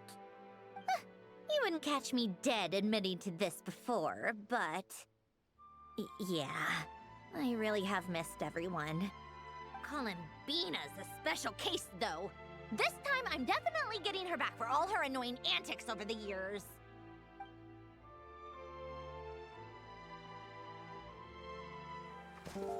She'll sense me coming from a mile off. How am I gonna...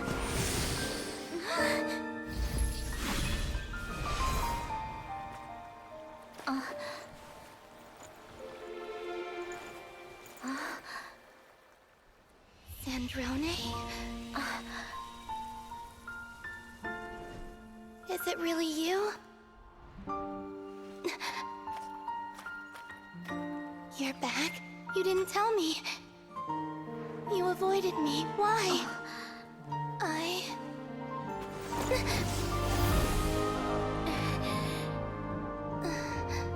Sandrone?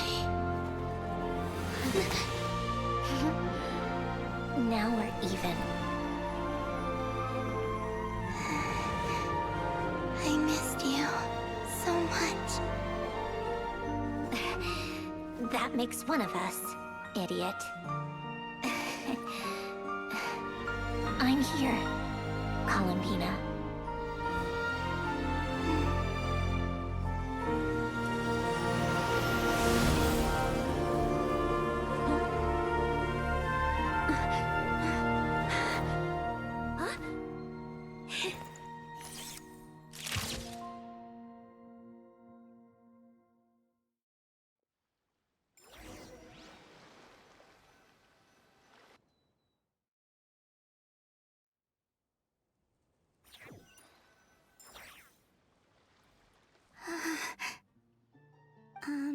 Sandrone. Don't ruin the moment. Or I'll start thinking about how you teleported me to a random location after I explicitly told you to stop doing that. And scene! Bravo! Bravo! We got it! This is exactly the ending I was hoping for. Huh? Where did you just go, Miss Columbina?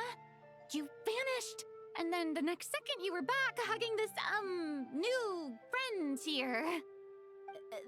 That was all on camera?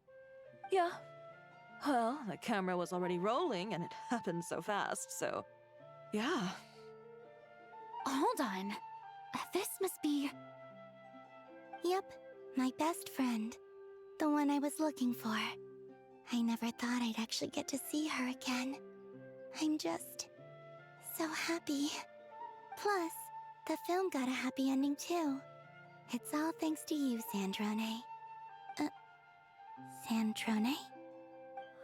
You couldn't stop being annoying for 1 second!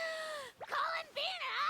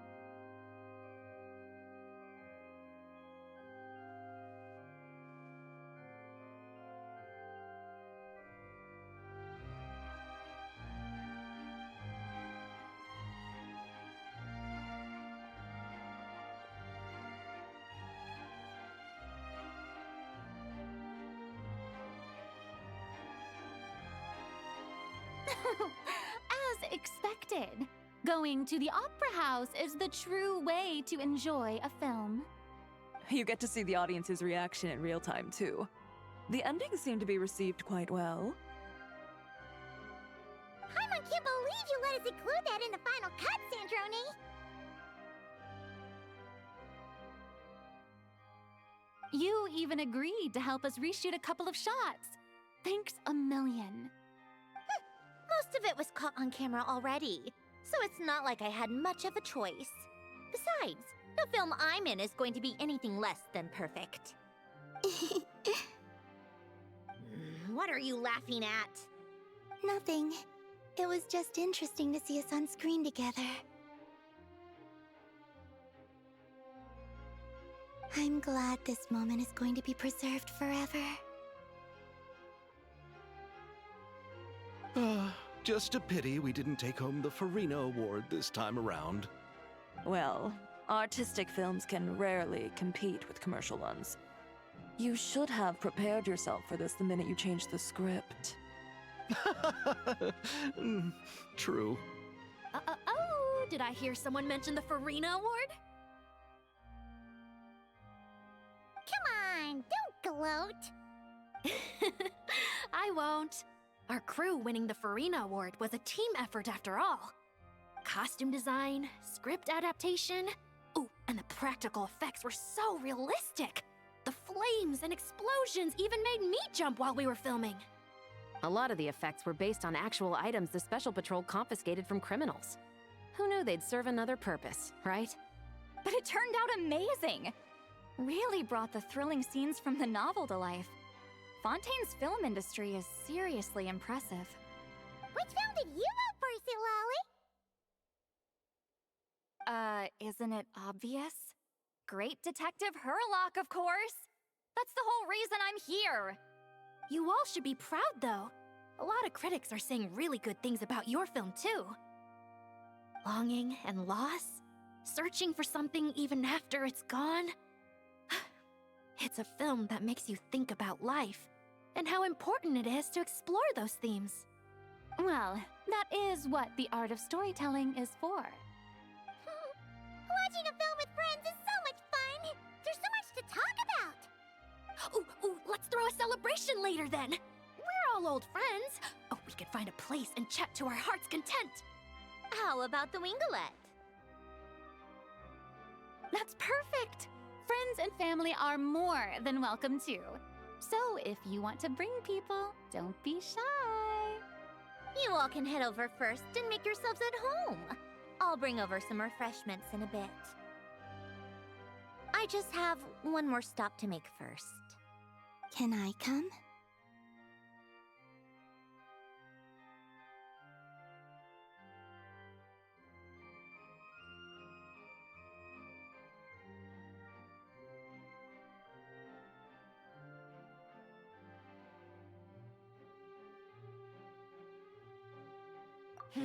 Fine.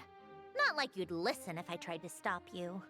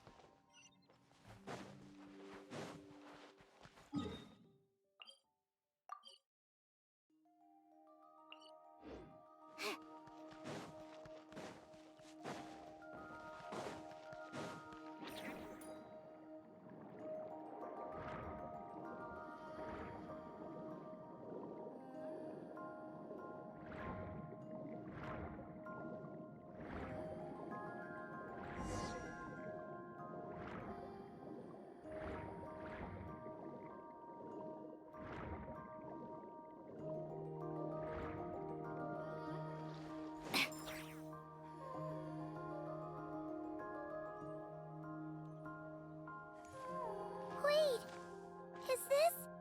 Yes. Here lies Lord Artificer, Elaine Gaeltan. This is his grave. Oh. I'm sorry, Ellen. I'm sorry this is the first time I've been back since leaving Fontaine. I should have come to see you more often. I got your gift. I even cleaned up one of the Narcitzenkreuz Ordo's messes along the way. Our home is just as quiet and warm as it always was. The flowers in the garden are still thriving. I'll make sure to tend to them more often from now on. Polonia received irreparable damage in battle. I should have taken better care of your invention. I'm sorry. Polonia was family to me. Just like you.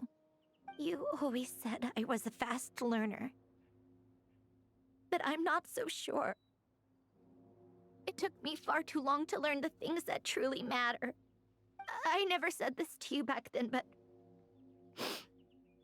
Thank you for creating me. For giving me the chance to experience life. Being your family meant everything to me. Absolutely everything.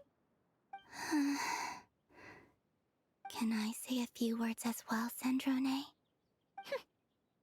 Don't need my permission. Hello, Mr. Guillotin. I'm Sandrone's friend. You don't need to worry. Sandrone is doing great. Not only is she a brilliant scholar, she's made a whole bunch of friends, too. And she takes great care of them. As if... She'll never admit it, but she's always there when her friends need it the most. I wouldn't even be here without her. So, if she ever needs help, her friends will be there in a heartbeat, including me. That's what best friends are for. Columbina. What else? Oh, she likes drinking bitter coffee, listening to piano music when she can't sleep.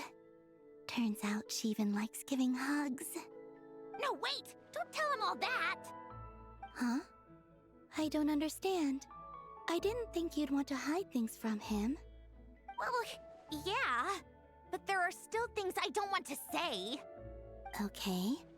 I'll come by myself and tell him for you then. That's not what I meant. All right. Enough with the speeches. If no one has anything else to add, let's just leave it there. Should we say a few words too? Kinda seems like Columbina said it all.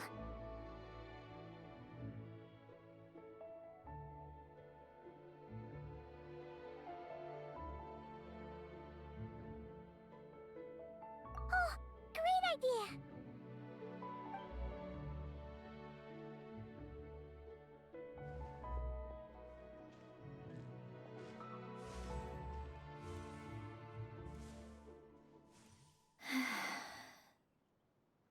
Goodbye, Ellen.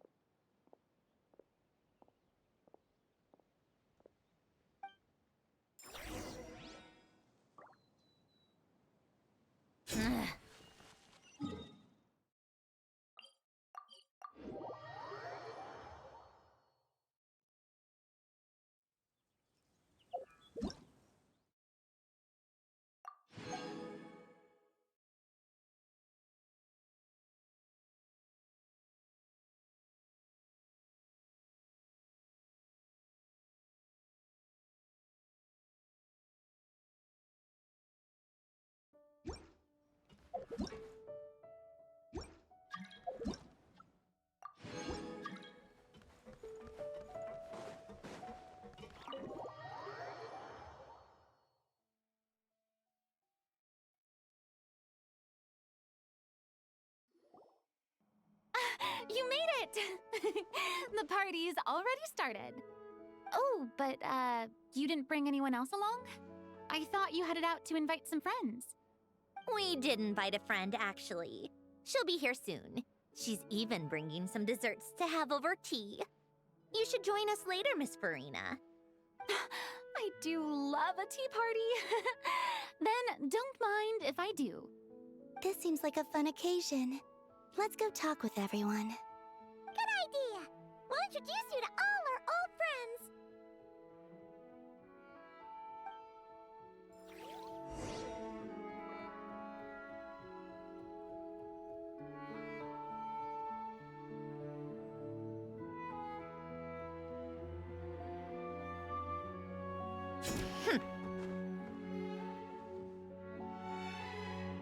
Granny Eatsley, you're really not going to let us borrow these cute little stuffed toys for our magic show? First of all, Seat Lalin and Eats Papa are Chi-Chi meal. They have inauspicious stars sealed within them, and they're my helpers, not toys. But the Grin Malkin Cat and Boggle Cat box are Linny and Lynette's helpers. And they still make good partners on stage. Agreed. We've never had a Chi-Chi meal pop out of our hats before. It would be quite the surprise.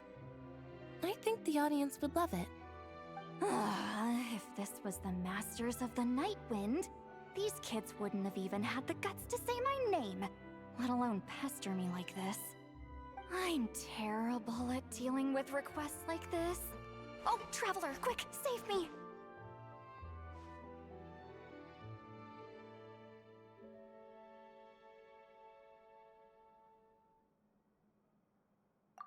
You think you're so funny. Lady Sandrone. Lady Columbina. Hello. Don't look at me like that. I don't have any mechanisms for you to break. Don't be fooled by my sister's demeanor, Lady Sandrone. She's just as delighted as the rest of us to have you back. Well, I suppose when I'm not so busy, I could find some time when Arlecchino is around and bring over a few gifts to the House of the Hearth. You're too kind, Lady Sandrone. I'm sure just your visit alone would make Father more than happy. I just need to borrow them for a bit. I'll pull them out of my hat, give them a quick hug, then give them straight back.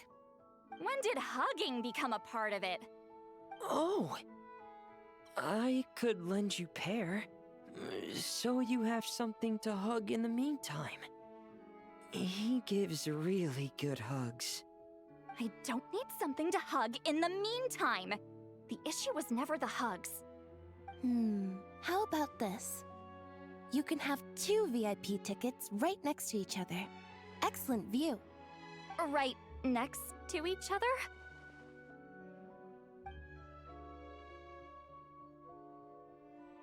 Yep, super quiet.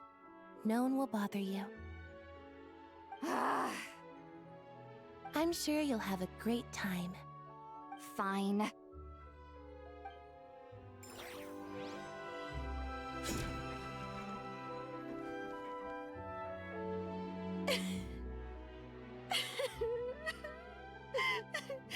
What a dream come true! For once, it all worked out! I can die without regrets! Let's not get too ahead of ourselves, Director Lapine Pauline. What was in that piece of cake you just handed her, Escoffier? Maritime flowers, eggs, flour, same as all the other pieces. What, you think I tampered with it? Playing a detective in real life now too, are we? Oh, it's so delicious! I'm so happy!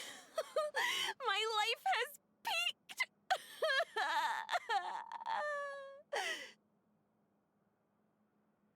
Miss Lapine Pauline, look who I brought! Master!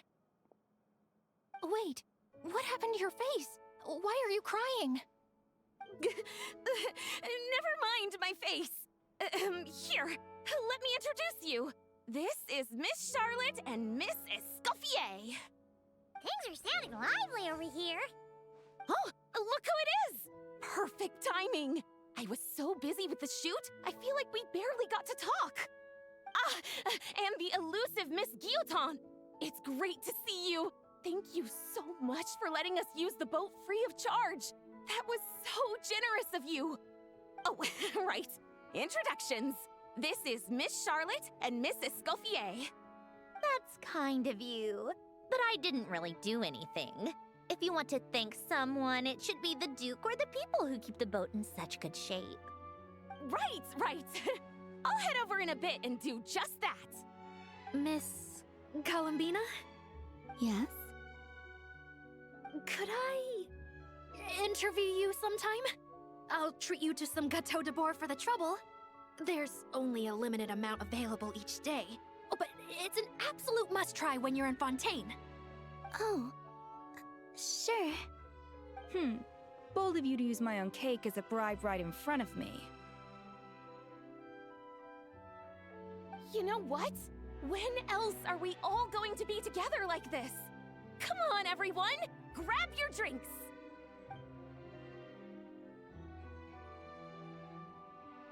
Are we going to toast? Yup! Come on! Sante!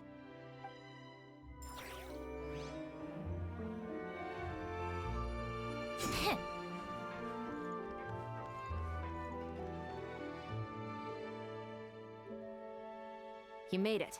Sorry for starting the celebrations without you. No worries at all. We're just glad everyone's having such a great time. Oh, right. You've probably seen them around already, but let us introduce you for real. This is... Miss Columbina and Miss Guillotin, right? Oh, we saw the film you were in. It was so touching. Yep. This one started bawling her eyes out right next to me in the theater. I know. I didn't bring nearly enough tissues. Thanks. We saw your film too. I memorized all your names. Oh, guess we can skip the introductions then. Our effects were pretty over the top, right? Some of the extras in the big scenes were actual members of the Spina di Rosula. So basically, your contribution was creating realistic-looking chaos. That wasn't the only realistic aspect. Miss Chevres and Miss Emily were also kind enough to lend their expertise on criminal investigations and forensics. Oh, it was nothing. I was just honored to take part and help out. Wow! No wonder your film turned out so good. You basically had an expert in every field. Talk about a stat crew. Oh, speaking of, want to join in on a round of tabletop troupe later, Miss Columbina and Miss Guillotin? I mean, what better place for a party than a party? Here we go again. That sounds interesting. Yes! Persuasion successful! What about you, Miss Guillotin? I guess one round couldn't hurt. Critical success!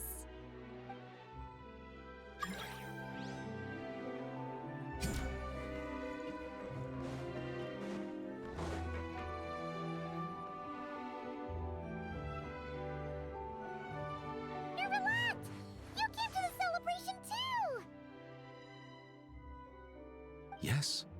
I can only hope my presence does not make anyone ill at ease. Who's this? All right! This is Nervalette, the Eudex of Fontaine.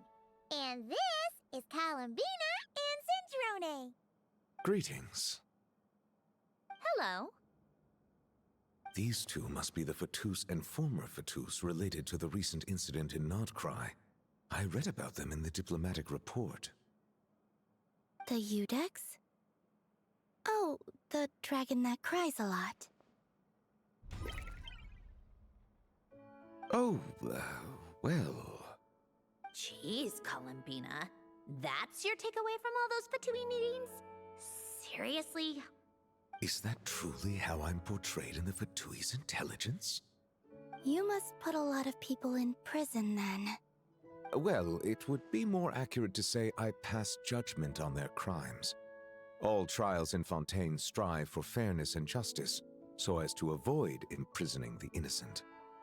So, only the people who deserve it get sent to prison. Well, deserve is quite a subjective metric, is it not?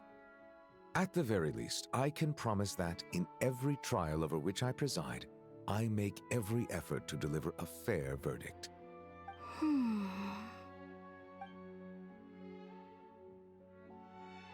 Yeah. Oh, for the love of... What is she doing now? You seem like a good dragon. Not the kind that throws people in prison for no reason. I think we can get along just fine.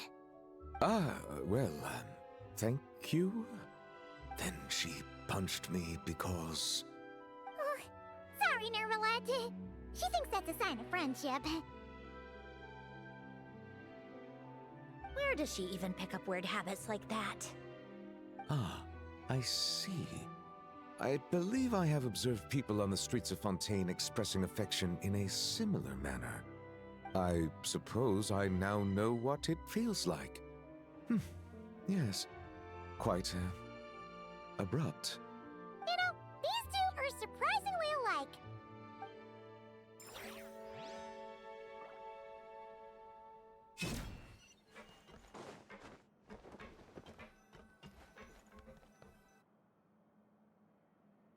Wait a second! Mr. Baptiste and Veronique! You're here! Friends of yours? Veronique is the prop manager for Musketeer Pictures, and Mr. Baptiste is the author of The Two Musketeers. Yeah, former prop manager. Now we're just two criminals serving our time. Thanks to Duke Risley and Nurse Sejuin looking out for us. Not too bad, actually. You make it sound like I'm giving you special treatment. I just think the method of justice you chose to pursue is one people can respect. You are far too modest, Your Grace. The only reason we were even able to come to the surface for the festival is because you fought for it. It's also just good for the physical and mental health of the prisoners in general. Anyway, I suppose I have you to thank for keeping the Wingalet in such good shape. I never knew she could look so striking. I didn't do anything special. It was mostly the Traveler and the others. Don't sell yourself short, Miss Guillotin. You are the current captain, after all. In light of that, I have to ask, do you mind if I leave up some of the installations so the people back at the fortress can also enjoy the aquarium? Huh? Like I said before, I just think it would be good for the inmates who clean and maintain the Wingalet to see their work put to good use. Besides, maintaining an aquarium is sure to be a lot more interesting than scrubbing rust off the walls and deck. Of course I don't mind. I'm grateful you even want to keep it. Great. Then it's decided. That's amazing, Sandrone. We should go hang out at the Fortress of Meripede later, then. You do know you just invited me to hang out in prison, don't you?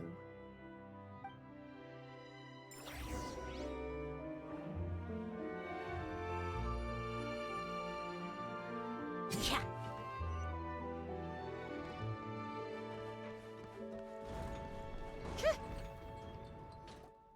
Well, it's been quite some time since the three of us gathered to drink tea like this.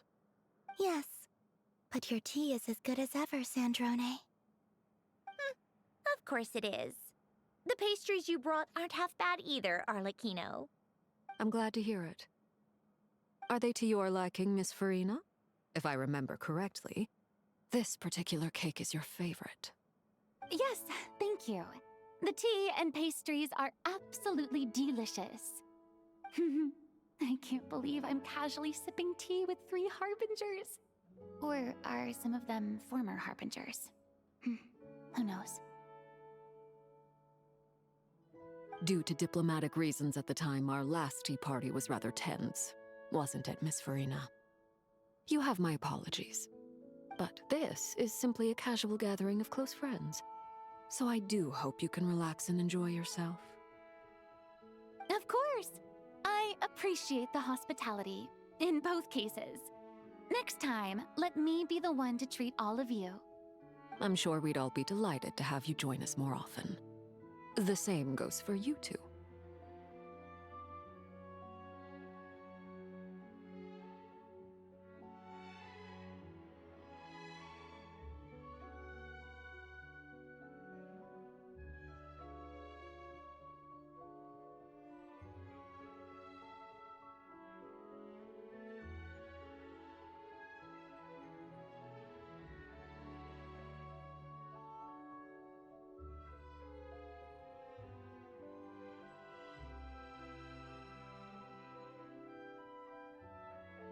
Of course we should do this again! We've all been through thick and thin together by this point. This is nice, Sandrone. It reminds me of the happy times back in Snezhnaya, when things were so lively. Yeah. To be honest, I never thought these gatherings would feel this lively ever again.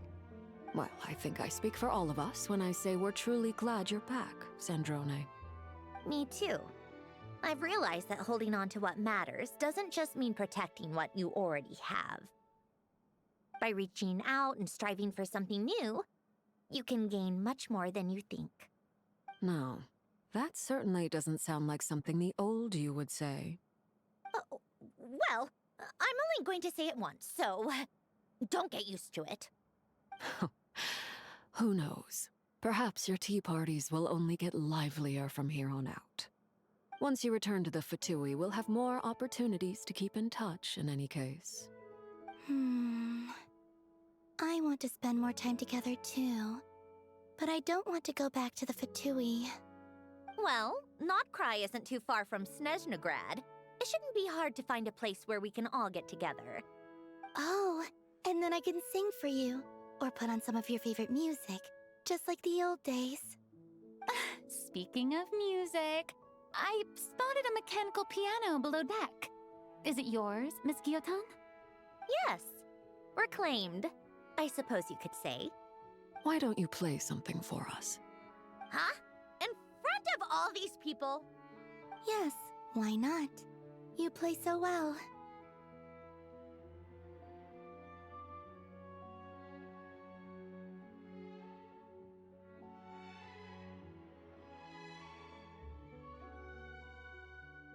Yeah, come on! Just a little, please? For the love of... Fine!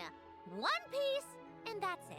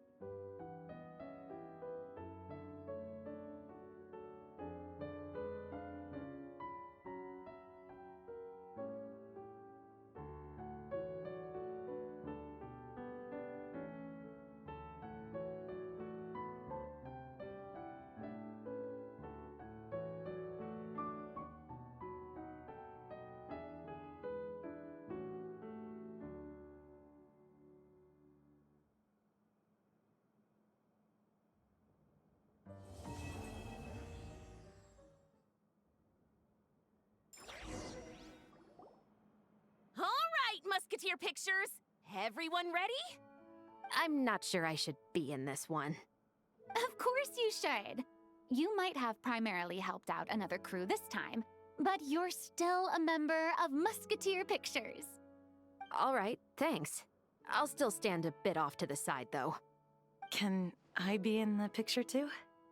Of course, Miss Veronique. I would have loved to have you in the last one, too, if circumstances had allowed it. Thank you, Director Xavier. Do I really have to be front and center?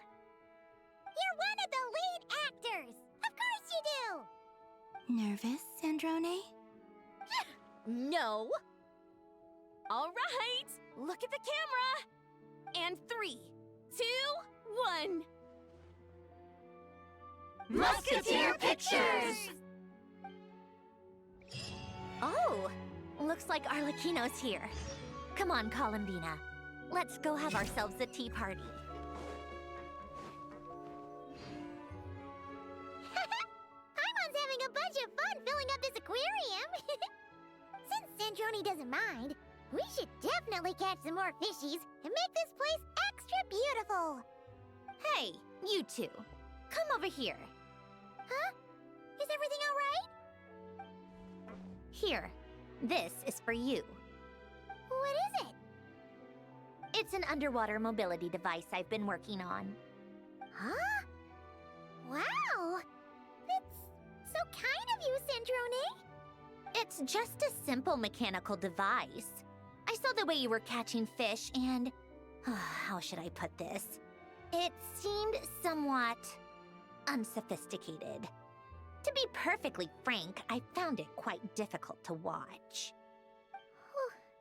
Was it really that bad? It was inefficient, unskilled, and completely and utterly inelegant.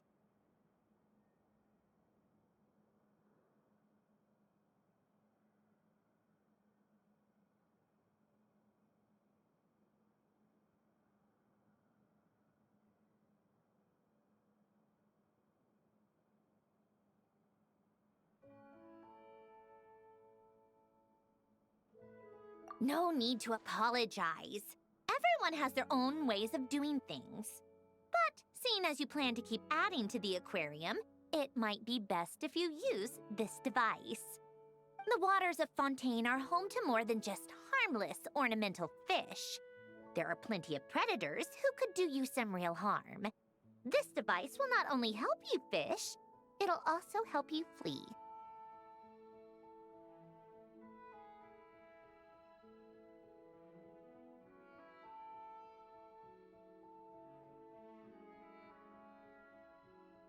All right. Oh, and if you're going for a swim, go now. And don't forget to tell me what you think of the device. I can always make more adjustments if you have any feedback.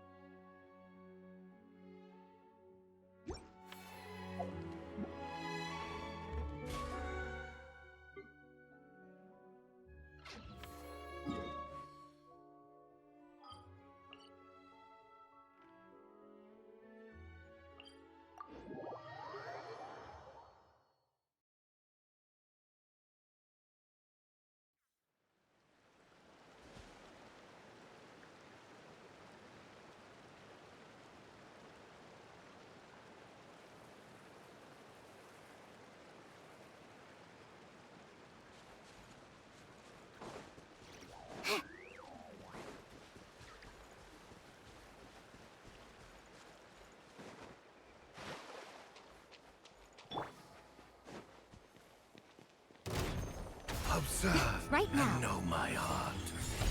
I'm always watching. What a need right here. Emerge. Right here. I think not. Now's our kick. Bet you weren't ready for this.